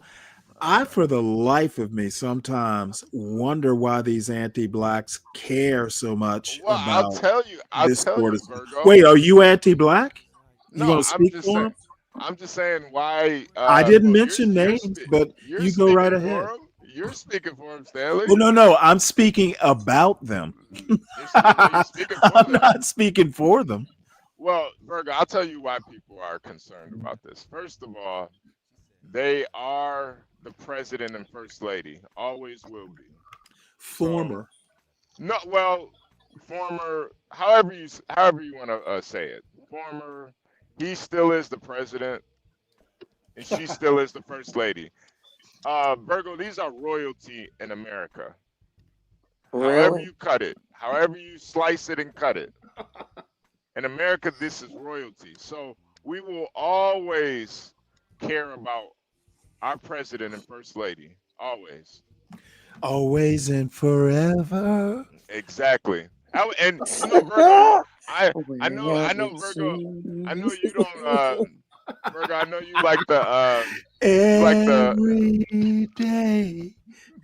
You take my breath away. With smile. Go ahead. Keep professing But your she's love, part HB. of the real estate. Who do you love more, HB, Barack or Michelle? I love them Oh both. I shit! love them both. I love them both. They could I be a love they could be a poly marriage. I love both of them. I love the Obamas, man. I Yeah, know okay. Virgo. I know you hate black men, so you didn't Much really like better than the Biden. I gotta I know you say. hate black men, Virgo, so you didn't I know you didn't I vote don't for hate black Obama. men. Yeah, all right.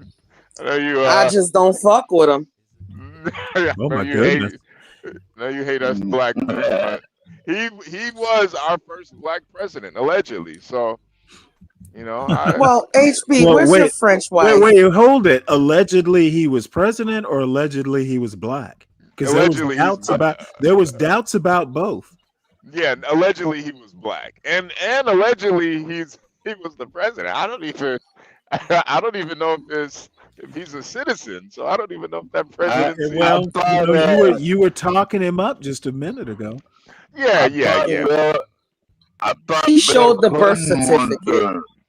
Yeah, that birth certificate was fake. That was a fake birth certificate. Wasn't Bill Clinton the first black president? No, 12 man. You tried this last week too, man. No, he wasn't. I beg to differ. I think Bill Clinton was the first black president.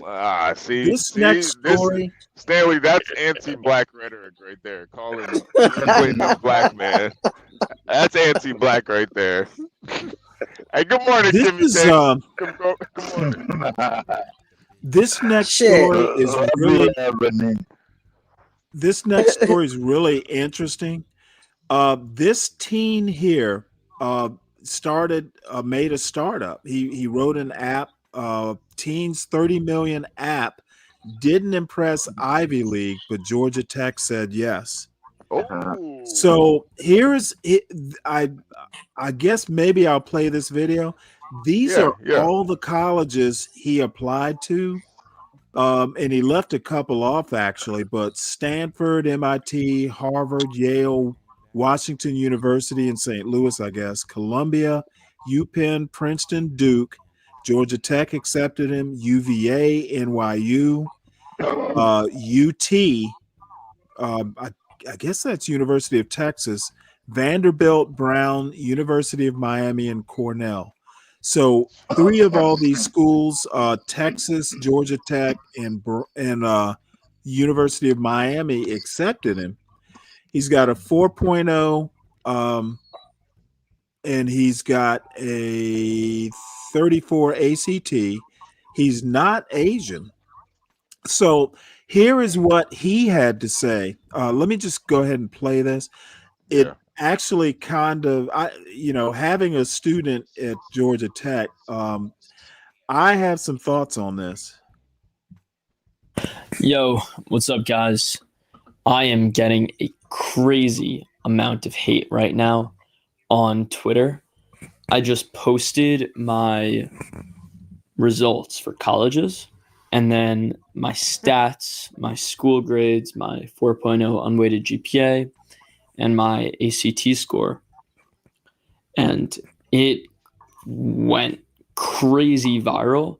I knew it would go viral, but I thought it would be like 1 million views. But it's at 30 right now.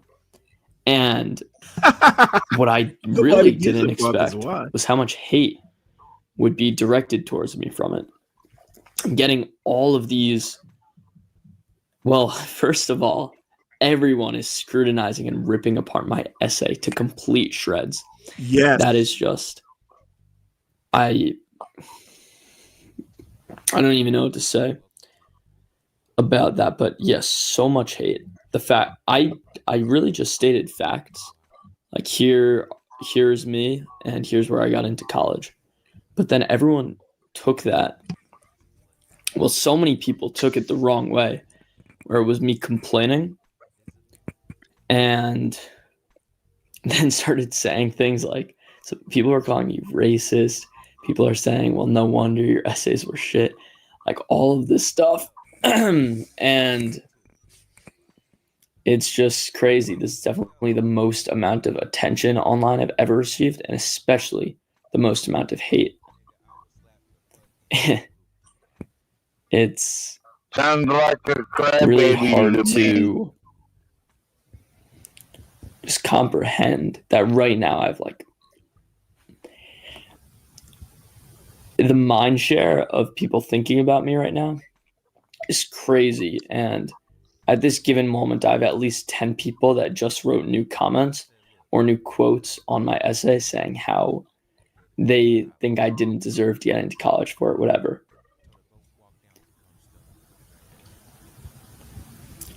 I definitely think that taking this opportunity of Spotlight and using it for something good, like reforming the admission systems to make them more meritocratic, would be amazing if possible. And I post. Okay. I want to stop it there. There is a reason someone with his credentials, and I don't know that much about the ACT, but it's the SAT equivalent. I'm assuming that's good. His 4.0 unweighted. There is a reason all those schools rejecting it. I don't know, if you can do all that but you write a shit essay, no, they want you to be able to write a decent essay. The one thing that bothers me is his statement about the meritocratic whatever. They've done away with affirmative action. I think somewhere in the written part of the article, he blames affirmative action or something like that. Son, they got rid of affirmative action year before last. So these colleges are not the Supreme Court shut that fucker down. The only colleges that are doing anything like affirmative action are the military academies. So that's just a cope. There's a reason you didn't get in. I didn't read the essays, but dude, you got into Georgia Tech, University of Miami, and University of Texas. He also got into Emory, but he didn't list that. So you know what? You got into some good schools. What is his complaint? I'm trying to figure that one out. Stanley, And then on top of that, he says he's more likely to go to the University of Miami. So he's turning down Georgia Tech. They've come down in the world. They're the fourth best engineering school in the country. There is MIT, there's Stanford. I forget what there's MIT, there's Stanford, there's UC Berkeley, and Georgia Tech. So he got into one of the fourth best engineering school, but he's decided to go to the University of Miami because he likes palm trees. So the motherfucker is weird. And the only reason I'm even showing this is it mentioned Georgia Tech. And who paid for that, Stanley? Who paid for him to go? Who paid for this motherfucker to go down to Florida? Well, he's not there. He's a senior, I think. He's not in college yet. Yeah. And honestly, man, if he's already going down that road where he's doing the victim stuff, he's probably gonna drop out his freshman year, man. Well, he's got a startup. A lot of these kids, he's got a $30 million fucking startup. Yeah. He doesn't really need to go to college. Yeah, that's what I'm thinking too. He really doesn't need Zhang Wei, he says Caltech is better. Caltech didn't make the top 4. I'm sure it's in the top 10. Yeah, I don't even know why he's wasting his time, honestly. Yeah, I have a buddy of mine who his son he's literally a college classmate of mine. His son is older than my son, but he went to Northwestern majoring in economics. Somehow or another, he got I forget the name of the company. but it's one of these online betting companies. He wound up doing like an internship. It was kind of in its like not startup phase, but they were still really a young company. He did an internship there. They loved him. He loved them. So he said, fuck it, I'm not going back to college. And he's living in Chicago now, making a lot of money. So, this is one of these things where, maybe college, you don't need it. So anyway, the thing that caught me is anyone who wants to go and blame affirmative action, dude, you are sorely mistaken. These, as a matter of fact, the Ivy Leagues definitely don't want to fucking do affirmative action because Trump is on their asses right now. So believe me, they're not doing affirmative action. And I can tell you right now, Georgia Tech is a Georgia college. They weren't doing any fucking affirmative action. So, I recommend you go to Georgia Tech if you're serious about school, but hey, I'm biased. Well, I wonder what kind of app he has, because I wonder if that plays a role. Hold on one sec. It says what type of app it is. It is it's something you can snap photos of their food to instantly track calories and macronutrients. So it's like a Google Lens for food. And it says he says right now it's racking up over 5 million downloads and pulling in 2 million a month. Yeah. So he was rejected by 15 of 18 colleges, but dude, the three you got in, University of Texas is an excellent school. That's the weird thing. We've got some really good state schools in this country. Again, he got into Emory, which isn't listed. He got into Georgia Tech. He got into University of Miami. He got into University of Texas. And I was gonna, I didn't even realize that his essay is here. Which I don't want to get into that much, but now that I've done it, oh shit! Wait, hold it. This is his. Wait, hold it. Hold on one sec. This is his personal question. Wait, hold on one second. Go ahead. Wait, let me What see are if I you got on this. today? What are you on today, HB? I'm empty right now. I'm headed to Dallas to pick up, and then I'm off. You're off for the weekend. Congrats.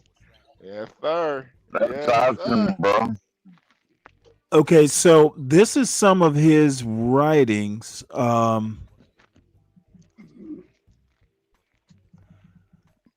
This is an open letter to admissions offices. The college admission system isn't broken. It's working exactly as designed. Admissions offices prioritize diversity over merit, adversity over excellence. But adversity is if you get over adversity, that is a sign of excellence. And circumstances over capability. The student that runs fake clubs and stacks extracurriculars is admitted over the student that runs a real business. I see. We can no longer afford to sacrifice it. But see, this is the deal. What this motherfucker, and he obviously, I don't know what influence his parents have, but you know what? A college is going to look at a guy pulling in 2 million a month, and they're going to go, you know what? There's some people who might need this degree more than you do. Okay, that business that you're like saying there. Why the fuck? What if they're saying this kid doesn't need to go to college? Or what if they're saying who helped them fund this? What if his parents helped him fund that company? And then you're over here complaining about not getting going to certain schools, not being in certain schools. Like I'm Yeah, but all I for, mean, I'm all for parents helping out their kids and stuff. I'm not saying that as a bad thing, but for him to feel like he's entitled to it, that well, but the thing is he got into 3 pretty damn good schools. yeah. I Oh, mean, can you drop the link for Kimmy? Hey, Kimmy. yeah. Hey, Kimmy. Hold on one sec. It's just I don't know, man. It's just Yeah, like what he got was an equivalent to a 1500 on the SAT. it's not even that. I mean, it's Hey, decent, Kimmy but K. it's good, but it's not like you know. Well, no, 1500. That's outstanding. He's above. If he's getting a 1500 with a 4.0, That's outstanding. he is an elite, student. But there's got to be a reason he got rejected by so many of them that he's not coming clean. Yeah. Well, because he didn't want to buy into the CRT DEI lies of, people are victims because of circumstance, and that hard work and dedication can change things. And I do think that I don't agree with the premise that other people need it more than he does. That's a very socialist mindset, in my opinion. Okay, well, you know what? Let me correct you. Let me correct you on that socialist I know part. I'm coming off hot, but let me finish. Hold on, hold ma'am. on. No, ma'am. I'm an equal opportunity dropper. It is a Stanley mindset, not a socialist mindset. It is kind of socialist communist. It is a Stanley. It is a Stanley. I take umbrage at the comment. Okay. To me, it's a very socialist, communist mindset that other people need it more than you do. When this is such a great opportunity for other students. What? When you Here's go, a young man that created something that people dream. What did you eat for breakfast? Why not bring him in to show our people how we can do this? Maybe he I don't know what you had for breakfast this morning, but you're being a 12th man. I'm sorry. Well, it doesn't matter. Apparently it doesn't. No, it really doesn't. That's neither here Come nor there. on, Stanley. Don't call it a 12th man. I will do what I want to do. I mean, we all do, don't we? But that's not the point. The point is that this is a great opportunity for universities to bring in someone who's amazing. I mean, if they could teach classes on Beyonce, if they could have Kim Kardashian to come in and teach about having the longest running TV show, if Swiss Beats could be a professor at NYU to teach about music and the technical side of sound creation, why can't a young man who designed something obviously that is very sustainable and making money be at a university as well amongst his peers? Okay, well, let me go ahead and counterpoint because I think I get your point. He has no reason to go to college if they are saying there are actually people because they have limited spaces. He got accepted by 3 colleges. What is he complaining about? And you can tell from the video, there is a reason he got rejected by those colleges. And if the video is any mark of his quality as a person, he's a fucking jerk. Maybe that's why he didn't get in. And then we don't get it on. Okay, the colleges, Ivy League schools don't need any more jerks, especially rich jerks. See, very socialist, and I would never understand that. And you know what? Then I am a Stanley socialist. Kimmy, you got to look at it too. Most higher education, they are pretty left leaning. Would you agree? 100%. This is what I'm saying. No, wait. Okay, now. Well, I noticed he didn't apply to. I noticed he didn't apply to Brigham Young or any, the Claremont Institutes. Right, So mind you, Kimmy, he purposely wrote this letter, going at DEI and all these programs that are left leaning. They don't use DEI. Well, DEI they might, but really they don't use affirmative. And let me just go ahead and be socialist right now. Oh Lord, there is not a damn thing wrong with DEI. Okay, it is basically. I will clear the decks to get my point across. I will be socialist in how I run this panel if I have to be. There's nothing wrong with DEI.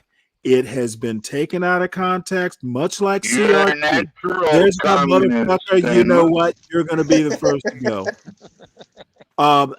CRT, there's nothing wrong with it, but like everything else that get now, the one point I will agree with CRT, but DEI especially, is so many things start out good and then the government for some reason or another decides to adopt it and then they just ruin it. Okay, if you ever look at a little bit of the history of DEI, it started out at some company and they were thriving because of it. So, and then other companies said, well, hey, they're successful, let's pick it up. DEI has just been blown out of proportion, but I do think that first time Trump talking DEI in the crash at National Airport, it was disgusting. Well, thank you for sharing.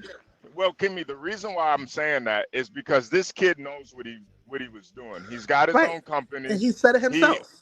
He's got his own company. He wrote this letter to get denied purposely so he can put it out there and get 30 million clicks on his company. No, I really don't think that was his goal. I mean, like, he's not dumb. Yeah. He knew that it was going to take off. I think he is dumb. No, Stanley. He knew by writing that type of letter, none of these schools were gonna right, because he wants to prove to people that they're not operating on a meritocratic system as they should. Right. Well, see, as a person who has helped his son go through the process, yeah, it's meritocratic. I have personal experience. It's a little questionable too, though. Yeah, very much so. Back in my days, hey, I'm some single guy with a son. What was political about him getting in? Back in my days, the Ivies never had like a special criteria for Black children. Okay, well, he unfortunately he decided to only apply to 2 schools. And they don't have to pay for Ivies if their parents make under a certain amount and they're Black. That never existed in my days. You know what paper? Well, I don't know what you have against Ivy Leagues. I just can't imagine what it would be. But I love the Ivies. You and I are on the opposite sides of this. I think those colleges are meritocratic. Okay, but you also think like a socialist, so we're not gonna. You know what? I think better than a socialist. Because I know both sides. I know both sides of the argument.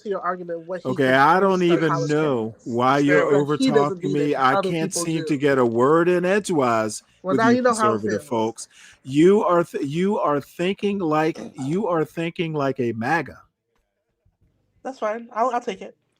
Stanley. Okay. Well, I'll take the socialist. Stanley, the essay that you write to these schools to get in. It's not about how well you write the essay. It's about what you write too.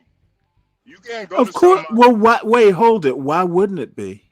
Because if you go into that school talking about I'm against DEI and affirmative action and all this other shit. Well, no, I don't think that's what he sent. I was trying to figure out if that next thing, the longer essay, my personal statement.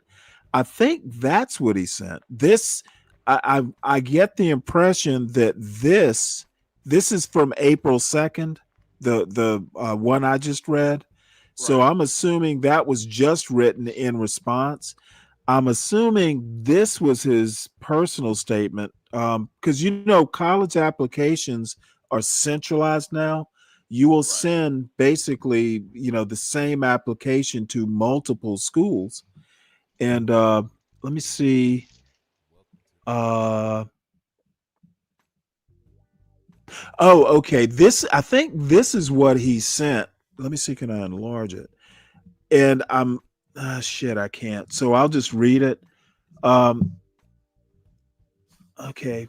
Damn it. I can't scroll up on this. It doesn't look like. Okay. I'm going to read this first paragraph here. It says, then one night I refreshed my App Store Connect dashboard and saw it. $1 million of revenue in the last 30 days. Is the dopamine surged through my body and I threw my hands in the air in victory. Something felt missing. What was next? It wasn't loneliness, ... It was a question of purpose. Was this hedonic? Hedonic. I've never heard that word. I've heard of hedonistic. Was this hedonic treadmill of capitalism what the rest of my life was designated for? Ending your sentence in a preposition. Yes, my app was helping hundreds of thousands of people lose weight, but would I ever feel this rush again? Was my North Star money, pride, fame, ... or something else entirely? A month later, I was still searching. Serendipity brought me to the, what is that though? Ryoan J.I. Rock Garden in Kyoto. Okay, it's Japanese. Where a young Jobs once searched for a similar answer. No, I wasn't magically struck with the right answer like I wanted, but the deliberate imperfection of the stones, the paradox of asymmetry as both chaos and order, lodged itself in my mind, a quiet contradiction I couldn't let go. Maybe life is just this, a tapestry of contradictions where meaning isn't found in resolution, but in the act of exploring the in between. In my rejection of the collegiate path, I like him. you do? Yeah, I like this kid. That's probably why he didn't get him accepted to so many schools. Just imagine him at a frat house, man, talking that shit like he's talking now.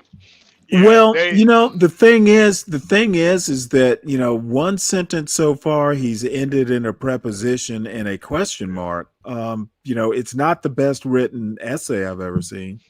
But I think too, his whole point about still finding his purpose. I think, Oh yeah, you can't do that. No.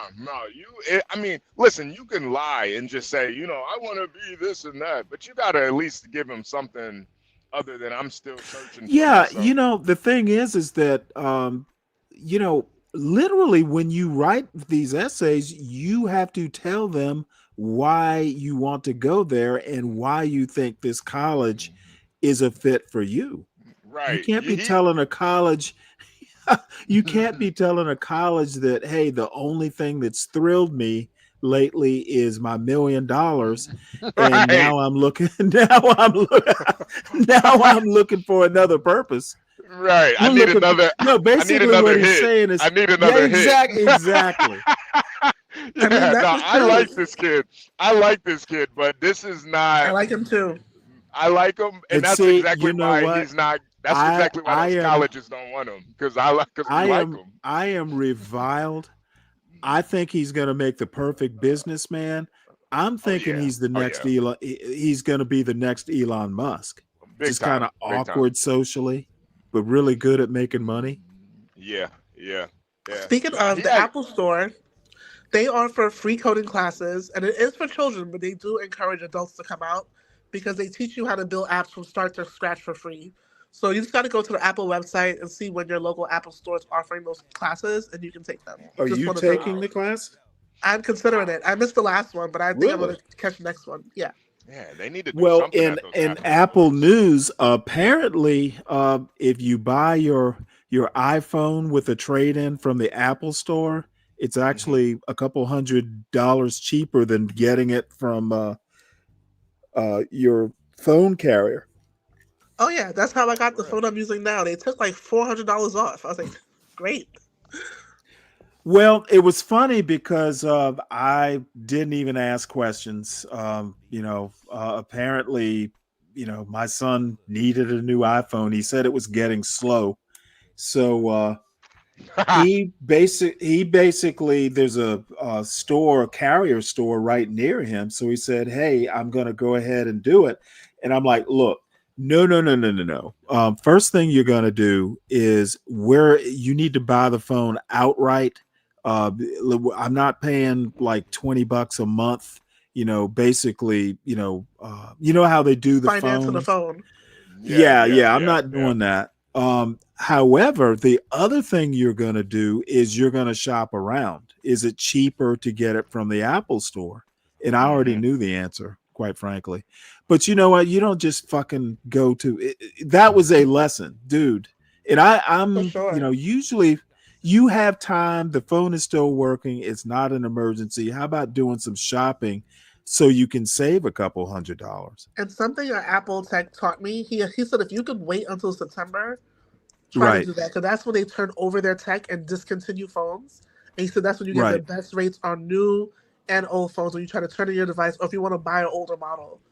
Because pretty much it's whatever they have in stock and then it gets discontinued Right. in September. So he said that's Well, I always the tell best you time to what I save. was gonna do. Because I actually need a new phone. I was gonna tell him, well, just give me your old phone and go ahead and get a new phone. But I don't think I want an Apple. I'm gonna go with a new Pixel. Really? You don't have a? Oh yeah, I guess you don't have an Apple, Stanley, huh? It's funny. I learned on Apples. I've always been a PC guy, and I had a Galaxy for years. And one day I just said, well, you know what? Because I was testing out Google Fi. I was thinking maybe I would switch over. But I went to T-Mobile, who's my carrier, and I told them, well, the thing is I've been with T-Mobile for like almost 15 years or something like that. So they literally treat me like royalty. And so I'm like, you know what? I'm not going to switch. These people are just, pretty good to me. And so anyway, I just They went ahead deserve and your bought the loyalty. Pixel from them. Yeah, you know what? It's so funny. I had trouble. I've got a T-Mobile 5G router because I wanted to test it out. So, I have a backup, and if for some reason, the AT&T goes out. And the first router they sent me didn't work. And so I'm like, well, you sent me this. So the dude that I talked to, he's like, oh, you've been with us for years. Here's what I'm going to do. I'm going to send you a new router. And what I need you to do is take that router out of the box. I'm going to send an envelope. You just put the one that doesn't work in there. All you got to do is put it in a box, slap a thing on it, drop it off at the store, and you're done. And I'm like, holy shit. It was like, I didn't even have to like. You're so lucky, Stanley. You know how long I've been trying to get a 5G router in New York? They put you on waiting lists forever. And then when I live came in a up, small town. when I got to the top of the list, they were like, well, you have a cable provider service. I'm like, because I'm waiting on this router to cancel Oh, all this really? shit. So then I ended up getting like kicked out of the system again. Well, let me tell you this. It's not as fast as FiOS. It's Fios not is the going to best be. I've ever had and the cheapest. Yeah. However, I can run a show off of it. I can run this show off of the 5G router. And it worked just fine. Right now I have Earthlink because there's no Fios where I moved to. Oh, really? And I hate Cablevision. Optimum. I don't like. Oh, I hate AT&T. I live out rural, and it just so happened that they were running fiber. They literally ran fiber because I'm off the street. I'm not right on the street, so they basically had to run it special from the street to my house. So it worked out really great. Yeah. However, I started out at $40 a month, and every year, like every couple years, I'm paying twice what I started at. So I mean, the service is really good, the speeds and all, but it's just me now. I don't have, I don't do any gaming or anything, so Yeah. I'm not sure that I even need it. Stanley, you know what I do? What's that? And if Virgo. you're if you You can't if see. you're the type of person like me, what I do is I bring up all of the new perks that they give to the new customers, and I threaten to leave. And somehow they find a way to low, like I have Yeah, Spectrum. I've heard of people like you. Oh, okay, good. I have Spectrum, and I think Spectrum is just like a Florida thing. But and like Kimmy said, a file. I wish I can get files, but it's not in my area. But Spectrum, my bill went That's to because I surprising. yeah. No, there's no Spectrum. now Fios. I mean, is there any fiber optic? I say Fios, but it's really AT&T fiber. Fios, I think, was a brand name for Verizon. I think it was. Well, here's the thing. My neighbors up the block has files, but my block doesn't. I don't know why. Huh. Interesting. But with Spectrum, what I'm trying to say is that I only have internet. I don't have anything else. I don't have cable. I don't do cable. Right. Cable's too expensive. So I was paying oh God, how much was I paying? Like $70 a month for the internet. And then it went up to like 100 and something. And I called them. I said, listen, you have this, and that for these new customers. I've been a faithful customer to you for 10 years. You know, I'm going to leave. I'm going to go get files. And it was like, oh no, Mrs. Blah, blah, blah. Let me see what I can do. So now my bill is $40. Oh wow.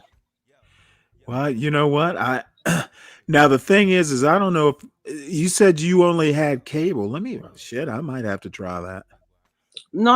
I don't have cable. I only have internet. So you just did it with internet service. Yeah. Oh, okay. Well, I mean, Yeah, I'll I don't try do it. cable. The problem is stream. where I live, I think the only other alternative I have, well, I have my 5G router, but the only option after that would be satellite, I think, or cable. Yeah. And I'm not doing cable. And another tip I want to give to everybody. Okay, A lot Kimmy. of these Kimmy, actually, stay in the audience because this next story, Yeah, I I will. actually wanted your opinion on this. No problem. I just have to make some quick calls, so I'm gonna drop down. Okay. Oh, okay. Bye, Kim. Cat. Bye, Virgo. This headline: cat or dog boosts well-being as much as a wife or husband. Well, hold on, Stanley. I want to give another tip while we was on the Okay. topic of cable and streaming and internet. Another tip I want to give to everybody. Sometimes your phone company will give you free streaming. Sometimes if you subscribe to something that you truly need, will give you free streaming. Like I'm gonna tell you what I do. I have Paramount for free because I have Walmart app, and I pay every month for Walmart because I get stuff delivered. I don't go do grocery shopping. I'm the same way. Yeah, so you can get Paramount for free. Well, see, you know what I have? I have it through my phone carrier. I get Apple TV for free. Oh, okay. And I can get Apple TV for free too now. And what else? What else do I have for free? I think Peacock. I forgot what that's through. I have Peacock. I have HBO Max. And what I did with that I found out that they had bundles. So I completely erased, I got rid of my HBO and did the HBO, Hulu, and Disney Plus app because I was paying for each of them separately. So I deleted it, got rid of it, and then I bundled it up, which comes out to almost the same amount, probably a little less than I was paying for all three. No, well, actually, a lot less than I was paying for all three. So you have to do these kind of stuff. And what I also do, which is another tip, is we all have times, we don't have time like that to watch TV. I rarely watch TV. And I just YouTube and stuff like that. If you don't have a show that you're watching, you can pause your streaming. You can put it on pause. And then when the show is over, I just binge it. Ooh. Oh, me and Mr. Virgo love to binge. Like we can spend a whole weekend binging on a show that we love. Right. Oh wow. You know what? A friend of mine just sent me something. Is it that I Philippe? definitely no, no.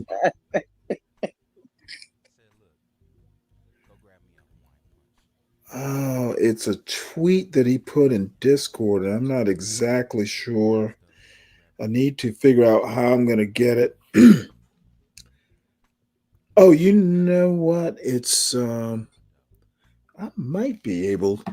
I'm going to have to pull it out of Discord, but I'll save it for tomorrow. But it's actually really something that I want to do. But this cat or dog boosts well-being as much as a wife or a husband. Now, the funny thing is this is coming out like right wing, some right wing publications, or this ground news considers it, like the New York Post. You would think they would not do a story like this or promote it. Having a pet is as good for your well-being as marriage or making an extra 90,000 a year. Oh, fuck that shit. A pet is a kid that never grows up, except for a cat. Like I could leave a cat, like let's just say we wanted to do a weekend getaway. I can put extra litter and extra food and the cat will be fine. Right. But a Well, dog, the reason I say this is that you would think, conservatives tend to be, kind of pro natalist, pro marriage, pro family. And I'm trying, just kind of publishing this saying, hey, don't bother getting married, just have just have a cat. and a lot of people do that, Stanley. That I just know a lot of them that do. sounds so that sounds so sad. Just cat ladies. I have a girl at my job that she's claims she doesn't want kids and she has like 4 cats. How old is she? She's a little bit younger than me, so she's in her early 40s. Okay, well then, yeah, she's definitely made, she won't be able to recover from that. Like I seem to recall, I can't remember whether it was something, trying to think. I came across a woman who was in her 30s or something like that. Maybe it was on a TV show. Every now and again I watch Love is Blind on Netflix. Though the first couple seasons, I think I caught it the second season. It was actually pretty good, but the concept gets old quick. I'm watching the current season and haven't been able to watch more than a couple. Because it's just kind of, gets old. Well, a What? lot of these women come to realization that they're not getting married. So instead of them being sad What is about it, she? they just I say, mean, is she unattractive or what? I don't know. She's Well, she's see, the thing is that I'm of the mind that there's someone for everyone, even yeah. unattractive people. Oh, absolutely. Unattractive people get married all the time. But I think it's just her attitude. And I think she probably what you call that, hot girl summered her entire 20s and 30s, and then now when she realized she wanted to settle down, it didn't happen, and it's like, oh, I just don't want it. But I think it's a lie. I think it's cap. I think it's a lie. I think they do this, and when the clock starts ticking, because let's be realistic, women have biological clocks, men don't. And You know what? I would beg to differ on that. well, for some men, but I mean, you can have men that can impregnate you at 80, not Well, all, and the but some. reason, well, finish what you're saying. I have a reason for saying that. Yeah, I so mean, all I was saying, it's a personal experience. all I was saying is that, it's recommended after 35 we shouldn't have any kids. Right. So when you're Right. hitting 40, 45, my age, 48, it's really not, it's a higher risk. Now, can I have a Oh, way healthy higher baby? risk. That's why I never had a second child. Yeah. Now, if can I have a healthy baby? Maybe. Am I willing to try? Well, I can't try anymore, but am I willing to try if I could? Yeah, but I would definitely get all the tests and stuff and And keep your things like fingers that. crossed for 9 months. Well, no, I mean, if I found out that and people might hate this comment, but if I found out that my kid had Down syndrome, if they did the what's that called, the amniot, when they retract the Right. amniotic Yeah. fluid, Amniocentesis, something like that. something like that, but yeah, I would choose to abort. Nobody wants a child like that. People just cope with it, and nobody wants to admit it. So I get hated on for saying stuff like this. Do you? Oh, yeah. I was I look at people that have 1, 2, 3 children with all the same defects. And I'm like, why do you keep having them? And it's like, oh my God, you're evil. No, I'm not evil. I'm just saying. I was gonna say maybe it's not a biological clock that men have, but it's some sort of cultural clock. For instance, in the Navy, I knew well, I didn't know him well, but I knew of him. A guy who ran the Surface Warfare Officers Basic Course. He was an 06, a Navy captain, and he was unmarried. And they're like, if you are that old, he would have been in his 40s. Being that old, unmarried in the Navy, it could actually affect your chances of promotion. Because how it is. And though, back in the day, they're like, well, hey, why is he not married by this age? Mhm. So, they start asking questions about your masculinity, in the services, or at least in the Navy. So, but I was saying, I got married so late, I'd literally just said, well, I guess it's not going to happen. And it wasn't that it was like some huge biological urge. It was more like a cultural urge. I'd seen my parents, they wound up being married for 59 years. My my brother wasn't married at the time, but my sister, you know, et cetera, just so many people in my family.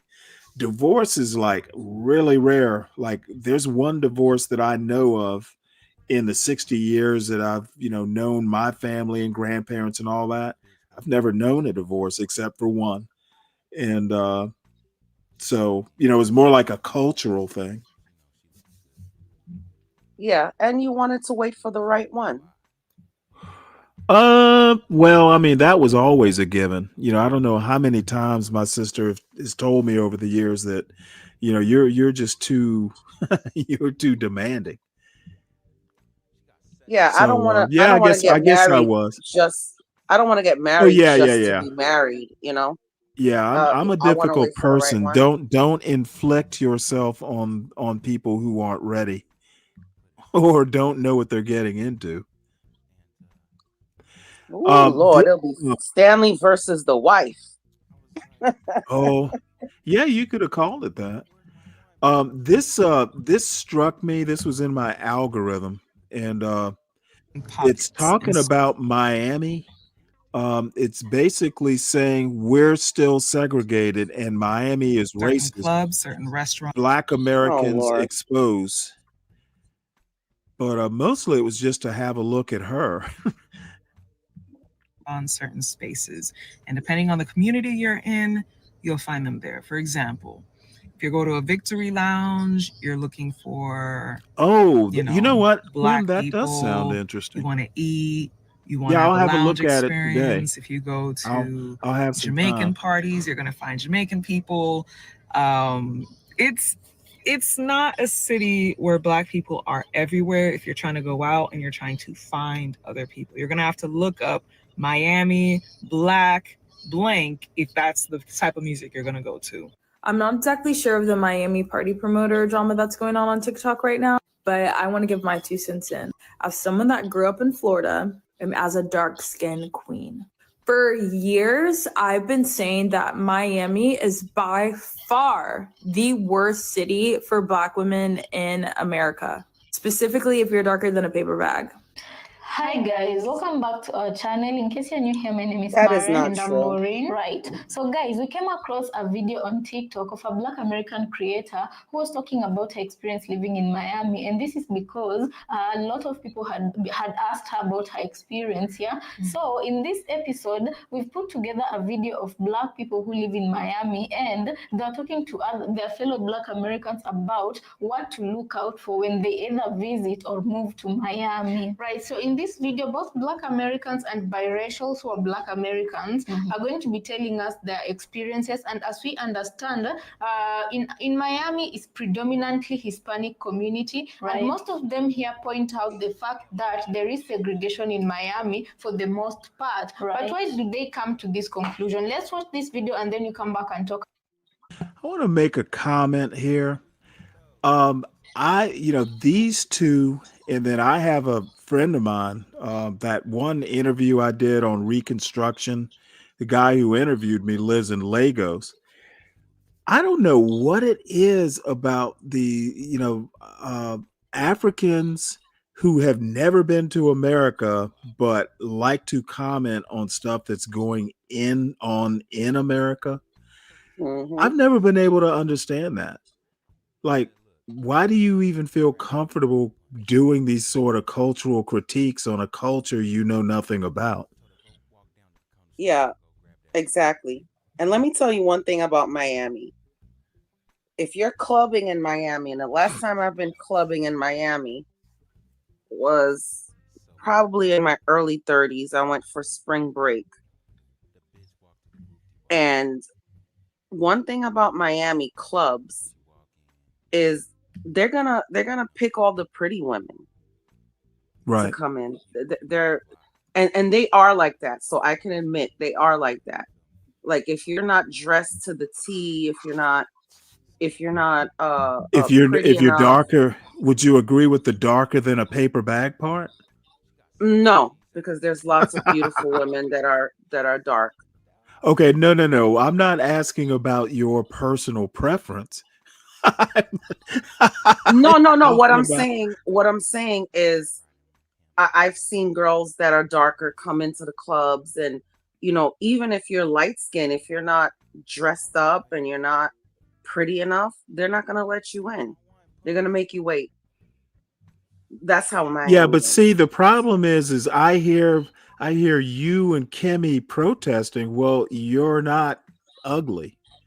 So it could be just like white people in their white privilege. They have it, they just don't notice it. Could be that you two have pretty privilege and you just assume, Well, I've uh, seen, I've seen, I've seen white women not get into the clubs too. You were they know. ugly? Well, yeah. Why now I know it's hard for the anti-blacks in this space to understand that, but white women can be ugly too. Oh, absolutely. Everybody could be ugly. Everybody could Well, be sometimes I overweight. wonder. You know. Well, Tom, you're not a white woman. So anyway, I don't know that we really need to watch this video through, but it was such an odd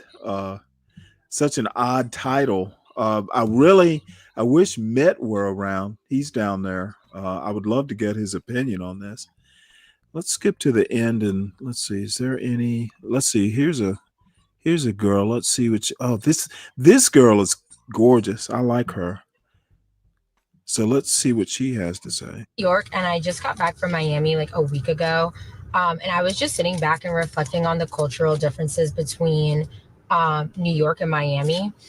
And one of the things that I was just thinking about, which nobody really talks about, is this weird underlying obsession with girls being like exotic and foreign. And I really hate using those terms because they just like, they ick me out. Like, I feel like it dehumanizes people so much when you say shit like, oh my God, you're exotic. I'm not a fucking bird. But for the sake of the video, I'm using those terms because that is word for word what I was hearing other people saying there. I Word noticed that for there was this word, I'm very not a bird. strange obsession with being like mixed with something, which I'm really not used to in New York, because I feel like in New York, it's like you are what you are and you're very proud of that. Like if you're black and you say that and you're proud of that. Like if you're Latino, you say that you're proud of that. If you're Asian, you're Asian. It's like everything because it's very diverse. People are very accepting, yada, yada, yada. In Miami, it was different though. It was like everyone was asking you constantly in your business, like, what are you mixed with? Well, what are you? Are you Latina? Are you like, I thought it was very bizarre to a degree I had never experienced before. Mind you, I'm Haitian American. I never really get any issues when I tell people I'm Haitian American, other Ooh, than look. maybe a couple of ignorant people here and Did there you who hear make that? ignorant comments. But like for the most part, Virgo. Mm-hmm. She's Haitian. She's about your skin complexion, right? Yeah, You think she considers herself black? absolutely. Oh, I do. just checking. Okay. Well, And New what York was I is a gonna say? completely different place from. She grew up in New York. That's what she said, right? Right. Well, New York is a completely different place than Well, Florida. I'm not even the gonna one thing, pinpoint Miami. the one thing I can say, and this is a function of being older, and I probably started thinking this way in my 30s. Um, you're not going to meet the brightest folks in clubs. So, I think in my 30s, now I have met probably two or three women over my life that, uh, I've met in clubs and, we formed some sort of, something more than a one night stand. But I don't like if my son came to me and I don't even know if he goes to clubs. I guess I should ask him. Don't expect to meet high quality people in clubs. Don't expect to meet your wife in a club. Or a It's bar. just, Yeah. yeah. Now it does happen, but just don't expect Yes. it. Yeah, it does. It does, because actually, I have my aunt. We went clubbing back when I was like 18, and it was like a 25 and over club, and my aunt is 8 years older than me. Well, how'd you get And in? I had a fake ID. So I remember this night, we're all dancing, and this guy comes up to her, and they're dancing. He's buying us drinks, and they exchange numbers. And now they're married with 3 kids. Well, I mean, it's not above. I mean, I remember the main event in Fall. I think it was Falls Church, Massachusetts. I'm not a dancing type of guy, but I was in the Navy, and this buddy of mine convinced me to go all the way over to Massachusetts to the main event. And I started dancing with this one woman. We wound up dancing all night. And yeah, I'd had a couple in me. That's the only way you get me to dance. So it was so funny. So she had come with her cousin. And so I don't know how. To be honest, I have no clue, because this has only happened maybe one other time in my life. But we got to talking, and we just didn't want the good time to end. So you know what? Said, hey, want to come back to my place? She's like, oh yeah, okay. Now my place was about 50 miles away. So anyway, so she goes to tell her cousin. So her cousin looks at me. Her cousin was a little bit older, probably close to 30, and I was 24. So anyway, her cousin looks at me. So you know what I told her? I said, hey, don't worry. I'll have her home in the morning. Not to worry. I'm a naval officer. And then Lord. You pulled out your naval card. Was I fucking full of myself or what? I'm like Mr. Confidence. But you know what? She was home the next morning. So you know what? I miss those days. I do too, Stanley. I do. I thought my shit did not stink. Don't worry. I do man. too. I'm a naval officer. I'll make sure she gets home. I miss those days when I was clubbing and I just never, I flirting. never did it much because I was always too tired. But this turned into, I think we dated for like maybe 3 months. So she was staying at my place, and when she came, we'd stay, she'd stay over for a couple weeks, because she lived out on Cape Cod, and that's a good 60 miles from Newport, Rhode Island. So one day, I've been working all day, I come dragging in at like 7 o'clock at night. It's winter. And, if you've ever had a Rhode Island winter right on Narragansett Bay, it's just, I understand why, people kill themselves in the winter, seasonal, what is it? Disaffective disorder, whatever it is. So I get home and I walk into the place, and it's not a big place. There are lit candles on the table. So I come in, what the hell is going on here? So she's got a nice spaghetti dinner and all this stuff. So, I'm kind of, this is nice. So I sit down to dinner, and she looks across the table and she goes, Stanley, will you marry me? That was like, I panicked like a motherfucker. I'm like, you know what? The first thing I remember saying, I'm sure I wasn't this abrupt, but I think I said, you know what? Let's get your things. I'm taking you back home. And that's not this abrupt. I drove 60 miles out to Cape Cod. Had to have been about 9 o'clock when we left. I dropped her off and never saw her again. I'm like, oh no. Oh my goodness, Stanley. Oh, I feel so horrible about it.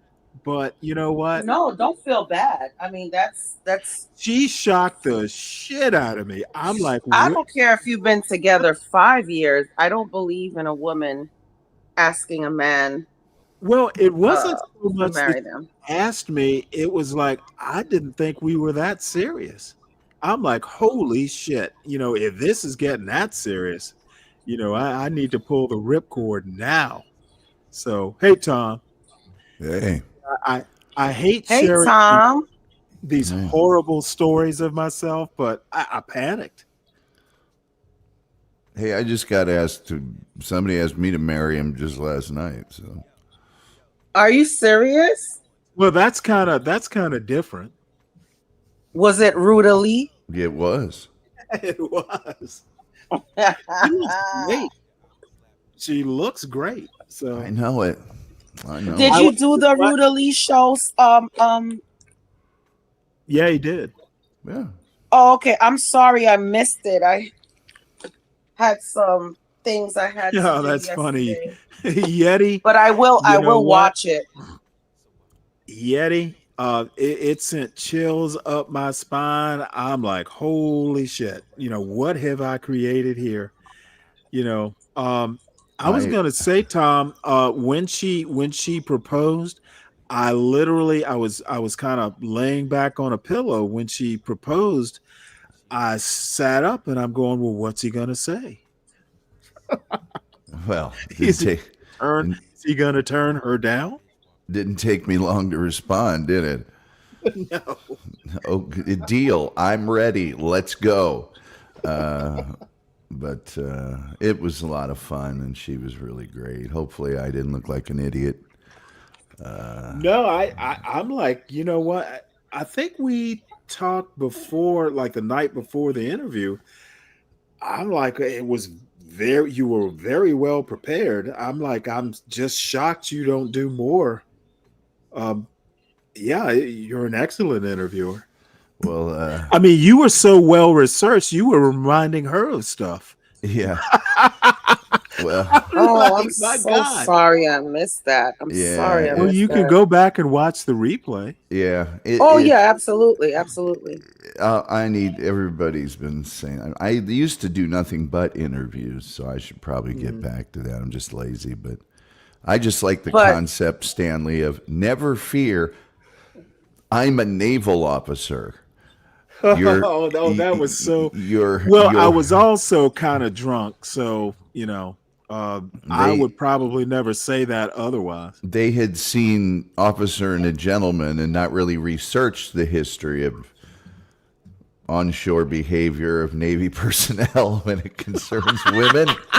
Oh my goodness. Well, she was from Nicaragua. That was the other thing, that Nicaragua. Yeah, but her sister, her cousin actually lived here. She was a citizen. So, I guess what went through my head is like, is she trying to stay here? A lot of things went through my head.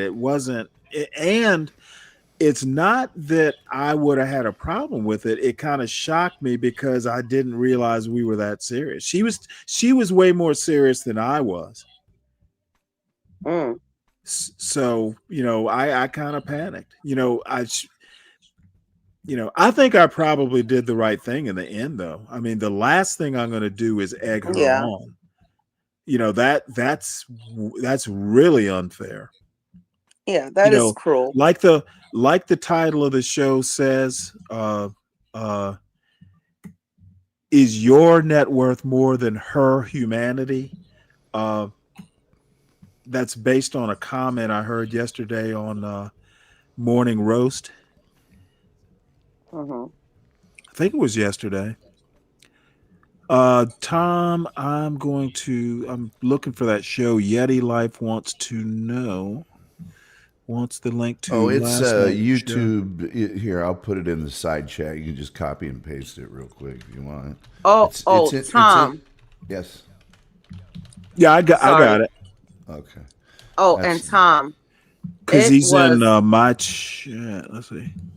It was a great time with you on the Rodney Dangerfield show that you did. My God. Thank you. We chopped it up. And Jesse is hilarious. Okay. He is. He's evil, but he's hilarious. Oh, he's hilarious. And of course, Wolf is Wolf. Yes. And we had a great time. I loved coming up on the panel and chopping it up with you guys. It was awesome. Yes, Jesse is evil. So keep that So in mind thank always. you. Anytime. But every country, man, it's people from other countries. And I when I go visit another country, I never think, well, it ought to be more like this, or why don't they do that? I'm there to experience their culture. Exactly. But people from other countries, every other country, they just feel like they have carte blanche to, oh, you guys have guns, and here's what you ought to do about that, and why don't you do this, and blah, blah. And it's like, well, why don't you attend to your own nation, perhaps? Not that we're immune to advice, but if we take it, we likely won't take it from you. It's just amazing to me. This is what you ought to do. Because we accept it, Tom. That's the issue. We accept it. This is what you ought to do about this. When you come to America, you're expected, to know how to speak Spanish and whatever other language. You don't know how many people I deal with that doesn't speak a lick of English, And I mean, it's like in the case of Canadians, I love Canada. I lived in Canada, but when a Canadian starts accusing us of this or of that, it's like we're 10 times larger than you. You don't have a concept of how this would work, and the responsibilities that the United States has assumed in the world is the policeman. Not everybody likes the police, and I don't agree with a lot of it myself. That's the other thing people don't get. They act like all Americans agree on everything. Like, it's like, I don't agree with half the things that are going on. So anyway, it's amazing how folks think. But Canada is beautiful, though. I tell you that much. I used to go up to Montreal as a kid every summer. Beautiful country. The birthplace of Ruta Lee, Montreal. Oh, she's French now I'm really upset that I missed it. And so she speaks French. She speaks French, Lithuanian, and obviously English. But I worked for Canadian Tire, their ad agency, so I traveled all over Canada. I mean, Edmonton, Calgary, Ottawa, Vancouver, Montreal, Toronto. Oh, Calgary, the home of the rodeo. Yes. Winnipeg. I mean, I was everywhere, so it's nice. But any of those countries, it's just like, just maybe tend to your own. You plenty there to keep you busy. We're fine over here. Not really soliciting. When in Rome, do as the Romans. Yeah, not really soliciting opinions at the moment. If we need your help, we'll ask. Trust me. But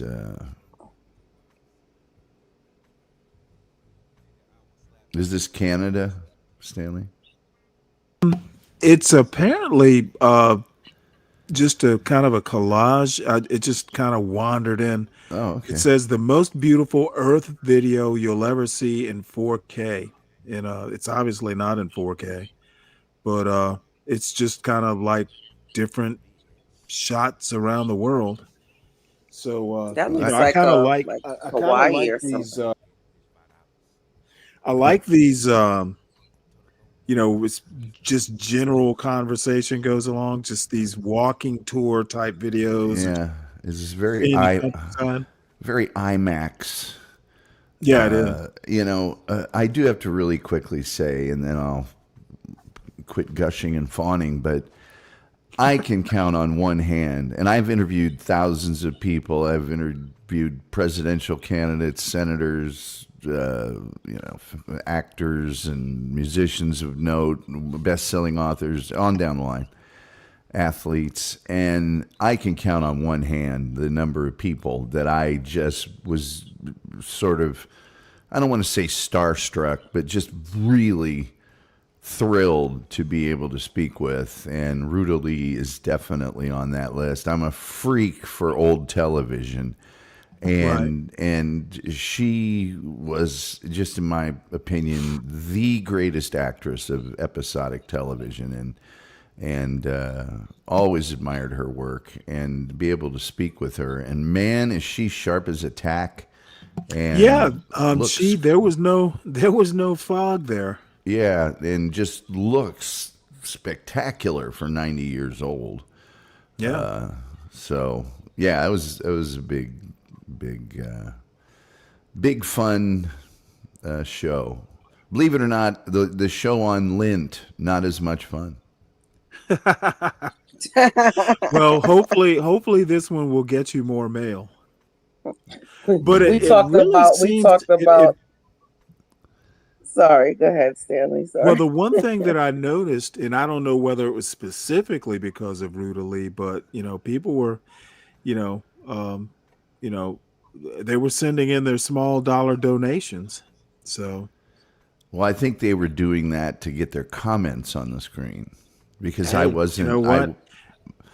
Right. Yeah. I wasn't, paying attention to the chat as much as I normally would, and I told everybody that in advance.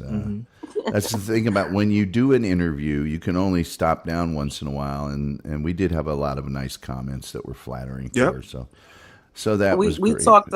We talked about the splinter in Jesse's belly button. Yes, the night before. Yes. Yeah. I don't know if you were still up there, Stanley. Oh no, I heard that. Yes, good old Jesse. He will he pops in now and then. I knew if I put that StreamYard link up, he would be there in 2 seconds flat.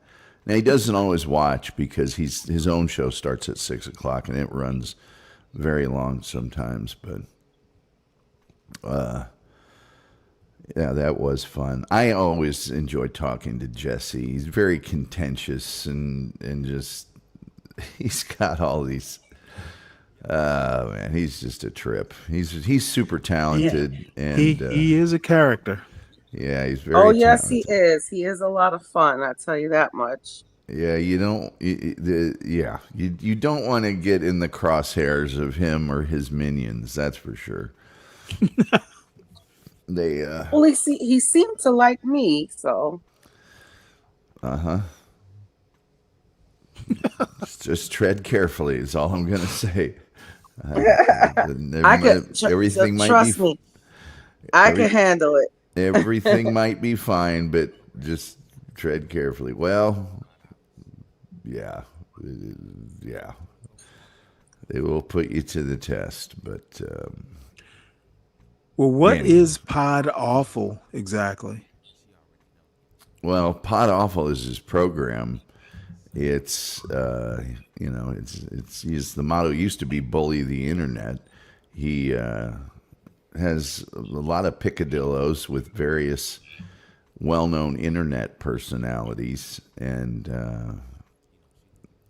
and he also does shows. Like last night, I think he did a show about Disney animation. He does all sorts of things. He's been doing it quite a while. And he's got a behind the paywall show. He has various levels of membership to be part of his cult. And I believe he does pretty well. But he's got very devoted followers. He's got an extremely active Discord. But man, he's had the Secret Service break in while he was doing a show. His Secret Service? Yes, well, because someone accused him of making terroristic threats, which ended up. So he was swatted. A little bit, yes, but his minions have done many crazy things to people offline. And I go in there all the time. I'm on good terms with all those people now. Didn't always used to be that way, but I yeah, he's very funny, and he's got a few people. One of them is named Mersh. There's Dick Masterson, Ethan Ralph. Actually, Stanley, he is buddies with Milo Yiannopoulos. Would you say he's friends? I would say he's friendly. I would say maybe they're friends, Really? but it's more of a. I don't know that they necessarily align politically. They do align in sort of the chaos of personality. They very much align there. He keeps telling me he can get Milo to do my show. And I'm like, Milo Yiannopoulos doesn't want to do my show. I don't talk about politics. Or that was a funny thing yesterday. I was in his Discord. Or maybe it was on my show. And I said, Milo doesn't want to. I think it was on my show. And he goes, you mean you don't want to talk about the 2016 presidential election? And I said, no, I do not. So Jesse would be thrilled to know that we're talking about him right now. Yeah. Ignat has showed up. Yeah, I see looking over at John's show.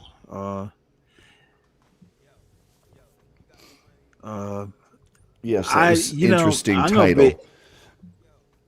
Who, mine or his? His. Yeah, I'll be honest with you. And Tom, I know I'm kind of odd, but one of the things that I just cannot get used to is these people just fucking like have an opinion about everything. It's like, and I'm going to be honest. I think I've more or less said this, wanting to sit down, and if a black person does something that, you murder somebody or, some incident happens, there's just a whole lot of like, yep, doesn't surprise me. I told you so. That black culture is toxic. And the weirdest part is hearing black people say the blacks are always doing this.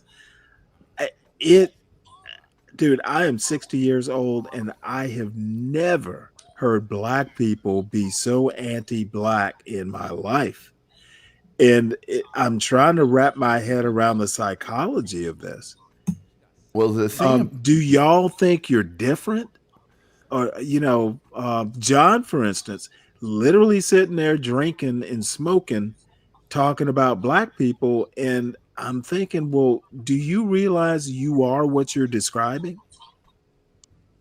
Well, I think, and I try to keep making the point with demographics and everything else, and historically, but the thing about what we were talking about last night is here in Texas, that the race issue is hardly mentioned.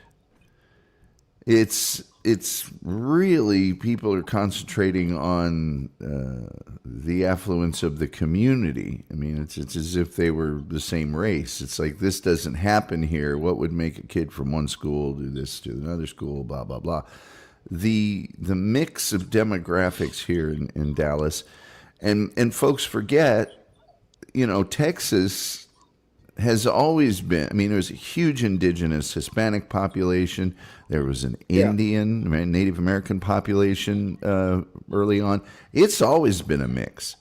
It's always been, there's not. Well, I mean, there was a time when, the blacks who wound up there were basically imported. All that stuff happened. And part of the tensions with Mexico is Mexico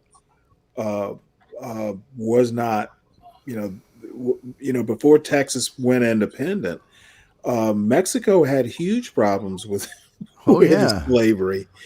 So, it's been mixed for quite some time. But to be honest, like I've seen more YouTube shows in this kind of black sector than I've seen in the national news. Um, I mean, this might not be. I mean, I'm willing to wait for the trial. I'm one of these guys that I'm not going to spend a whole lot of time thinking about the woulda, coulda, shoulda. Thinking about the parents, and John asked me a question about those schools were majority Asian. Um, if this kid, was poor compared to the whites and the Asians and stuff. And I'm thinking to myself, well, physician's assistant mother and lawyer father, what makes you think they weren't as well off as anybody else? Well, they that just probably all this weird conjecture. It's How do we even know it was racial? It's. I mean, now this is America, but I mean, was it racial? Who knows? I don't know that it was. There's so many complex issues going on here. One of which is just good old fashioned my school, your school. Then there's both of these kids were elite athletes and elite scholars. And yeah, I don't it's funny because the same thing happened with the two girls at the track. They were both elite athletes and heading to. It could have just been. Well, isn't that their problem? For fucking Christ. The thing is that those kids are also treated differently. We all know that. Oh my Lord! Well, that's my point, 12th man. We all know that elite athletes are treated differently, especially in an affluent school. Is it entitlement? Is it what? There's just a lot of stuff at play, and race is here locally. You don't hear that narrative, and then much like people want to comment on the United States, the rest of the country, however, bringing in, and it was so great to have Juan there, bringing in Stand Your Ground. Yeah, we don't have that here. It was Murder One. Yeah, we don't have that here. And the actual self-defense definition in Texas, it just it's I mean, you would think now, I don't know how long he'd lived in Texas, but you would think every kid, let me put it to you this way. You would think anytime you spent in Texas, you pick up that ethos that, you know what, you don't be coming after people because you don't know who's got what. Like when I lived up on the mountain, it was a running joke. I had a friend of mine tell me, Stanley, you're the only motherfucker up here who doesn't own a gun. You don't go, it's better you call before you go over to some place way back in the woods, or, you don't be just barging up on somebody's door and, banging real loud and all that shit. Because everybody had guns up there, and everybody drank a lot up there. So you want to be extra careful, and good guns make good neighbors. Well, everybody was really polite.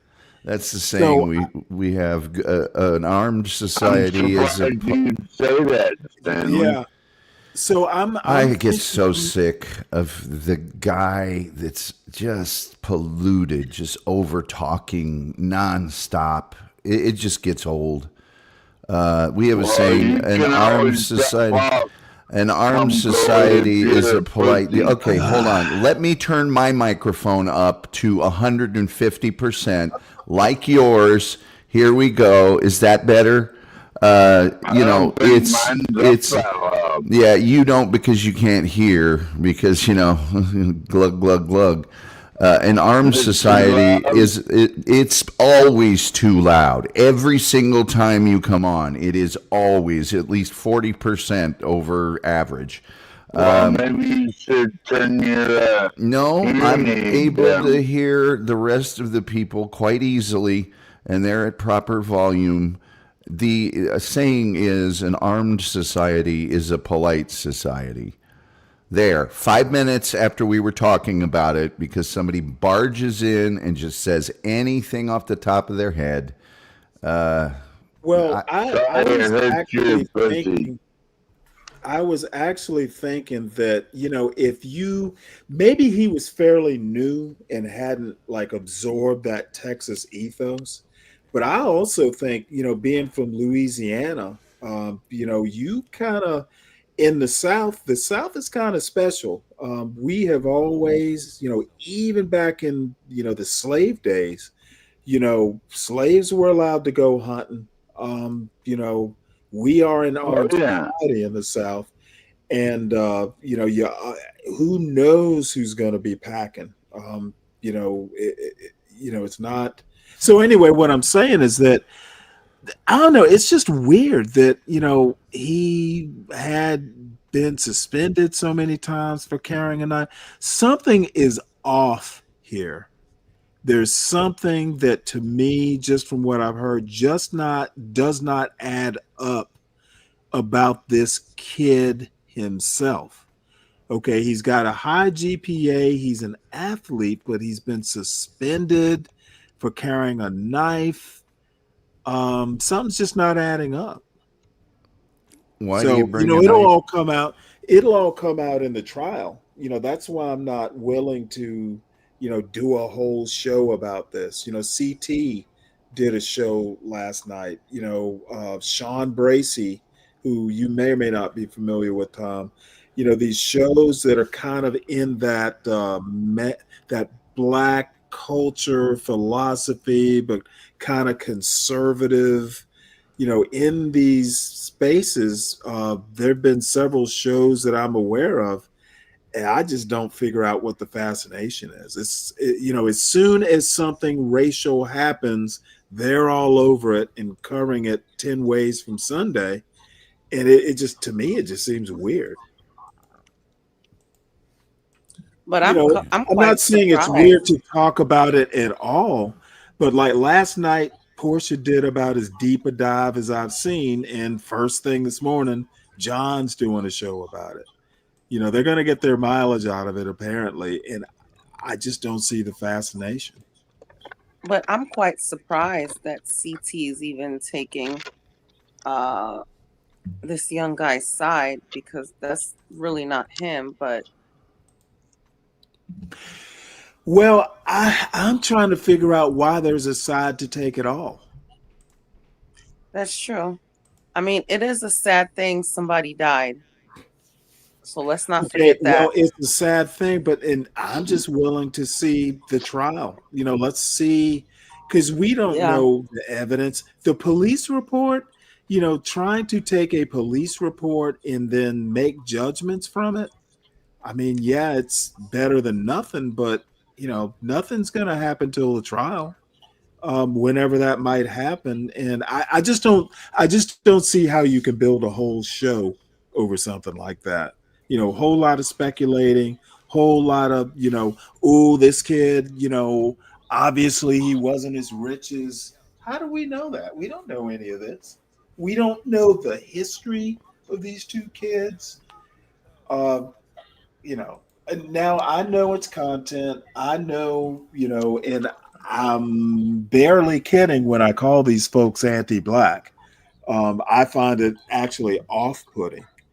And it's like blacks can do no wrong. And then, you go over to Be Brave's show and you're anti-black over there with him. It just seems seems weird to me. Stanley, can I take a time out just to say, please subscribe to Stanley Cross 6000. Donate $1 a day or even $5 a day. That's right. We got to get that. We got to get that beer fund kitty up. Got to be all liquored up. And Be Brave this Saturday. Don't forget about John Galt and HP and everyone who makes this show go around. Sorry about that, Stanley. Carry on. Well, thank you. I'm just kind of drifting around here. I don't really, pretty much.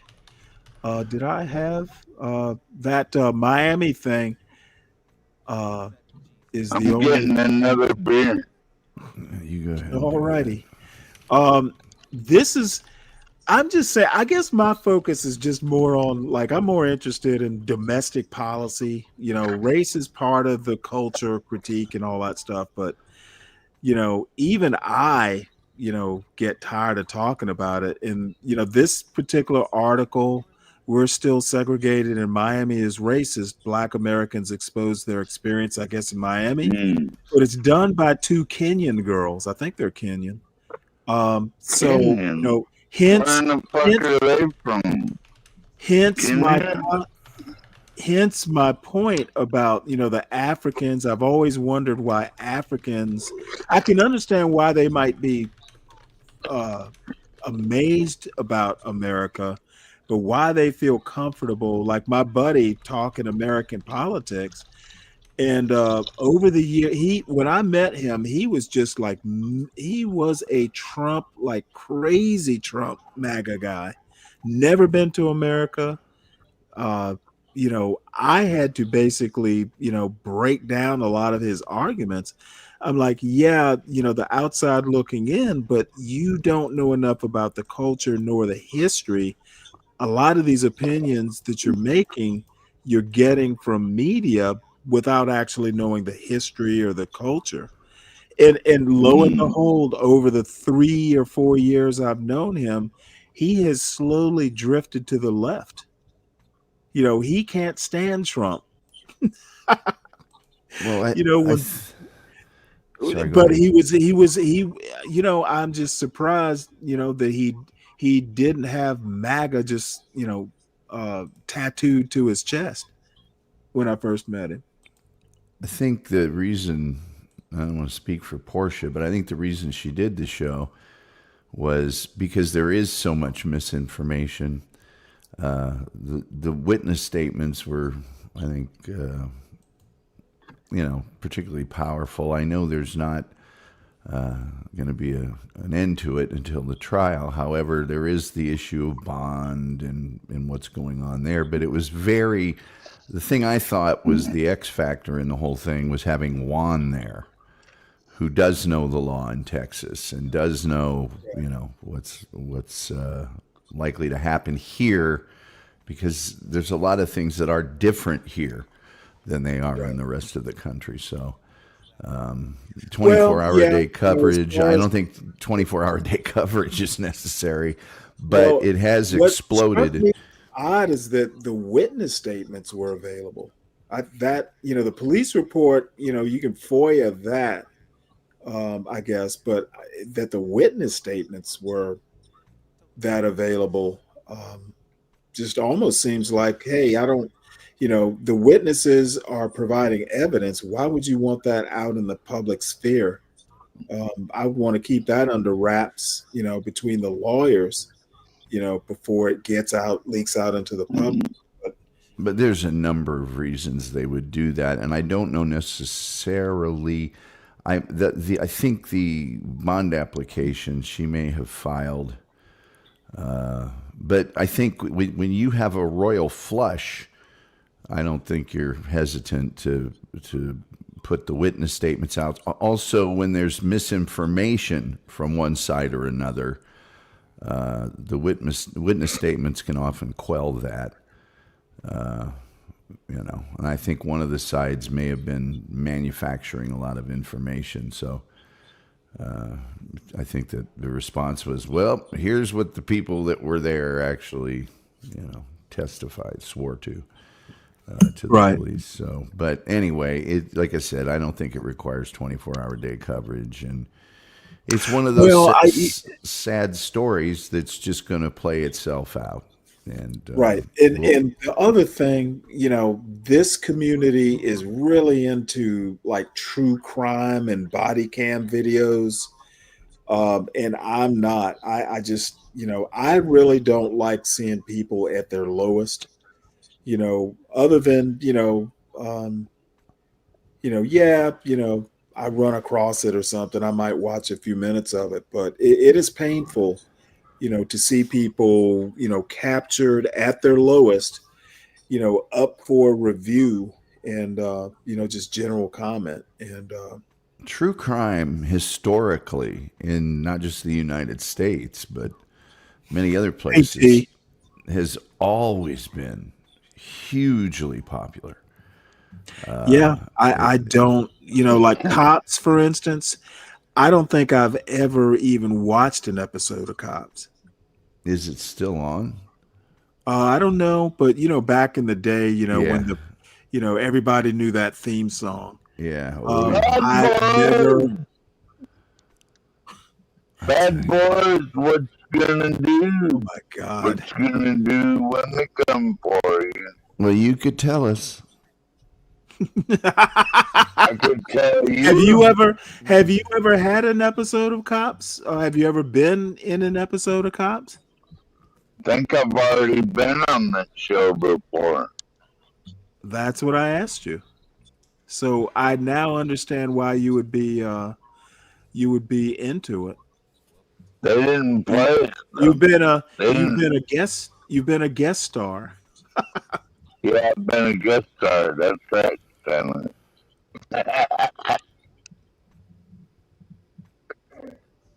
Really, T? Oh wow. We got all kinds of people lurking out there. I honestly wonder sometimes, like I'm glad you like the show. I sometimes wonder. Yeah, I just what the fuck, man. Yeah, sometimes Roller I just Skater wonder. Texas. I'm gonna. You've Hey, already shown it, Stanley. But Roller Skater Texas girls sent me that video of her, going 50 miles an hour backwards. Hey, actually, you need to send us some more footage. Did you say you were going to send me some more footage there, Skater? I will debut that tonight on my show. Oh no! Well, you ought to have her up for an interview. I've asked. Just footage in the hill. Stanley, is that what this is? Oh, you know what? This is another show. She's just working in the hill. No, it's the show is called. I have another kind of like thing. Happy Life of a Girl in the Countryside on a Small Farm, Garden Care, Harvest, Home Cooking. This is in Russia somewhere. There's another show that's really popular, has a lot of subscribers, of Village Life in Iran. And the women are just gorgeous, but they do got internet in Iran. No, this is Russia. They will do things like roast a whole pig the traditional way. And I mean, they will literally, they go through the food prep and all this stuff. I don't know. I just like stuff like this. Well, cowboys do that. They roast cows in the fields all the time. I mean, well, they're not in Iran or Russia, and they're not. I don't know. I guess it's a weird form of voyeurism. There's nothing wrong with watching a woman, kind of walking around doing stuff, and clearly dressed, kind of sexy in a way. Clearly dressed for farm work and not. This is one step up. This is one step up from barefoot and pregnant. At least she's got on shoes and she's outdoors. I think it's her husband. I think it's her husband actually on the camera. Tommy, what she can get a woman like that, don't you, Tommy? I have no problem. She is not. She does not have a lot of beauty privilege, but you know what? She's a farm woman. I'll have you know, 12th man, she's a handsome woman and sturdy. A famous Hollywood movie star asked me to marry her last night in front of the entire internet. Oh, how wonderful! Why didn't you do it? I'm not that kind of boy. I have to have a courtship. He's not into May-December romances. That too. I don't think Tommy could handle a woman like that. Boy, you are just full of bravado this morning, You aren't just maybe spend a little less time thinking about me and women. Well, I think that'd make a good woman for Stanley. DG. Stanley, wouldn't you? Stanley, you'd like a woman like that, wouldn't you? You know what? Come I'm on, not sure I man. would know. I don't have that much for her to clean up. She might not be happy. Might not be enough chores for her. Yeah, but she pulls out a fishing pole. Yep, we're going fishing for sure. Yeah. DG, yes, we did beat Real Madrid. Declan Rice, those free kicks, just stunning. All right. Well, enough of my horrible predilections here. I think most Americans could do well to watch videos of how other cultures live in the world. Oh yeah, absolutely. You know. So let me tell you about pro wrestling is tonight, huh? Yep. Oh, this is my girl, Tiffany Silver. I showed a video of her and her friend all made up. You know, when she's outdoors like this, she looks a little scruffy. But when she is, got makeup and kind of dressed, she cleans up well. I'll put it that way. My wife was a bit outdoorsy. She could fish. She was also a better shot than I was. With a rifle anyway. We could do pop the balloon. This is actually something I have saved. One night I'm going to show this.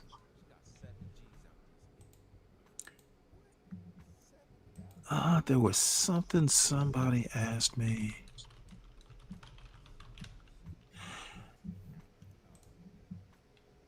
Let's see what have we got here. Oh, you know what? 12th man dropped off, and what happened there? God, did I just? Speaking of people at their worst or at their lowest, what have I done here? Hold on one sec.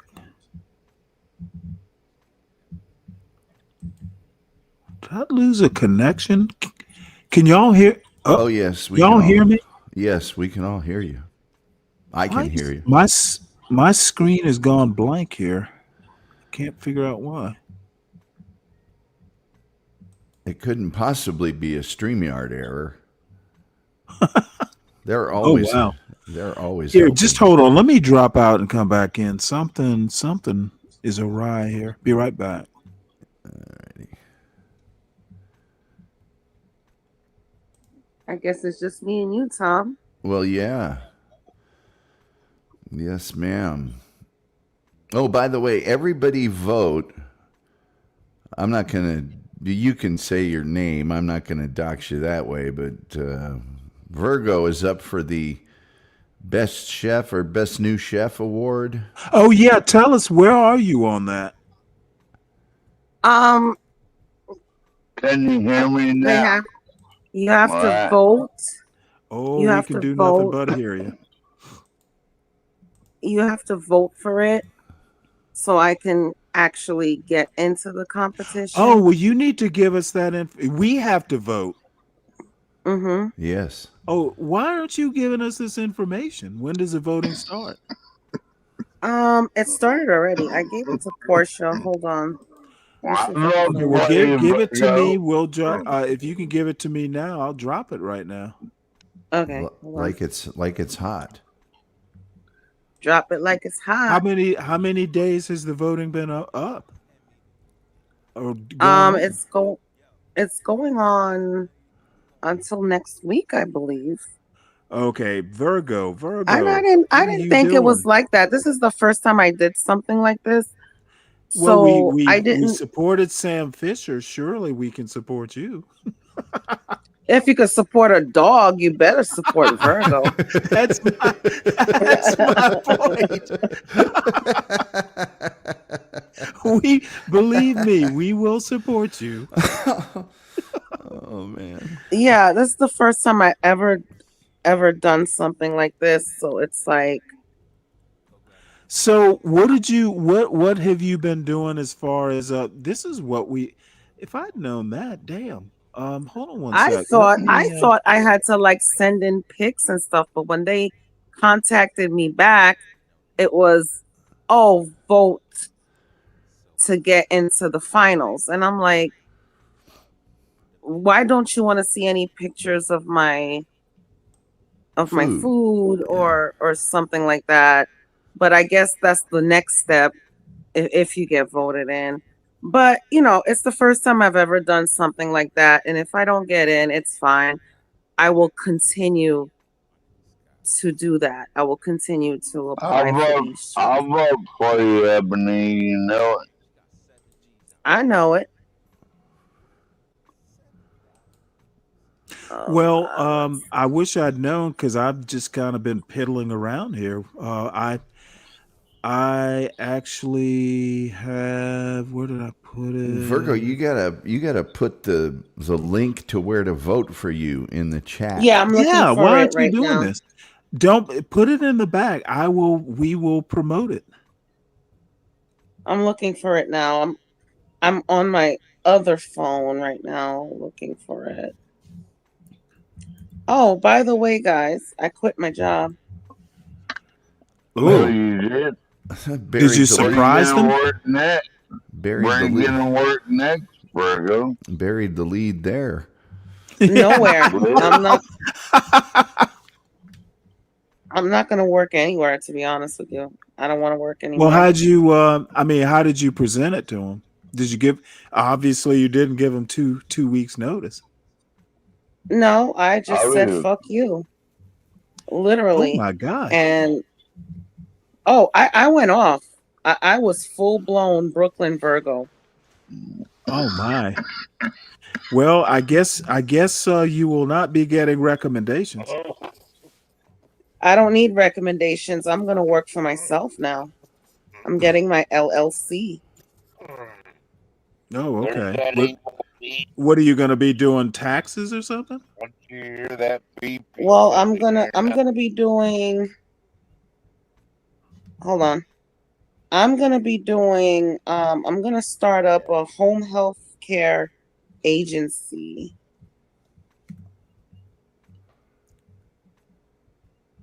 That's going to be interesting. Well, it's very in demand and very profitable if they're run properly. Because I came home crying the other night, and my husband was like, "Just quit, just quit."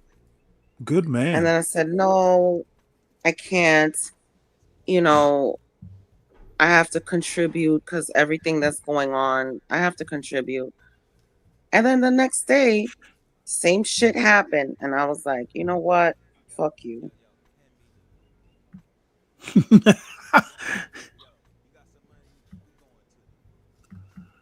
And that's the call I had to.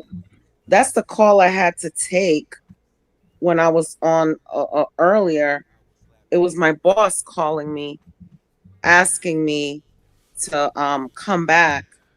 I told her no. What happened at work? Did somebody piss you off or what? Oh, they're T just says that's how she always.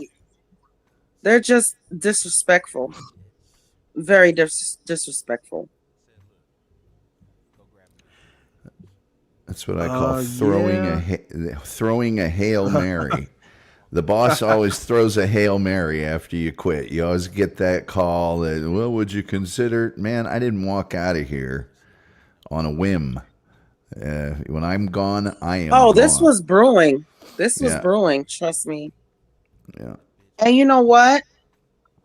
There's been many times where I've quit or got fired and regretted I it. was upset. Yeah, I regretted it, but this time it's like a relief for me.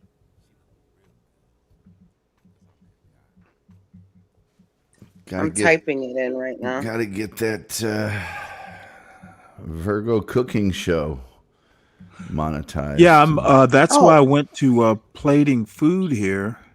Painting food. I am on the verge of doing big things, so I really don't care about this job, to be honest with you. The only problem is I had to give back my car, so now I need another car. Well, yeah, it was a company car. I don't have a car now.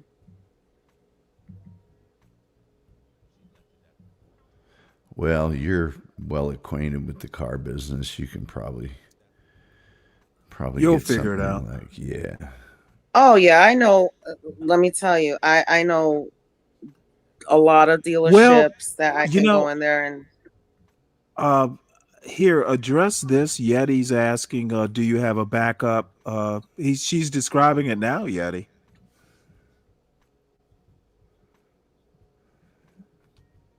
Yeah, I do have a backup. I'm opening my own business. I'm getting my LLC. Yeah, and there's other things that I'm trying to do. So T's asking, was it the men who were disrespectful? no, it's always the freaking women in the office. It's always them. I have no problem working. I love working with men. I mean, yes, they can get. Here's the thing about the car business. Yeah, they can tell some raunchy jokes, but I can handle it, you know. You're But usually the it's one always making the them, right? cattiness of the women. It's always Virgo making the jokes. Yeah, it is. It is usually me, to be honest with you.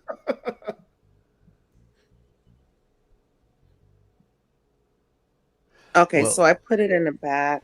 Best of success on your new endeavor. Well, thank you. Well, let's And if see I here. win, I get to have a cooking experience with Carla Hall. Is she one of the hosts? I think she will be. I would say she gets to have an experience cooking with you. And you've only got like less than 12 hours left. People better get on the stick.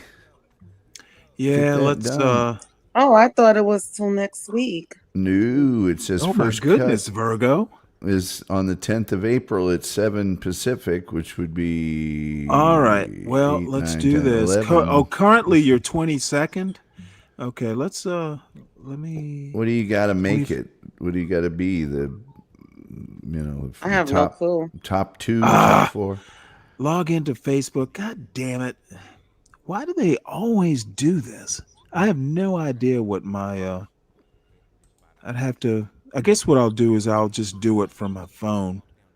I could type it in the chat too. Yeah, I'll just drop it in the chat. Hold on one sec. Because I'm gonna have to do it from my phone. My phone has the password stored.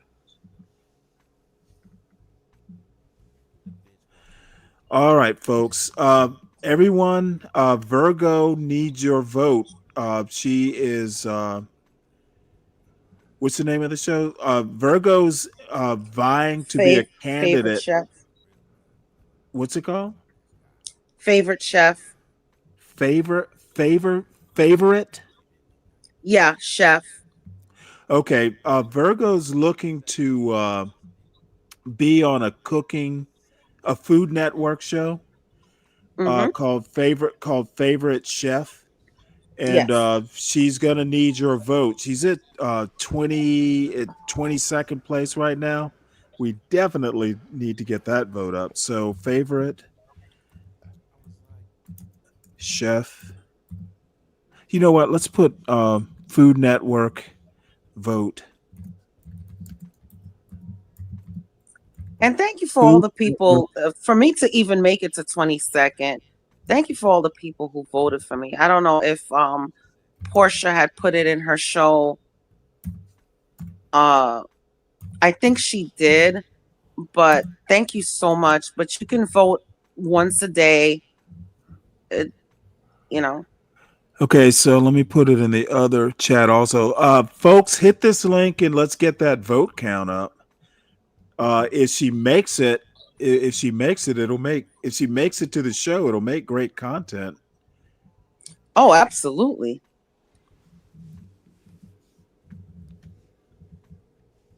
We get John Galt to put that up too. Let me drop it in his chat. All of the shows on the Urban Landlord channel need to be promoting that. They need to pin that link. All of them. Where is John? Where is John? I just saw it. CB Braves over there. Oh Lord. Yeah. He's not gonna vote for me. It That's doesn't okay. matter. You never know. It doesn't matter. He's a bologna sandwich kind of guy. You don't need his vote. He's a soup sandwich kind of guy.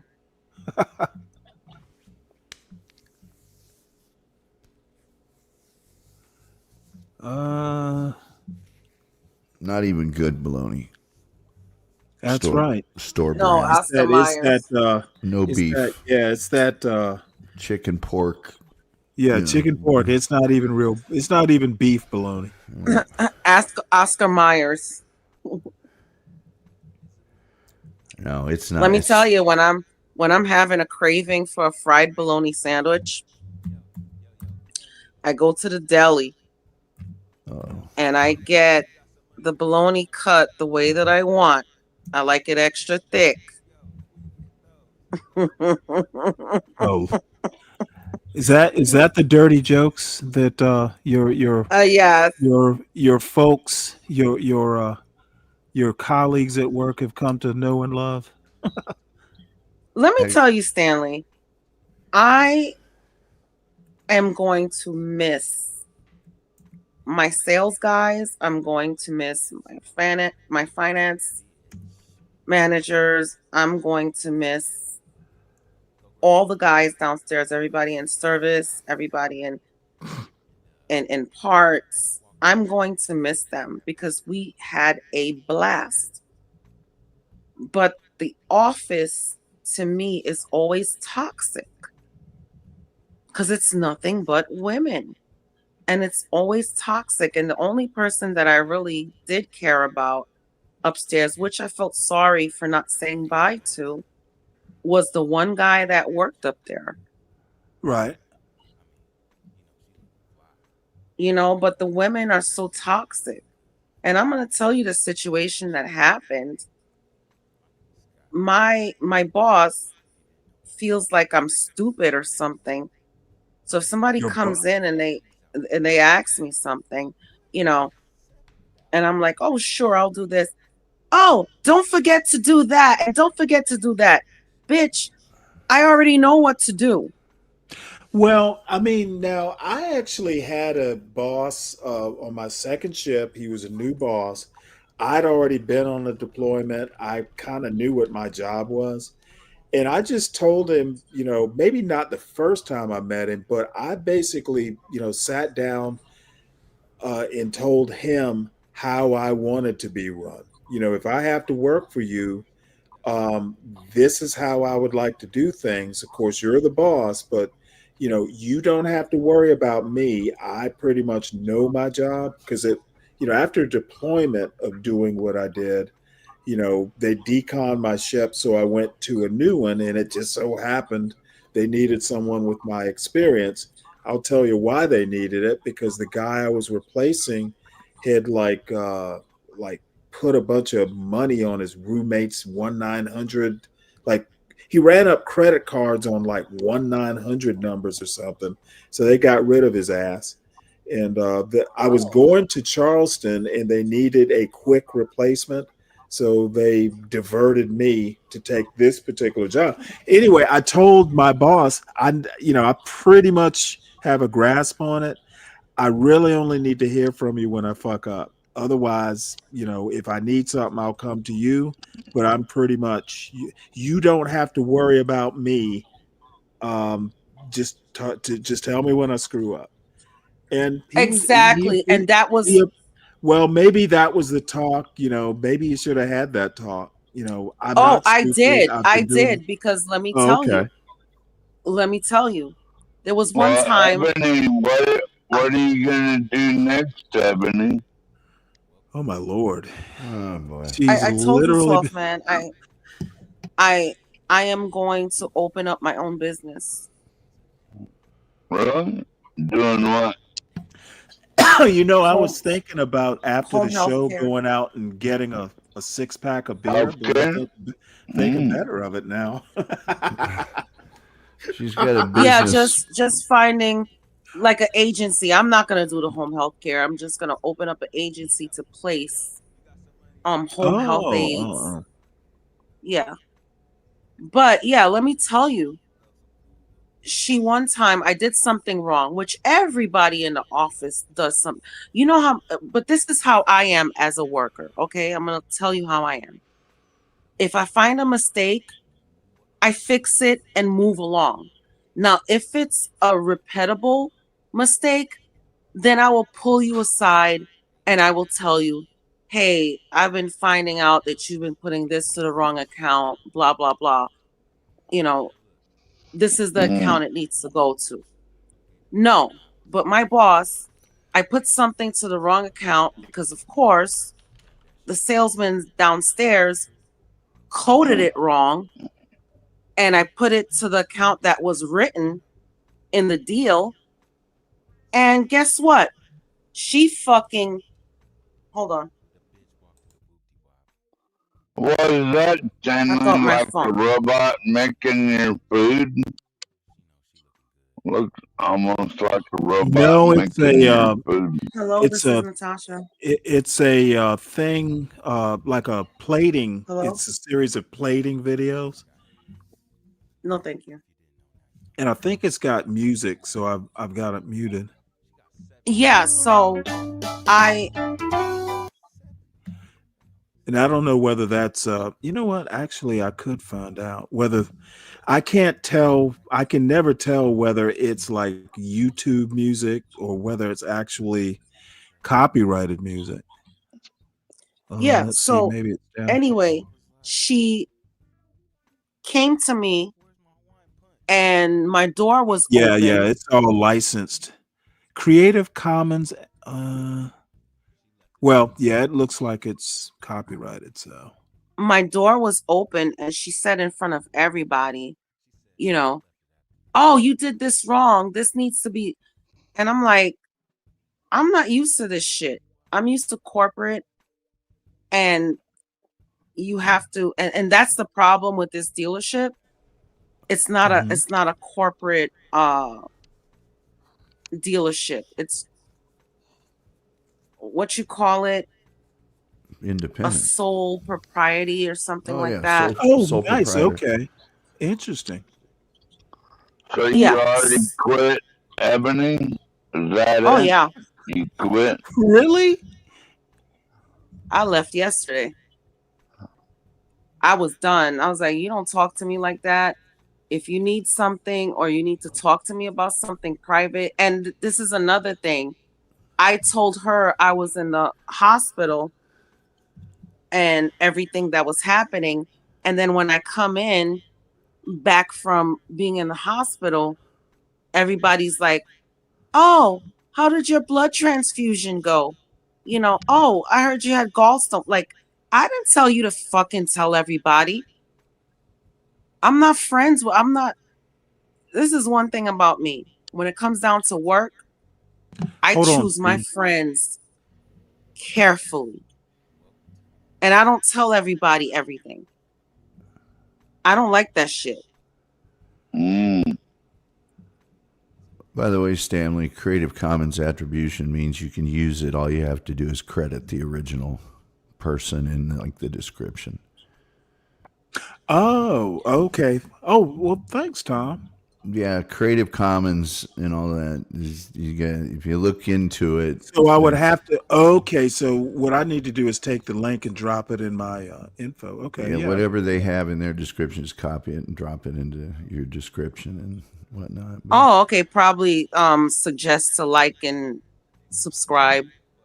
You don't even have to do that. You just got to put Bill Johnson themes on a summer day in the link. But Virgo, there's friends in the real world, and then there's work friends. Exactly. I don't even do Thirsty Thursdays with them. I don't go out off of work days with them. Even sometimes when we have luncheons at work, I just take my food and go right back up to my office and eat. Your former office, you mean? My what? What a dick. My what? My Obama office? No, your former office. Oh, Lord. Very, very rare. You know what, 12th man? I'm going to buy a box wine in honor of you tonight. Very rare that you meet a lifelong friend. I'll drink some wine in honor of you, darling. God almighty. Hope you get another job. What's funny is the friends that I had from former workplaces, we became Facebook friends and good friends after I left. So that tells you that I really don't fraternize with friends with coworkers. I really don't, because you don't know who's who, and you don't know who's gonna stab you in the back. I've been stabbed in the back before, and yeah, you never know. No, you never do.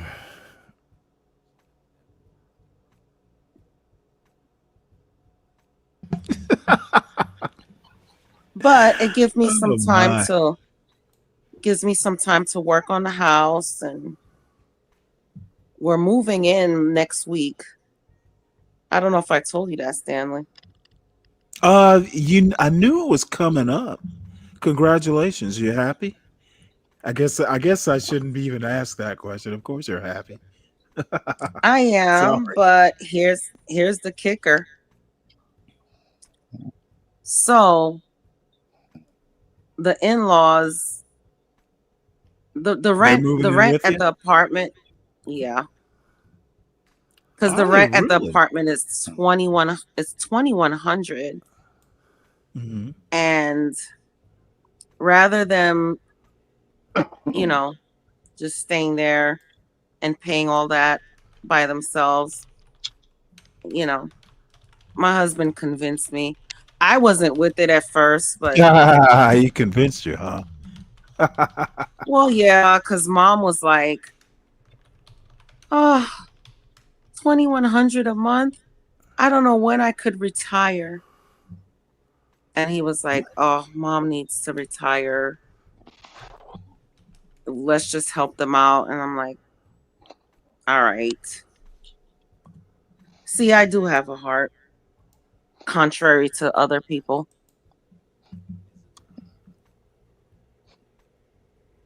Well, I'm sure Stanley has the heart too, just maybe not so much for people that quit their jobs, Virgo. Wait, hold it. What? Wait, hold it. What? Easy, Not Stanley. like people your like Brave. your spokesperson is speaking. Wait, I the only thing I can remember saying is congratulations. I think I said. Other than that, I haven't rendered an opinion. As a matter of fact, I could hear how miserable you were. So in some ways, it's kind of a relief that you did. Yeah. Yeah.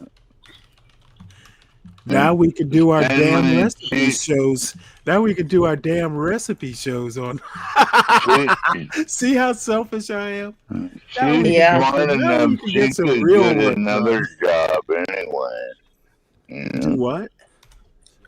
No, I'm not looking for another smart job. enough that she could get another job if she really wanted it. Because she's all mine she's now. smart with We are going to foodie out.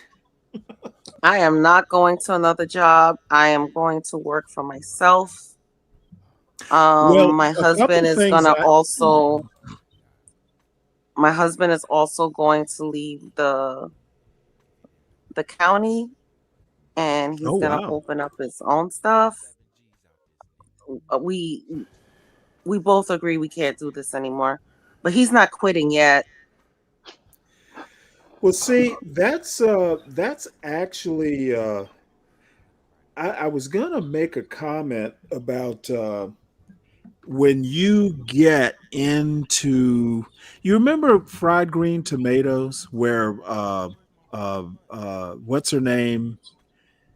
Julia Roberts. No. Fried green tomatoes. Kathy Bates. Kathy Bates, and was it John Goodman? Remember Kathy Bates? Like they're competing for a parking space or something, and she just kind of rams the young girl's car, and she goes, "I'm older and have more insurance." Yep. That is what you're doing now. It's like, God damn it, life is short. Kids are almost out of the house. Hey, I am 40 something. I know what I'm doing. It's a beautiful feeling. You saved up, made whatever plans. You kind of know what you're doing. Dude, it's exciting.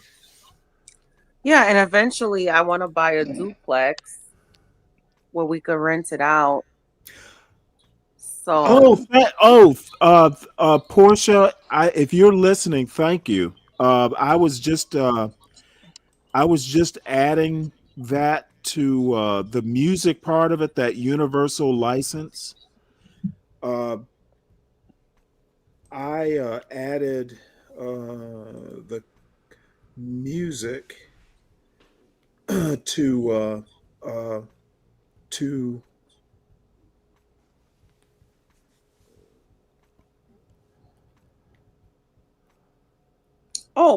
Portia's on the back. Hey, Well, Portia. no, she must have been listening.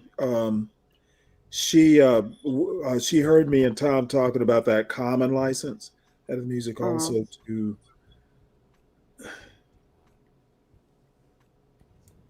I'll just hold on one second. I'm texting her back. Boy, there are various levels of Creative Commons licensing. You can tell us about it. Did you see what I showed? Yeah, well, you copied exactly what they had. Yeah, exactly. And so you're fine.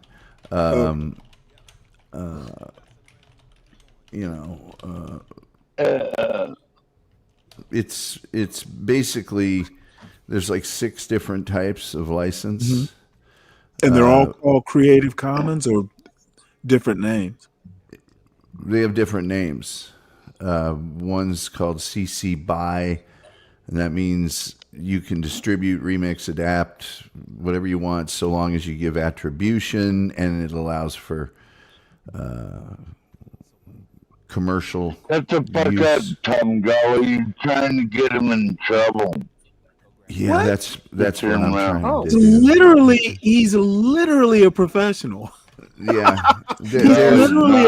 He's literally a creative. And you don't know what Creative Commons is, so you probably shouldn't, comment. There's one where if you adapt it, you basically just do the same thing. There's one where only non-commercial uses are permitted. There's one where non-commercial adaptation. It's basically a combination of the two. Nice. There's one where you can't do adaptations of it. In other words, you can't alter it. And all of these, you have to give credit to the creator. All you got to do is say, this is, and question everything that comes out of Tom Guppy's mouth. That would be my suggestion. Hey. He might get dude, you I don't know. I don't know what's going on with you right now, but come on. Let's keep it light. Anyway, I just sent you to the actual Creative Commons page Yeah, where it describes. I'm actually going to copy the link and send it to Portia. Portia does licensing and stuff like this. She's got some stuff that she's licensed, so she may know this. But I'm gonna send it to her anyway, because this is stuff I don't know, and believe me, I need to know it. Yeah, But I'll be as doing stuff the like editorial director of the Cartoon Network, half of my job was licensing. So nice. Most of a great deal of the stuff on the Internet Archive, certain royalty free photo sites, things of that nature, all have a Creative Commons license, which is really just. Yeah, it's just all it is basically is people creating stuff going, hey, anybody can use this. Just give me credit. Well, let me ask you a question. If how does YouTube? I mean, does YouTube? How does YouTube know? Like they're going to see it, when they're uploading.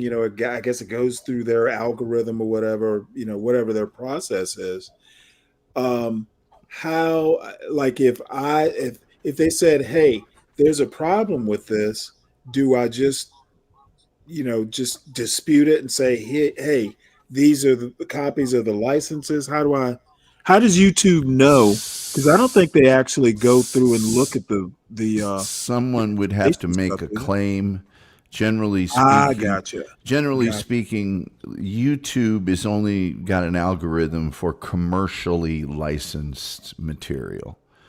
Gotcha. That basically being ASCAP, BMI, all the big music companies, or commercially produced, TV shows and all of that.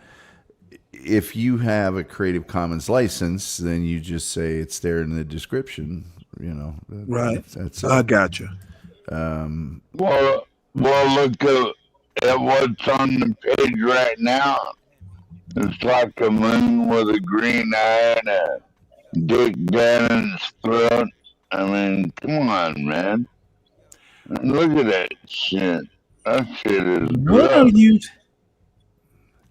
Oh boy, you are getting a little out What there. do they see? What do you see?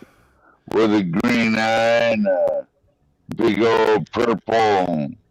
Well, I don't know. Could there this wind up being entertaining in its annoyance?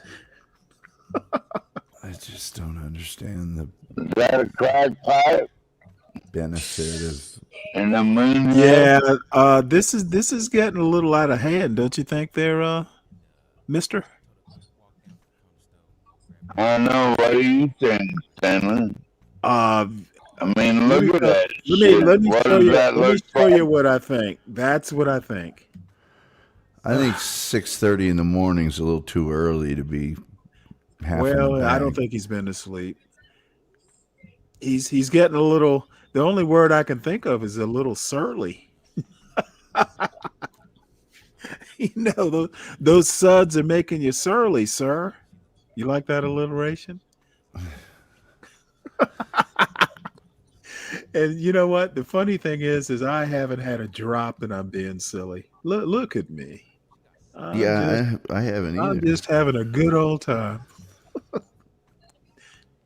Learning about licenses, watching plating videos, hanging out with my buds. Yeah. Turn it down though. Virgo, do you want to watch this? Oh yeah. So I don't, it's kind of boring, but I actually like this sort of stuff.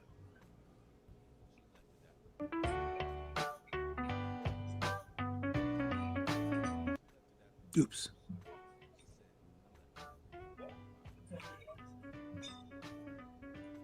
And they've got like 35 different plating videos.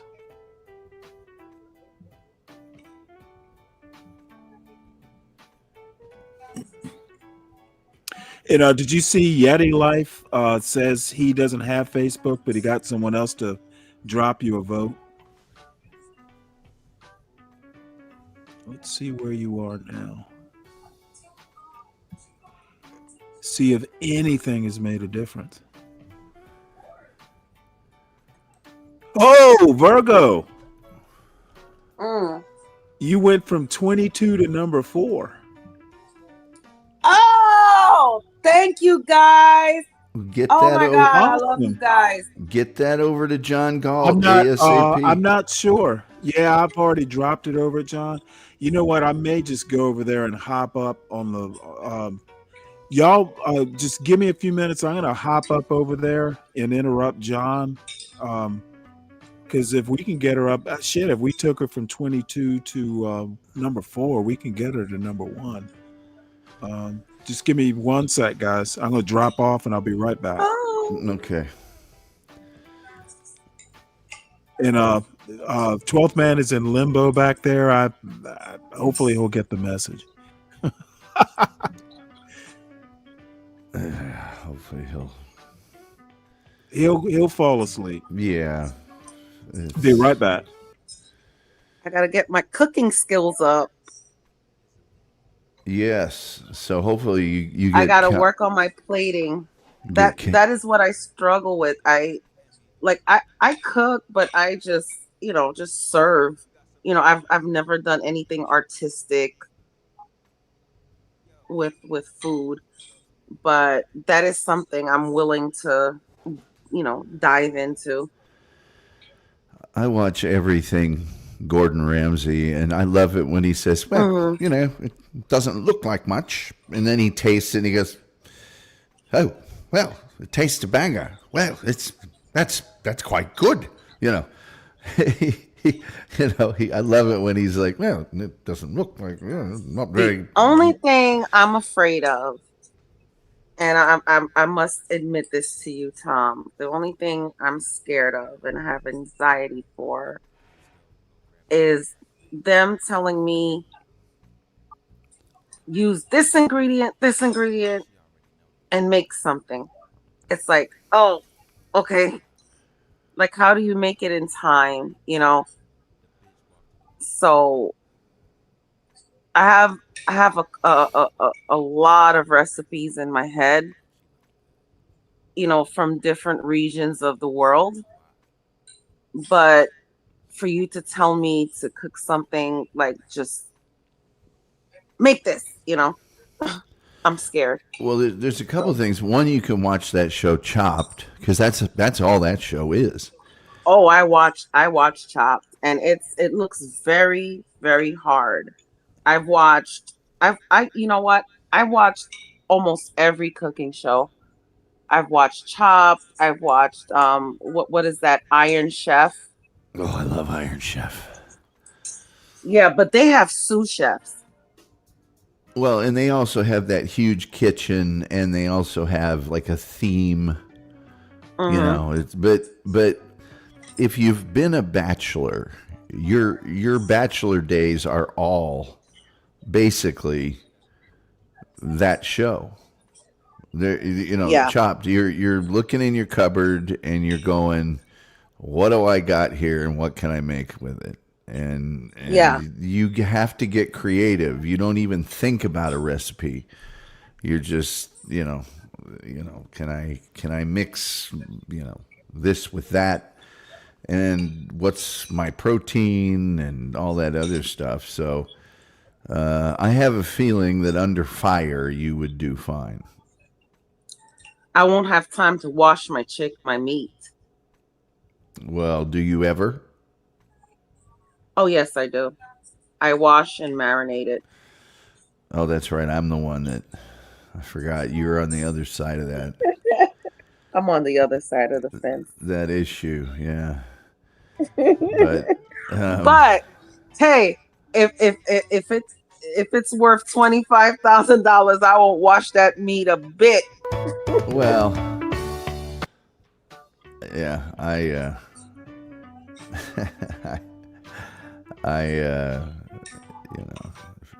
people get very passionate about that argument. Some of them are like, what about it? There's germs. I'm like, you're cooking it at a temperature that will kill all the germs. Your argument, yours is a better argument. Your argument is a taste argument, which is a better argument. Yeah, it does. It's not about killing we never thought about killing the germs. It's about the gamey taste of the meat. If you say so. So if the lemon, the lime, vinegar, or whatever takes the gaminess. Like if you're cooking goat, if somebody took goat right out the package and freaking cooked it, I wouldn't eat it. Oh, Because I insist on fresh goat. I would never get goat is packaged goat. very goat. Oh, I love fresh goat too. We I'm used to have kidding. this place in Brooklyn. Oh no, let me tell you. We used to have this place in Brooklyn where you can go to the meat market and they'll kill the goat and chop it up and you get a whole goat for like maybe $150. But it was a lot of meat. That's a lot of all I'm goat. saying is I understand doing that for goat, which is really gamey, but chicken?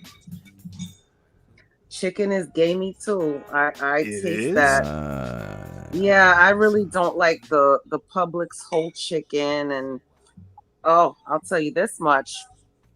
There was this Haitian lady that used to work at the Publix by me, and she's no longer there. But anytime she was there, I told the difference when she was there because Dog, she where are y'all actually buy? Where the hell are y'all buying chicken? Yeah, The she actually dog smell? washed the chicken. I used to work for Tyson Foods, and first of all, never mind. Everybody, whatever they want to do, they should just do it. Oh no! You know what? I fully support. They should do what they want to do, but I've never heard of a chicken smelling like a dog. Are you sure it's chicken? I never said it smelled like a dog, but no, it does have a raw Skater gamey says, taste. what did she say? She says, does it cook the dog smell out of chicken? Is that the gamey part? I'm like, what the? I've never had a chicken smell Oh, like a roller dog. skater girl. She's funny. She says she smells dog and orange juice too. Sounds like she has some fragrant dogs. You know, I don't even know how to respond to that. And I don't You know wanna what? And that's another thing. Some people don't wash their I don't fruits wanna- and vegetables. I wash my fruits and vegetables. Now, see, I do. I rinse them. You know, maybe I'll scrub it with my actual hands. I don't. Yeah, I wash my fruits and vegetables. I soak them in water and Oh, put good them in God! the You're probably strainer. soaking the taste out. I don't No, wash my you don't know who touches oranges. them. My oranges. Well, I feel no, like I don't wash my orange juice either. my oranges. How do you wash juice? Just the oranges. The rind is enough to protect it. Banana, same way. But I wish I met a dog that smelled like oranges. Well, you can use. I'm sure there's a shampoo that'll make them smell like oranges. I'd call him OJ. Oh, that's funny. Oh, Tom, come on now. It's terrible. He ruined that name for everybody. It's like you can't name a kid Adolf anymore. Just cause, you know. You If just the can't. peel doesn't fit, you must have quit.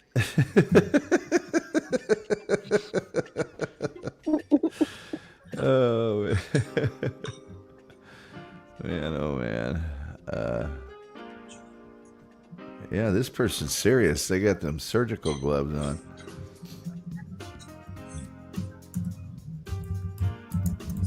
Yeah, because you don't want your hands smelling like spices.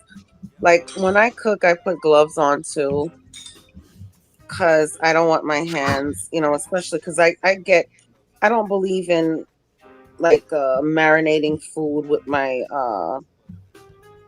my bare hands because it gets into the nails and stuff like that. All that shit is nasty. Oh, I do. So I just put my gloves on and get in there and just mix it up. I'm a natural man. I want to smell all earthy. Like Well, you're not a food woman I as just well, made. so Yeah. you don't have nails. Well, I got nails. I just don't. Unless you do, Tom. have long fingernails. We all have nails. Let me find out. Let me find out. We all have nails, but Hey, to each his own. Vive la différence. Oui. Man, that dude got some ditch weed over there on that knife. There it is.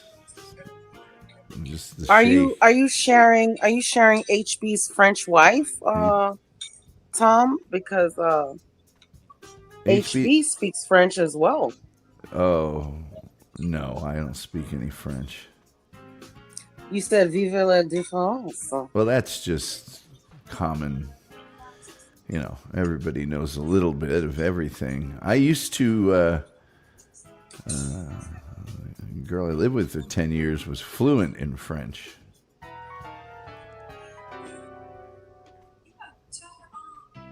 You said that with such panache. Yeah, she could. Man, she went over to France and she could parlez-vous with them, all of them.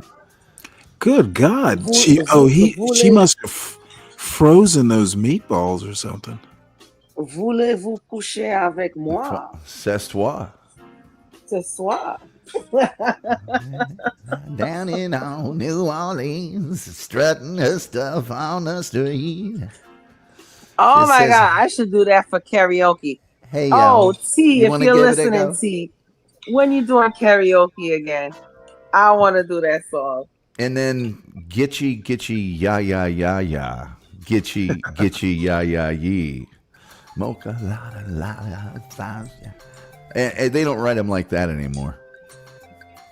Creole, maybe. Creole Lady Marmalade. Mm. Hey, yo, you want to give it a go? you singing the newer one. I was singing the one from I'm singing Patti this, LaBelle. well, it was not Patti LaBelle, it was LaBelle. LaBelle. And that's the one I'm doing. I didn't even know there was a. I didn't even know there was. There was one with Missy Elliott, Christina Aguilera, Little Kim, and what's her name, Maya. Wow. Well, they didn't do it as good as LaBelle, in my opinion. And I've never even heard them. Never even heard him. So, sister stone, sister Skater, what I want to do is go ahead and give everybody the chance, because I dropped the link over in John's chat, and I'll do it a couple more times before I leave. Let's see where we get free, and before anybody starts spending money. And if we have to spend money, we'll do it that way. But I mean, if we took her from 22 to 4, with free votes, let's go that route first. Let's see if she may be even higher now. You went over to John Galt. I don't know. Gonna take you higher. Third now. Third. Hallelujah. Holy cow. This is like a movie about a rock group where you see them moving up the Billboard charts. Yes. Start off. I want to be number one. Yeah. Make me number one, y'all. I love y'all. Thank you so much. Oh, wait, are you at number one already? No, she's 3. No, I said I want to be number one. Oh yeah, I think we'll do it. I'll drop it a couple more times. And if there's any shows throughout the day, because don't worry. Let me manage it. I will make this happen. I'm glad I brought it up. Thank you. You're welcome. I'm glad you did too. Thank you too. Thank you too, Tom. Ooh. Imagine if we'd have been on the case from the start. Oh yeah. Y'all will get to see Virgo in real life. Well, this is real life, but I understand what you mean. Mm-hmm. Yeah, we'll get to see you sashay. Yeah. And if sashay Yeti wants to know if you'll be on TV if you win. Yes, it's definitely a show. Yep. competition show. Mm-hmm. And if you Like win if you've ever watched any cooking show like Iron Chef or something like that, Master that's Chef. exactly what it is. Yeah, Master Chef. And if you win, you better make them play Lady Marmalade as your victory song. Oh, Tom. I think I will. Maybe you win with your famous marmalade recipe. Oh. Well, I don't know what this show entails. I don't know if you get to bring your own recipes or if they just give you something and you just have to cook it. It's going to be both. They're going to make you make your signature, and then they're going to occasionally say, here's the theme of this one is Cajun cooking, so here's your stuff and do your thing. And it'll be all that regular, recreate this thing that we make every day at the blah, blah, blah restaurant. Creole Lady Marmalade, yes. God, I used to love that song. I tell you, that's back in my Power Alley days when that was a hit. That's when I listened to the AM radio nonstop.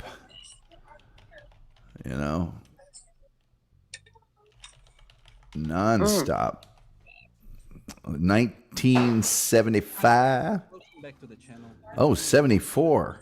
There's some really good videos Somebody of them that you might have seen before. My fellow Americans. Trump will be butchering the chicken, brine it for extra flavor and tenderness. Together, we will make America great again. Okay, Trump, get your oil to 175 degrees Celsius. I hope they now go and take a look at the oranges. You are fake news. Huh? Mix strong flour with paprika, ground ginger, ground onion, and ground garlic. Oh, that's my boy. Wait, he turned into a mini Trump. They're using a deep You fake can add voice. any other ground spices of your liking. This is weird. Fake news. Mix it well. We love Puerto Rico. What are you saying? Did they man? deep fake that kid's face? Apparently, We're yeah. going to build a wall. Coat I it hope once, so. Rocket Man. dip it in water, I and guess coat what it they're again. doing is trying And the wall to just got fake 10 a feet tall. like how And I love all those people, rich or poor. But kung fu movies with the in the those lips particular out of positions, sync. I just 'cause it's- Overdubbing, yeah. yeah. Time to fry it. This is into a terrible golden deep fake, by the way. perfection. You are fake news. I don't know what the purpose of this is. This is all deep fake. Thank you so Yeah. much, Trump, for sorting out see. Medina. You know what? I think That's Okay, so 5 years old. these yeah. are all like some sort of. These are a bunch of like cooking hacks, plating, Yeah. and the first one is a deep fake, and then the rest are more like actual.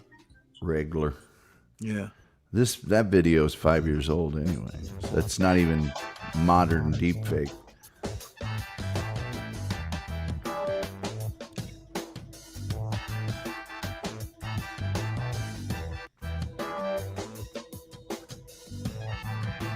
Let's see.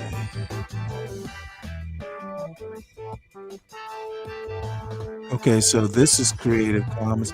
Yeah, I'm gonna have to plan these out because this is. Yeah, I'm not gonna be able to show these on the fly with all this stuff. So I'll do this one, and then we'll do 19. I'm not gonna show another one of these. I'll have to plan them out.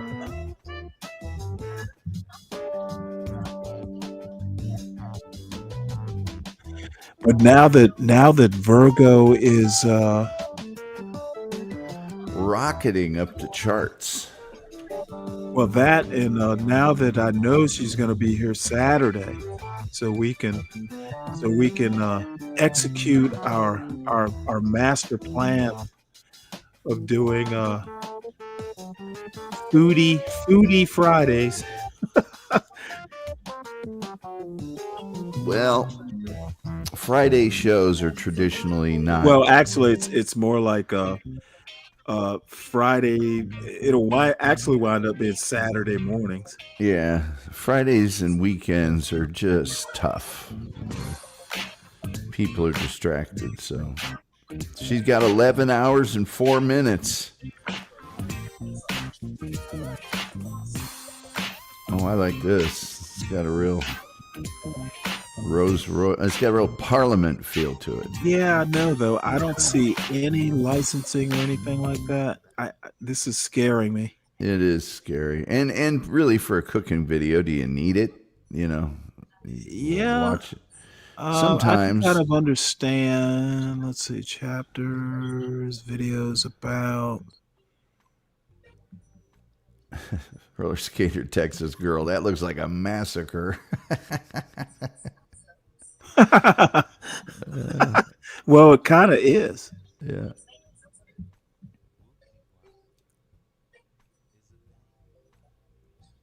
Duck, you Look, gotta. I actually enjoy butchering meat. You know, chicken. You can screw it up, but it takes some doing. Duck, you really gotta cook it properly. That's true. Now, I used to actually buy whole ducks, especially when I was single. I love duck. If it's properly cooked, it is fabulous. Hey, did I tell you? I surely must have mentioned it once before. The first time I cooked for my wife's family was at Christmas. So I just want to be Mister. I'm gonna impress you. So I ordered a duck from some farm up in New York State. I'm sorry, not a duck, a goose. I made a Christmas goose, and I'd never done a goose before, but I know how to cook, so it couldn't be that hard. So yeah, I found this recipe. I stuffed the goose with this supposedly like old Puritan, the stuffing was basically onions, parsley, and Granny Smith apples, all cubed up. It might have been one or two other things, but it was basically a vegetable stuffing. And the goose took about 10 hours to cook, because you either do a goose like really high, like 450 degrees, or you do it low and slow. And I did it low and slow, and it was a big ass goose. So, and the funny thing about a goose is, as soon as you take it out of the refrigerator and it starts coming up to room temperature, the grease and fat starts oozing out of the pores. And so I just decided to do it naked on a oven rack, and then I had a big pan at the bottom to catch the fat, with higher sides, and I had to even change that out a couple times. And then the goose fat you save, because you have not had French fries until you've used goose or duck fat to fry them. Oh yes. Oh my God, that stuff is so good for French fries. But anyway, it was a big hit, and my wife's family was very impressed. I guess I cooked for about maybe 15 people. That goose was big enough to feed 15 people. I guess they knew I was serious if I was going to go through all that shit. I love duck. I really do. Goose is even better, believe it or not. Really? Oh, my God. I've never had goose. Now this is over 20 years ago that I did it. Geese are so expensive now. But I kind of splurged. So are capons. I would say today a goose would probably be $100. I'd have to look it up, but I probably paid $50 back then. And shit, I could used to buy capons all the time. It was a little bit more expensive, but not much. I mean, it was part of my like regular rotation. I'd buy one every now and again. So $50, I'm not paying $50. Of course, that's up in DC. I bet John got it from Wegmans or something. Yeah, probably. Yeah. As a Yeah. matter of fact, Have you let me ever look had it up. Let's quail? see if Walmart has capons. Quail, they're so little. You can eat a whole one. Well, you know what my father used to do. Now, my father and I used to actually hunt quail, but barring that, you could get them in the frozen section, from some grocery stores down here. My father used to make quail and grits for breakfast. He would deep Oh. fry the quail. So, he would do it on a Saturday morning. My father liked to cook, breakfast on Saturday morning. So, a couple fried quail, some grits, and hot cup of coffee. Oh, that is quite the breakfast. Obviously you always want fresh stuff, but Mhm. Tyson makes really excellent Cornish game hen that are Yep. split. You get them already pre-split, and I'm telling Really? you I've what, never seen those. I've seen the oh whole Yeah, yeah, one. I never seen that either. oh I yeah, usually get the Tyson Cornish hens whole and I split them myself. yeah. You can do that too, but they're really I've never good. seen them. I would love to see them split. Hey, Tom. years ago, I made, I made whole Cornish hens. I love Cornish hens. Oh, maybe I split them. I can't remember now. But uh, I made them for someone. She was a young girl, and she couldn't eat them. She needed the chicken cut up so it didn't look like a chicken. I Oh was my like, God. what? It is a chicken. That's why it looks like a chicken. Well, in food marketing, when I worked for Tyson, the grocery store might have a cow over the beef section and a fish over the beef. But most of the packaging would never do that because there are a lot of people that, number one, don't even want to think about the fact that it was an animal at some point. But it's really hard to get people to eat food with a head on it. Oh, And dude, that just makes me hungrier. a lot of fish is, people serve it with the head still on it. And I know a lot of people have a Oh yeah. problem with that. The eye Oh is the boy. best part. Hey, let me tell you something.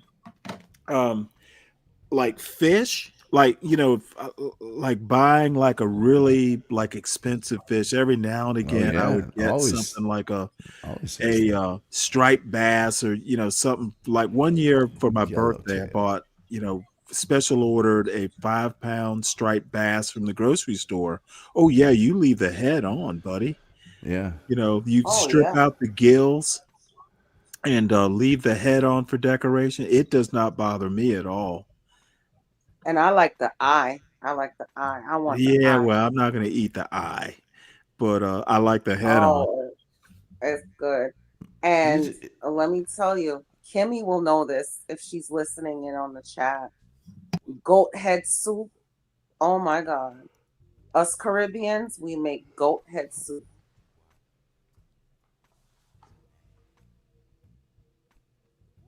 Doesn't matter what part of the Caribbean, we make goat head soup. It's so good. I remember my dad one time came over.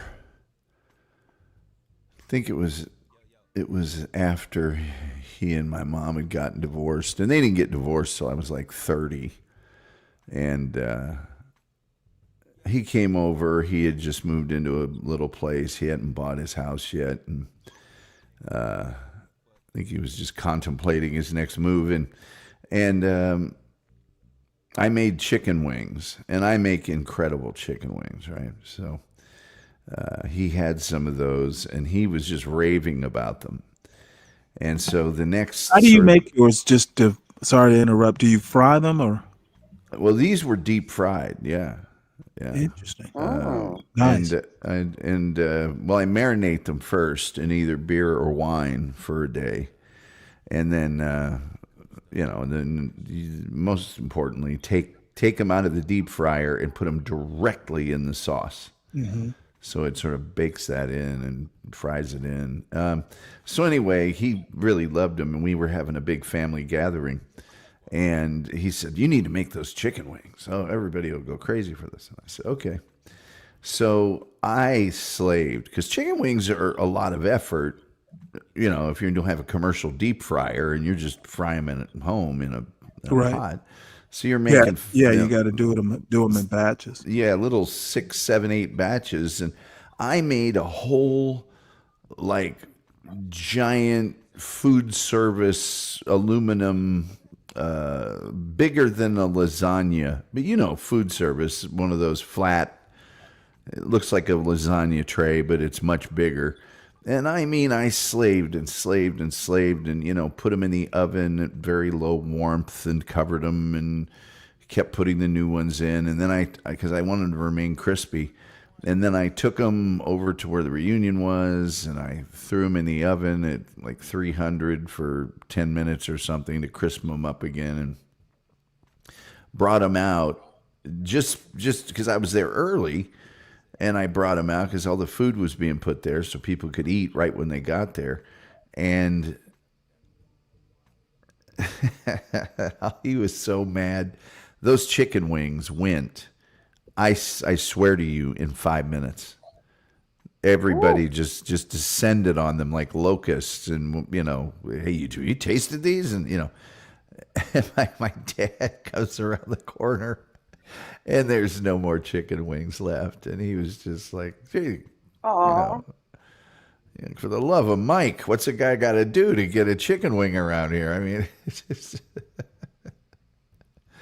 I told him I'd make him some more another time, and I did. But now, do you keep them whole, or do you do the flats and the? I do drummies and the little, thighs without the yeah. Uh-huh. And now sometimes I will get the thighs and leave all the part on it, but it just depends. Chicken wings used to be the part of the chicken nobody wanted, and that's why they made the sauce and everything else, and you could get them for nothing. Now they're like 50 cents a wing or so. I mean, they've ruined the whole concept of chicken wings, which was when they discover that somebody likes something and loves it, it goes up. It's just like oxtails used to be just, nobody wanted oxtails, so they were nothing. When my mom said when she came to the country, they were nothing. Now they're like $16.99 a pound. Yeah. I remember, even back in the day. Now we're talking 25 years ago. Even chicken thighs were fairly cheap. Yeah. I used to, like, if I was at, this is no joke, if I was at a party and people were wanting this or that to eat, I would literally go, I'll be back in a second, run down to the grocery store, get a 10-pound bag of wings. If they didn't have a big cauldron, I would just buy one. Get some oil, get all the ingredients, which are, Frank's Red Hot and some garlic and some Worcestershire and a stick of butter to make the sauce. And I would literally just dump half of that bag in, bring it to a boil and just make an assload of chicken wings. And as long as it's in somebody else's place, I wouldn't make chicken wings anymore in my own house.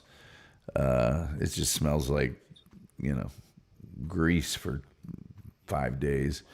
But I also have one of those propane rings.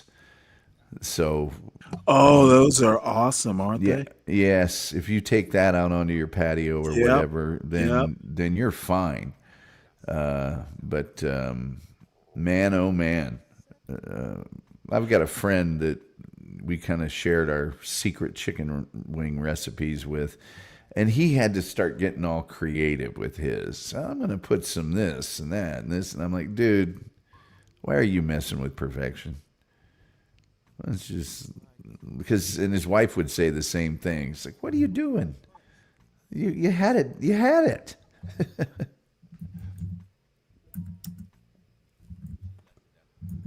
Yeah, I used to, I like liver, like calf's liver. And I had a propane ring. I would always fry it outdoors, which my wife actually complimented me once. I can't remember whether she was talking to my sister or my mother, but she was like, "Yeah, that's so sweet of him. He never does it inside." Because well, I know my wife. It wasn't so nice of me. It was for like, God damn it, I don't want my ass beat because, frying that stuff indoors, it can be Well, stinky.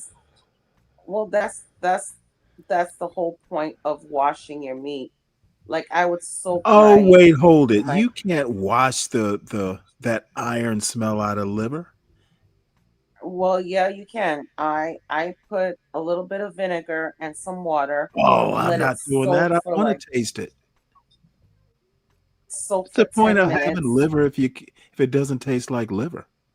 and then I rinse it off, and then I season it with some green seasoning and whatever else, Green and then seasoning. I fry. I don't bread it. I don't like mine's breaded.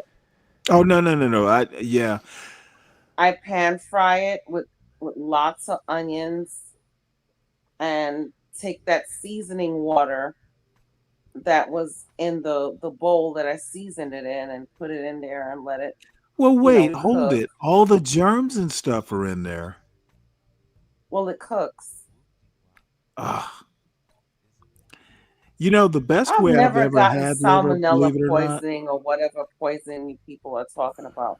Never Well, in the my first life. thing you don't do is you don't get beef liver, get calf's liver. It's a Oh whole lot. yes, calf liver is the only liver I like. I don't Well, like I don't like the I had veal liver once. Uh, oh my God, it's like you would have never known it was liver. I guess it hadn't lived long enough to give its liver a taste. But oh, the the veal is the little baby. well, it was just its liver. The baby wasn't attached to it, so I felt okay. But the best liver, calf's liver I've ever had, I did on top of a gas grill. It did not even taste like liver. It tasted like steak. I was shocked. Mhm. Yeah, it just did it on a whim. Had never done it before. Some of these platings are just a little too precious for me. It's like, can I get a They're little more kind of cluttered. lobster? Can I get a little more lobster? And I don't need the Rorschach diagram. And anytime I'm at an elegant restaurant and they have a foam, that's a big thing that they want to so we've got, and then foam of what I'm almost save the foam. Don't need the foam, thanks. Some high-end places though don't play like that. Bob's Steak and Chop House here in Yeah. Dallas, man, they give you a cut of meat. They're feeding you. That's one of Well, those places. that There's fancy that I mean, it's more home style. If you're not plating it like that. Well, it's a classic steakhouse, and there's only like Right. 10 things on their menu total. Mhm. I mean, they're like, look, we do a couple of things really awesome, and we're not interested in anything else. Well, she's still third, so we got to get on the. It's too bad we didn't do this a couple days ago, because then she'd have been racking up votes every day. Yeah, no. I just dropped it over on John's show. Let's see, where are we? I'm gonna go about another half hour, then I'm gonna duck out. Hey, guess what I made last night, Virgo? I hadn't Mm. made it in a while. I made chorizo and rice, and made fresh tortillas. So, basically there were, chorizo and rice burritos, and then I had corn and black beans. And I used brown rice this time because I had somehow or another Walmart gave me by mistake a box of minute rice or whatever it's called, the brown rice version. So it worked out really well for the chorizo. Oh, I buy like big bags of rice, like the Yeah, well, see, 15-pound. you eat a lot of rice. I like rice, okay, but there's no way I could eat it every day. Oh, rice is a staple in a Caribbean Right? home, It is not a and staple. and I don't I have a I would guess staple. in an Asian home too. Bread might be the staple. I have more of a paper clip. I'm not more than a staple.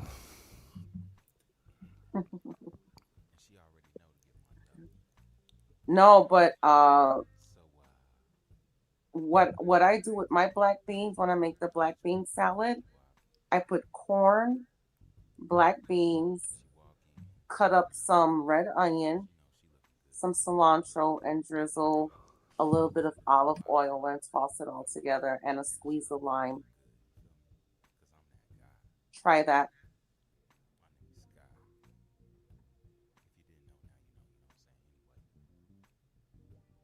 Tell you what I'm gonna do next week. I think I might just do a few like Moroccan sort of things. Yeah, I love, Mediterranean food has got to be my favorite, and Same here. like Moroccan food. There's a website that if you remind me on Friday, I'll look it up and send it to you. It's nothing but Moroccan dishes. I think it's called A Taste of Morocco or something like that. Oh my goodness. They had me making like harissa from scratch. um, I just went like crazy. Moroccan food, my God. I went to a Moroccan restaurant for the first time, maybe damn near 30 years now. I think I was in my 30s, so it's quite a while. But oh my God, I love Moroccan food. To a point to where I've been like, if I ever go to a Goodwill or something and see a tangine, I'm gonna buy it. I've been wanting to buy one for years. You could probably find one on Amazon. Yeah, but I don't want to pay full price. Oh, okay. I've never First off, made an I've earth, never made Moroccan food. it's not something that I would use a lot. Getting an earthenware one would be expensive. I've never made Moroccan food, but I've had it, and it is pretty good. What kind of dishes are you talking about, Stanley? A lot of like when lamb. When you and say chicken. when you say Middle Eastern, I Oh, I'm immediately talking like shawarmas. Like yes. first time I ever had a shawarma, I think it was in Israel. And I don't usually get into street food, but I did in Israel. Food is just so good there. um Moussaka, um tabbouleh. Have you ever had like a tabbouleh Oh salad? yes, yes. Lebanese food. My God, that Are stuff is you are good. you talking your your saganaki, your baba ganoush, your I've never had baba ganoush, though I'm probably gonna make it. I ran across a recipe. Um, there's also the spanakopita and the chiropita in the little pastry triangles are you know what? Oh, I tell you I what was I about to also say I like. make I a made great something. Let me spanakopita. see, can I find it? I made this egg dish. It's an Iranian thing, and I cannot remember the name of it. But you put like, I mean, the omelet is green, it has so much green in it. You're putting like parsley. Shit, I can't remember. I just did it just to see if I could do it, and it turned out great. Um, trying to. I don't. Let me get my phone here because that's where that recipe is. I'll see can I find it. Persian food. I've never had the guts to make anything super fancy because Persian food is like Indian food. It'll have 90, 90 ingredients. Any sort of curry, um, I'll like. Um, let's see here. Well, they sell them in the jar, Stanley. And Oh, I like, I do now. I have like garam masala. I have the spice blends. It's easier for me to do curries. But let me show you something. Um, I They sell the Indian curries in Let me Publix find my in the jar, and it's my pretty YouTube good. recipe list. I've done butter, after work, we're Mhm. in a hustle and bustle. Nobody has time to cook Indian food. So I'll just marinate my chicken thighs, cut You'd them be up, surprised. Actually, you'd put be the butter surprised chicken at sauce. how easy just making a basic curry is. Mm-hmm. The thing is to do it like there is a show called Cooking with Bumby. Oh, yes, you She showed that before. Yeah, Yes. she is basically how I started doing curries. And it's just amazing how they make their flavored oil using whole spices. So Mm-hmm. let me see. Hold on one sec. Oh, here's one, Tom. Let me show this to you.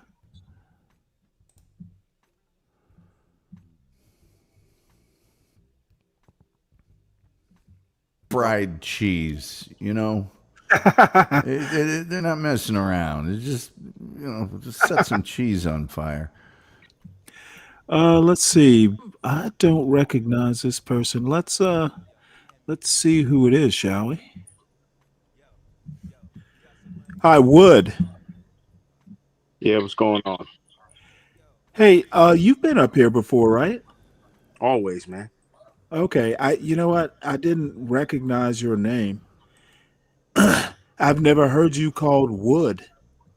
What's up with that? You trying to sound more masculine? No, not at all. I'm just kidding. I mean, well, she fine as wine, man. I give her Let to. me yeah, that's Kamala Harris. Yeah, she fine as hell, but I I don't know. Sister kind of fell off a little bit. Yeah, well, 60-year-old women will do that. I mean, look, This is what I as made, far as Tom. political back. Cuckoo sabzi. I actually made this once, and it's basically like a Iranian frittata. Um, and what all I forget. Let's see what all is in there. Jump to recipe. It had like an insane amount of greenery. Wait, why is this not? Oh wait, it's making me buy the magazine. What the hell? What the hell? What I in haven't. the Sam Hill? I have not used this recipe in years. Let me see. Can I find? You know what? Let's do this. I think we have the idea with this vegetable tangine. The thing about Moroccan spices is they'll use a lot of warm spices, and then the the way the I want to say hashish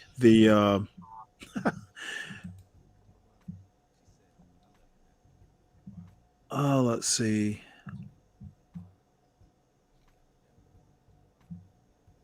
the way they use peppers.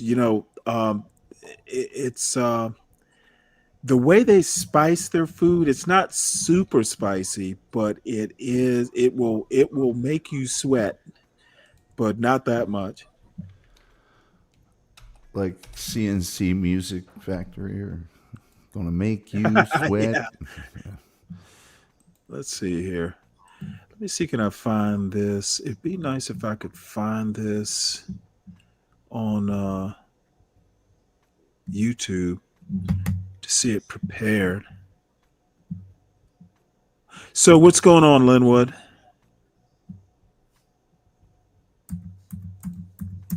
Is he still here?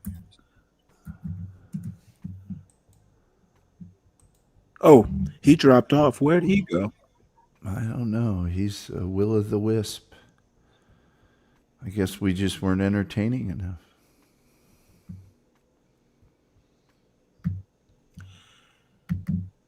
Oh my goodness.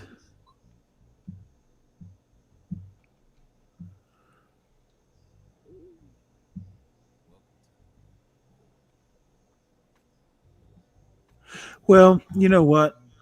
Let's see what these folks are talking about. Cause I'm down to 15 minutes. This is what I was saying though. I mean, they're still talking like today's show, John's show is The Talk, non-black version, 13 years later. We are all Austin Metcalf. I don't even know what the hell that means. Are we all? I'm not. But at this moment, I'm not, bro. I'm pretty sure I'm With not. Charles said that shit about they're George looking at Floyd. something else now. I went to Dallas for 6 weeks straight. Yeah, that's it. I was there for Big Three. Even I get tired of. Yeah. So you know how you had it earlier where we could hear it. We're just blacking out over here. No. I was saying because I don't know how to do what you did, but you had it in the back and we can still hear the audio. Okay. But we can see the video. Because this is the hard to dialogue. Like that. Oh yeah. I got it. Let me know if you can hear. Dewberry tell you. Call them. You got a pot. You got. Let's meet. Let's squad. Let's whatever. How you want? Right. Yeah. Yeah. You can hear it, right? Yeah. Yes, we can. Yeah. You ain't got to do the internet shit. I'm here. Nothing happened. So whatever he say, I must salute to you, bro. I can't respect it. Yeah. I'm gonna leave it alone. Whatever he say, I ain't got no problems with him. Whatever he say, I'm from Port Arthur, Texas, bro. I pulled up, nothing happened. I'm gonna leave it alone. I wish him the best. That's all you can Just do. keep George Floyd. I'm come from L. We don't speak on dead people. Kanye too. You know what I'm saying? I gave it to him too. You know what I'm saying? Like I'm just not that dude. But I respect everybody. I don't talk about nobody. I don't be in nobody's business. I'm in my own lane. But I mean, first off, man, these niggas be lying so fucking much, man. It's like so many fucking double standards. How many rappers have made songs by smoking dead niggas? Smoking on that Tuka. Smoking on this nigga. Made rap songs, drill songs by killing niggas. And he said, I don't speak on dead people. What take it up with all these other niggas that's making millions off that shit? Don't do it. See, these niggas, they are walking contradiction. Smoking Tuka still. And I think that was a little boy. Was Tuka a little boy? I think Tuka was like a 13-year-old child. Was Tuka a little boy? Does anyone know if Tuka was a little boy? I swear Tuka was a child. HB know. HB, was Tuka a child? I swear Tuka was a little boy, and the black was still smoking on him, and Stephen A. Jackson, who has hung out with these people. He's went to old block, hung out with these people who probably were responsible for the killing of that little boy or in the same gang as that little boy, 15, 13 years old. I found one that said he was 10. Never even killed anyone. And why don't George Floyd avenge the death of just Stephen Jackson avenge the death of all these niggas still smoking on that boy after all these years? Hard. And I love the people I love. So I might be wrong when I jump out there sometimes, but that's just who I am, bro. You know what I'm saying? If I know we don't care about the people like him that may have read George's criminal side, what is it one thing that you would like them to know about George Floyd that they don't know? Well, I'll just clear this thing up. If you're from the streets, then you know what I'm about to tell you, this really happens. when people always use, he was that She's type of still person. in third He put a place. gun she's to a still in pregnant third. woman's stomach. If you know the story and what, if you from where we from, you know the true story. He took that case for somebody else. Wasn't even him. Because somebody had enough charges on him and the shit was light, so he took it up on his own. I'm trying to figure out why are we still even talking about George Floyd? That nigga just said robbing a woman. Light work. Man, you can't live around these people, man. Anybody talk like that, man? Motherfucking robbing a woman is light work. Yes. If you know the story and what, if you from where we from, you know the true story. He took that case for somebody else. Wasn't even him. Because somebody had enough charges on him and the shit was light, so he took it up on his own. And the nigga right there close side, he took it upon himself. He honorable nigga. Honorable. He took it upon himself to save that criminal nigga from having to face the charges. Blacks create hell on earth. It would sacrifice one terrible nigga for even more terrible nigga to stay on the street. I mean, how did they win by George Floyd going to prison and leaving this terrible pregnant woman robbing nigga free to go rob and terrorize other women? That's what Steven Jackson is telling us. John, I gotta ask you one question right quick. I don't remember whether or not the race of the pregnant woman, but I'm assuming she was black. I'm assuming she was black. She didn't know what she smeared. That's probably why. Okay. Young Martin Luther King in the making. You know, lay down. I kind of wonder, is it true that you kind of become what you listen to a lot of? I just do not understand this morbid fascination with George Floyd still. Damn, it's like maybe it's just a function of age. I just don't want to be miserable, talking about this stuff all the time. Of course, I'm watching it.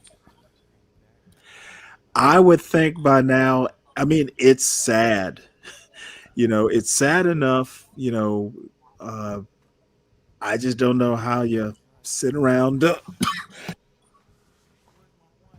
comparing everything. Excuse me, everything that happens to George Floyd. Well, it's kind of like these people that, and we have it all the time here in Dallas, that are still going over the Kennedy assassination. It's no way. It's I know what you mean. Huge. Well, first of all, there is a museum here, and I think that's important.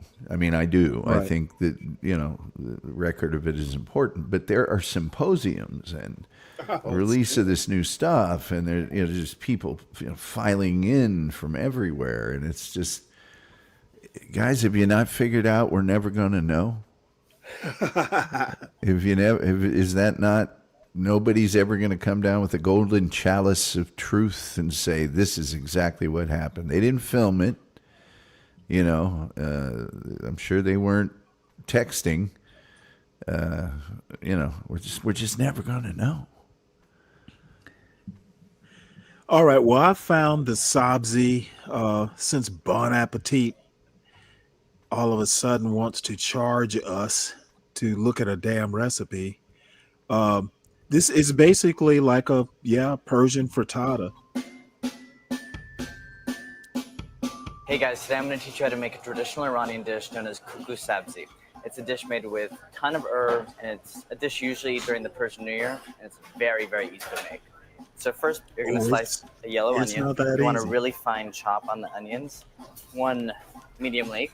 You're going to use the white and I pale don't grape even parts. like leeks that much. Even if they look clean, you're going to have to give them a bit of a rinse. So you want medium heat. You're going to do 2 tablespoons, any kind of neutral oil. I'm using vegetable oil.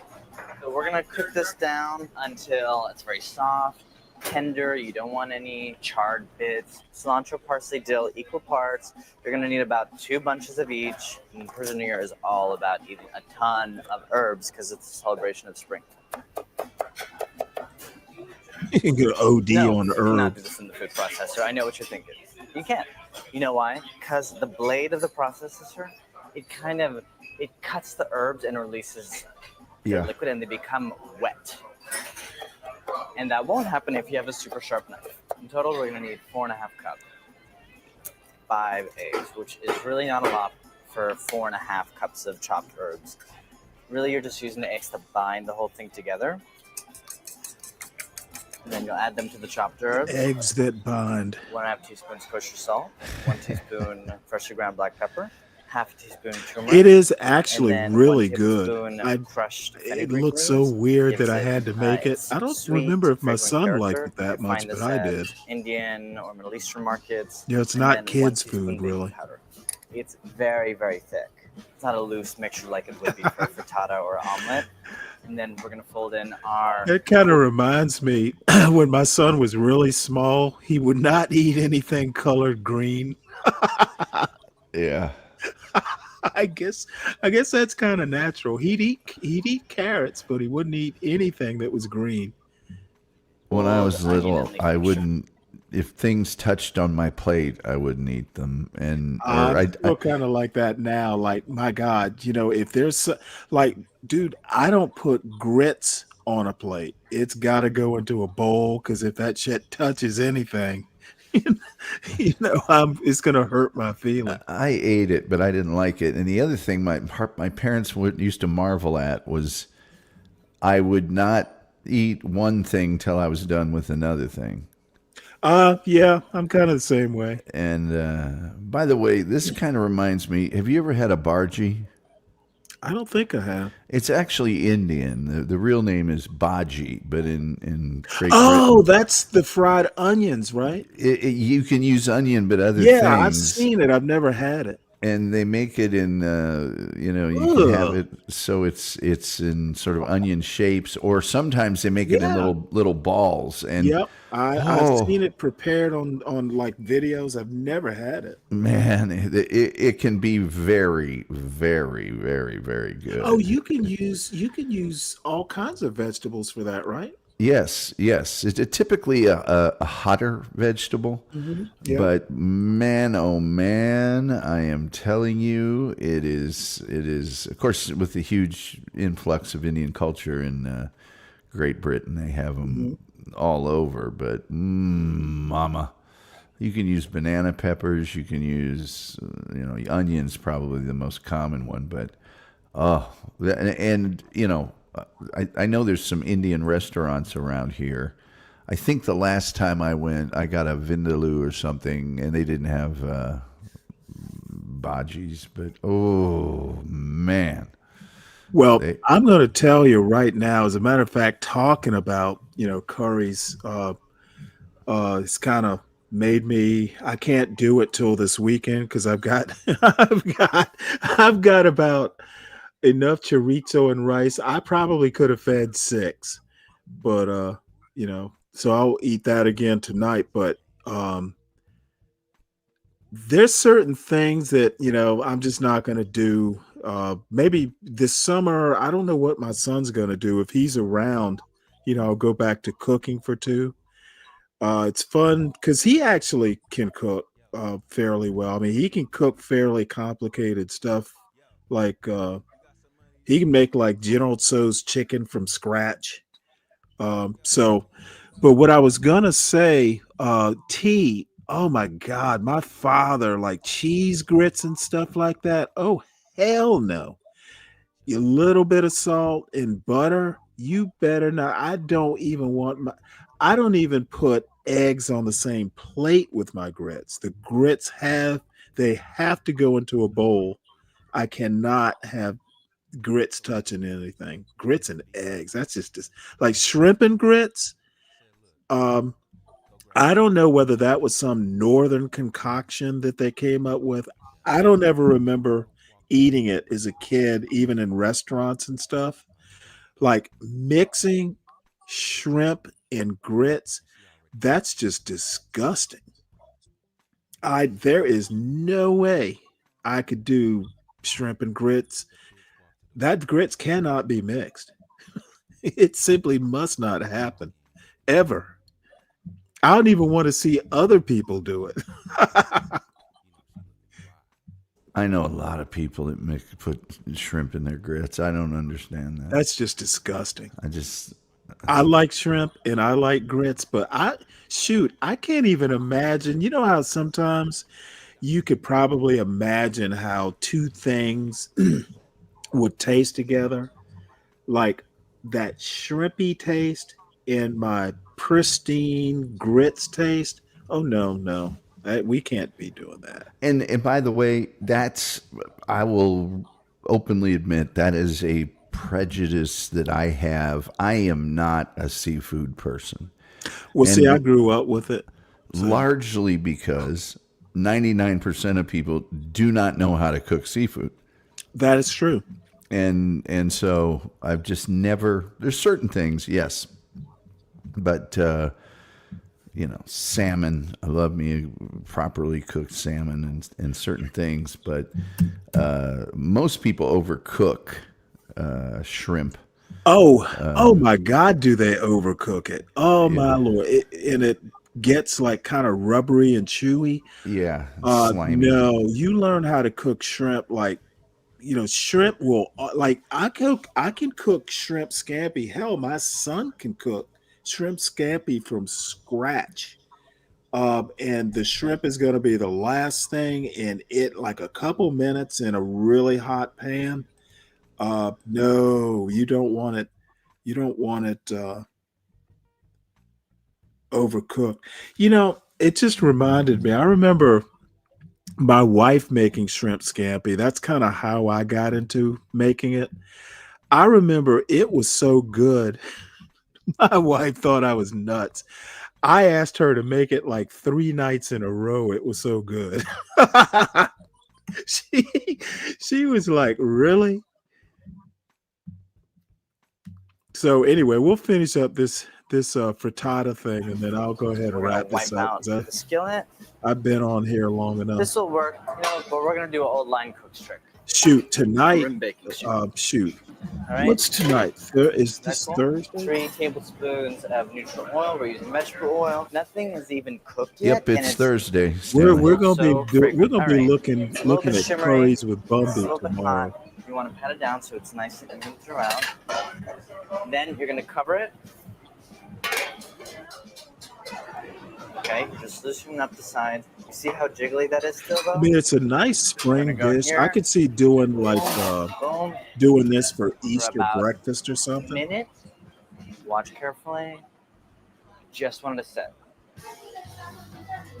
Okay.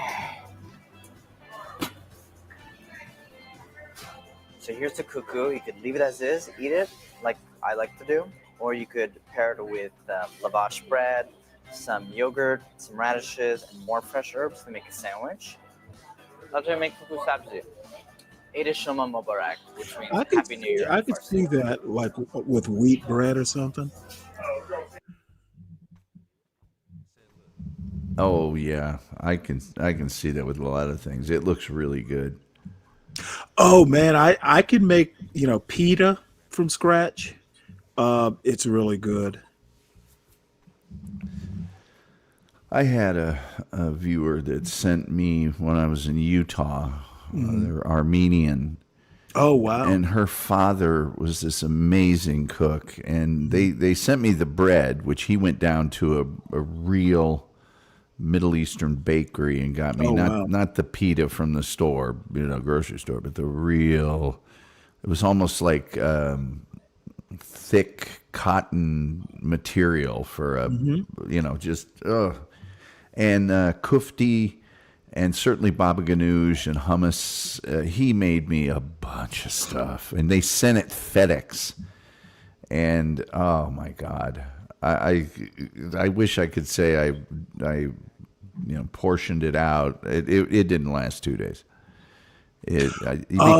Because finding that, and I will say, man, I love Dallas, Texas, and I mean I love it, but the Middle Eastern food here is nothing like it is up north. I mean, in Detroit, you got Greek Town, and in Indianapolis, there's several Middle Eastern or Greek restaurants that are just spectacular. And down here, it's not terrible, but it's not. You know, It's not. in the DC area, there are a lot of. I've been to a few really good Middle Eastern restaurants. Dude, the first time I went to a Persian restaurant, um, I was maybe 40, 41, and they made something that was just simple. It was just fava beans and jasmine rice. And I could not believe how good those two are together. Just plain old fava beans, just plain old jasmine rice. You mix them together, and for some reason, that combination, it's just, I could eat that stuff like all day. Well, there was a restaurant in Indianapolis, and I started going there in the mid '80s, right after they opened, and they eventually moved to a bigger space. It was called Benura's, and now they just cater, which I Mhm. think was a smart move. It's like, why Mhm. have the overhead and everything? It's in such demand that. But when I used to go in the place, the gentleman who owned it, because I was one of his very first customers, and I would go there every single day.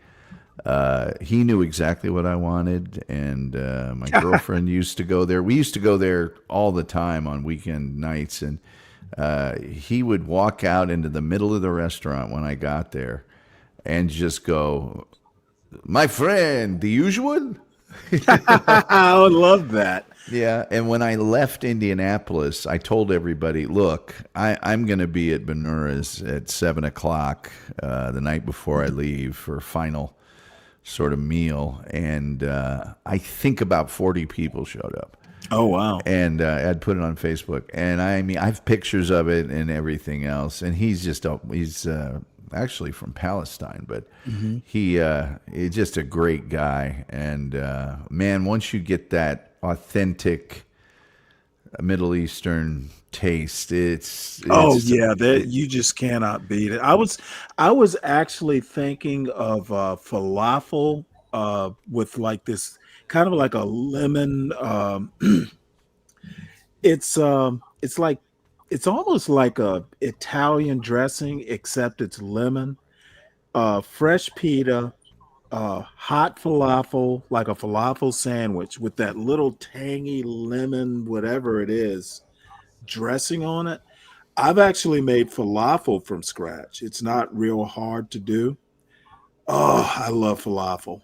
I don't do a lot of frying these days, yeah. but talking to y'all about it, maybe this weekend I'll do falafel instead because I've got dried chickpeas. Um, man, I love falafel. But this tabbouleh, this lady here, it's called Demetra's Dishes. She does a lot of, well, it's almost all like Greek recipes, but apparently the Greeks have a version of tabbouleh, which I've there was this Lebanese restaurant I used to go to in Chantilly, Virginia.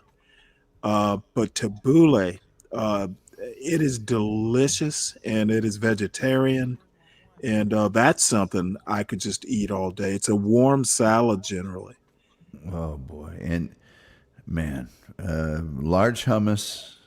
Oh yeah, I've made hummus from scratch. Medium baba ganoush, a half of a gyro, 3 spanakopita, 3 turopita, and a saganaki every single time.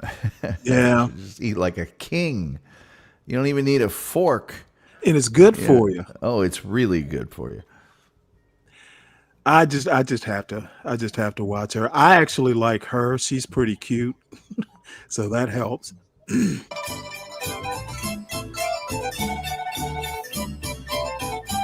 My big fat Greek kitchen. You better make sure that's not copyrighted. Oh, you know what? Damn it. I always forget.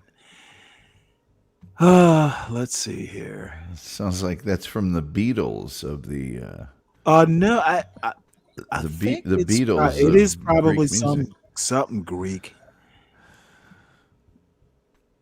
And the thing is a lot of times in these videos, it won't even say, No, and it's sometimes it's just YouTube music, so they don't have to put anything on it. yeah, I just never know. But anyway, it's there's man, y'all just do not know how much I am into cooking. I could watch recipe videos literally all day. Um, I use like when I was single, after work, if there was a grocery store on the way home, I would intentionally not like, I'm not making dinner plans. I'm going to walk through this grocery store up and down the aisles and just like, figure out what I'm going to make. Let's just see what I'm in the mood for. I'm going to sight shop, or whatever whatever the term is. I'm just going to walk in there and like whatever I see that I like, I'm going to plan a meal just walking up and down these grocery aisles. And I don't know. Apparently I was bored, but it's good stuff. Let's see. Let's see if I can get around the music. Tabbouleh recipe. There we go. Tabbouleh recipe for you. This is not your ordinary tabbouleh. This is going to be a lentil tabbouleh. We are going to make this with lentil beans instead I of love cracked lentils wheat, too. and it Yeah. is going to make it vegan, gluten-free, healthy, nutritious, and delicious. All of those things in one dish. Serve it as a main She course has because it is matured so since the last packed with time I really nutrition. saw her. Lentil, we all know, has My protein in it, mom and makes it's a loaded with killer lentil soup. nutrients and minerals and all that good stuff. Yeah, I It's made so lentil good, soup so about flavorful. 3 Keeps weeks well ago. in the refrigerator so you can take it with you to work. And it is a perfect side to serve to Oh, if you you're know what I making like did? grilled chicken or As a matter of fact, I just kind of did the seasoning off the cuff. And the reason I use the lentils is you don't have to soak them. But you know what I did? I just basically had a couple boneless pork chops and I had some homemade chicken stock. So I just basically threw it all in a crock pot, and the pork chops had been dry marinating in the refrigerator for like probably 3 days. So I tossed it all in a crock pot, and basically, I think I did 8 hours. Um, Maybe it was 4, and then I extended it a couple. But anyway, because I wanted these boneless loin chops are kind of interesting because you have to kind of like cook them till they're tender because a lot of times they'll be tough, oddly enough. But anyway, the lentils and the pork chops, crock pot.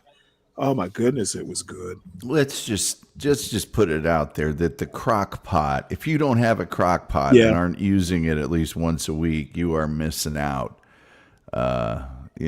We used to take strips of, it doesn't have to be, it could be flank steak, it could be not a great cut of meat, and you put that in with some barbecue and let that hang out in the crock pot. You are going to have tender deliciousness, Swedish meatball. There's so many things, chicken that you put in a crock pot and and just hook it up, go about your day. At a certain point, the smell is going to be everywhere through the house. Crock pots are just divine.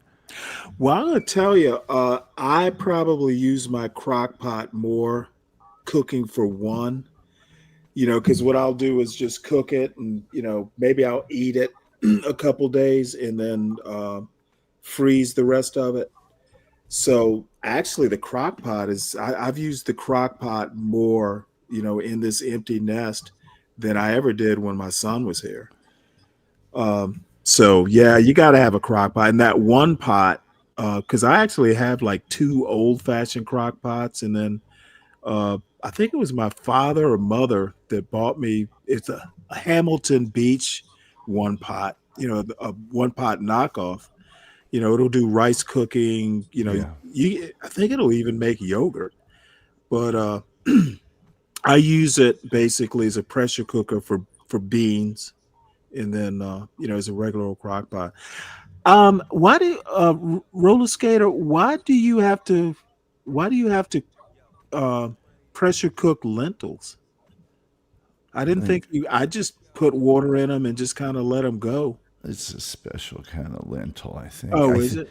I think, man, I used to remember coming home, in, of course, Indiana, from school, and it's just brutally cold.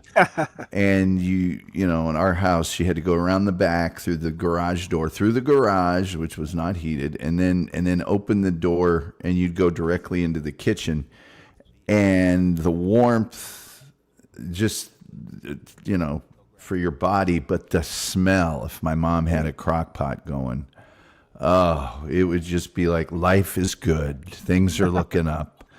After you cross the Arctic tundra, if it was negative 15 wind chill or whatever, and you walk a mile from school, oh, man, I still remember that so fondly. And, you know, we had a big crock pot, and with 8 people to feed, and she's doing laundry and for 8 people and whatever else, and her own job, you know, she's a nurse.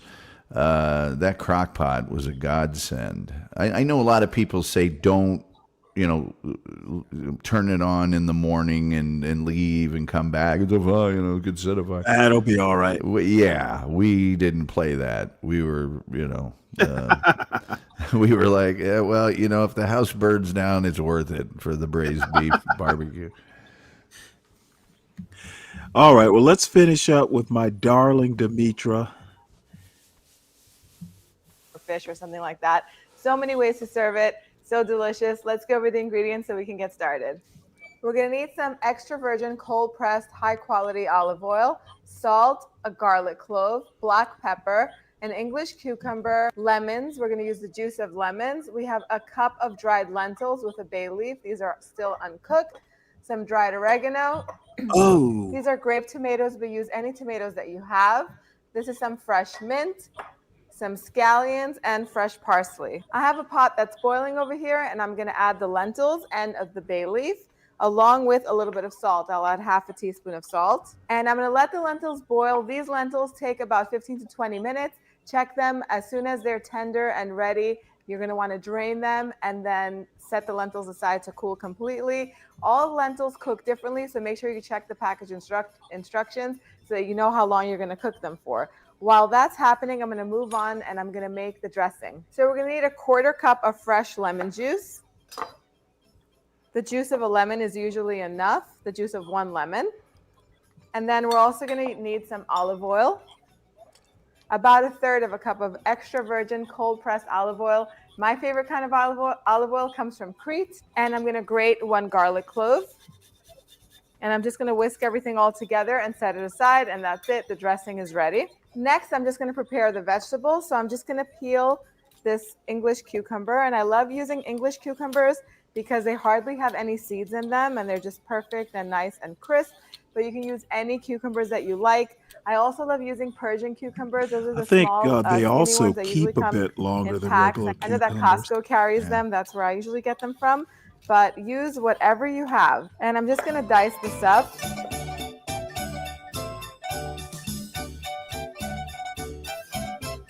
So in tabbouleh, all the vegetables should be nice and small. So cut everything as small as you can.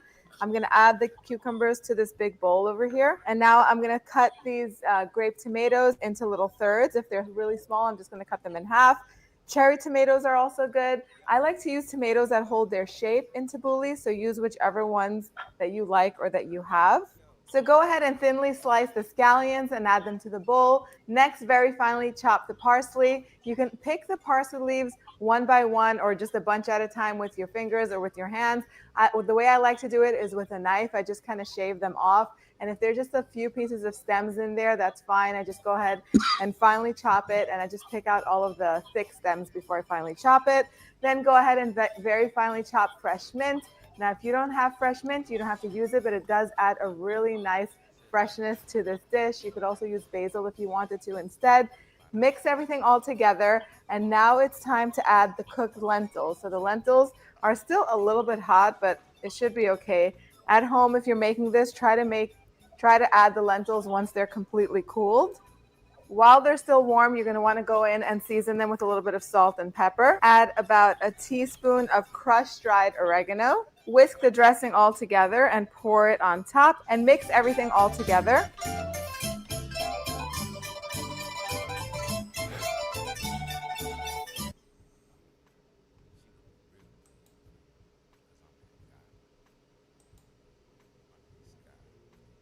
The taste.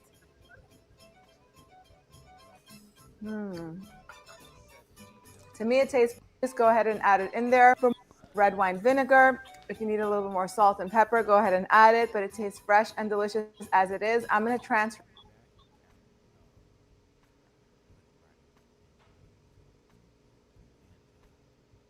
I think you salt and pepper that to taste. I wouldn't salt and pepper the main payload there. That's just me. That looks really fabulous. Virgo, are you there? Yep. Okay, I got something for you. I keep finding stuff and I keep saying I'm going to go, but I want you to see this. Something we had not thought about with Trump's tariffs. I do got to go here. Okay, well, this is for all the black ladies out there. It is. We'll see you is gonna guys be later. tragic. By the way, everybody vote for Virgo. Oh, that's right. Lives within I'll make sure to do it. shouting distance of Atlanta. If you want hair, you should go buy it now before the price goes up. I'm just saying. This message will reach the right people, I'm sure. This video was going to be short, sweet, to the point. Although I like to wear braids Today is the 26th. By the way, that's her real I hair. said probably weeks ago, I'm really bad at deciphering time, but I said so long ago that these tariffs are going to affect the black community, the black woman community so soon, especially when it comes to our beautification and specifically our hair. I will include that video at the end of this video. But one, I think that he is correct. And two, I forgot two, you better start following your favorite journalists, especially your favorite independent journalists. Hey, I'm one of them. There's a bunch of us. He's got an also out interesting there. story. And we are basically predicting what's coming down the line. So the people that were following me before saw that video and said, you know what? Let me stock up on some hair. Let me stock up on my hair grease, my scalp grease. Let me stock up on the foundation. Let me stock up. When I first made that video, yes, the video that I stitched was from a woman that was in Canada. But guess what? Canada, what happens to watch this video? All right. Well, Then y'all we'll get the gist. A little bit about her. She's a Harvard graduate. She is like an independent journalist, and she lives in Spain. And thank God I'm an old man, or I'd be lusting after her much harder than I do. But I saw this, and I hadn't even thought of that. You know, HB was talking about, well, who's going to be hurt by these tariffs? And now I have a definite answer for him. You know, anybody who's buying their hair from, I guess, is the hair made in China or something?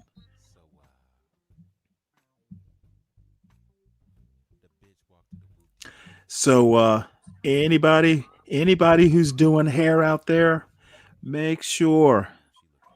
And I will get this video to Portia or John.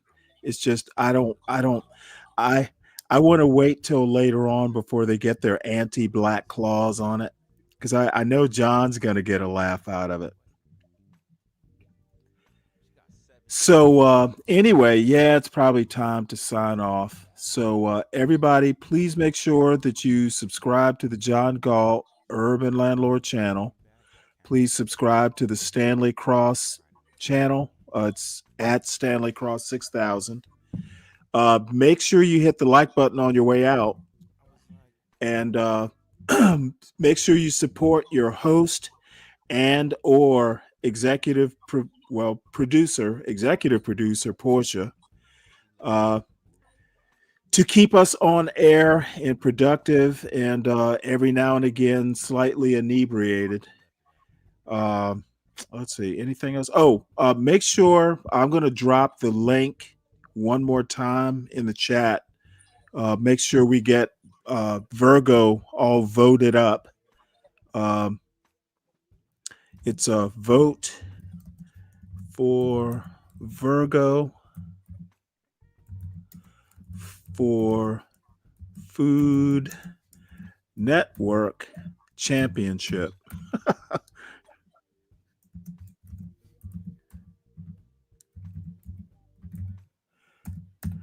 All right. And I will be reminding us periodically. So we make sure we get her into a good position to make it onto TV. Oops, Control V. All right, and then I will drop it over on the other show, and then that will be that. Let me drop it over there right quick. Any last words, Virgo?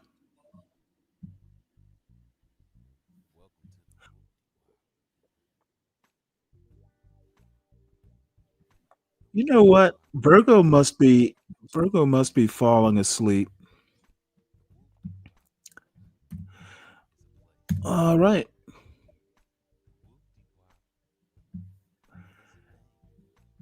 And that will be that. All right, folks. I will probably be on around 3:30 tomorrow morning for another action-packed episode of Stanley versus the World. So everybody have a good day. And John is actually live right now. So head on over and see what he's got going on in his own special world. John, HB, and Portia, and I think Garion are over there. So head on over. I do appreciate y'all hanging out and, hanging out with the eclectic old triplets here, looking at cooking videos and other just ridiculous stuff. But I had a good time. You guys made my day. So talk to y'all later. Feel like I should, feel like I should, feel like I should, feel like I should go. Go. Feel like I should go. Feel like I should, feel like I should, feel like I should, feel like I should go.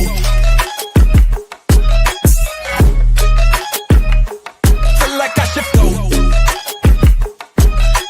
Feel like I should, feel like I should, feel like I should, feel like I should.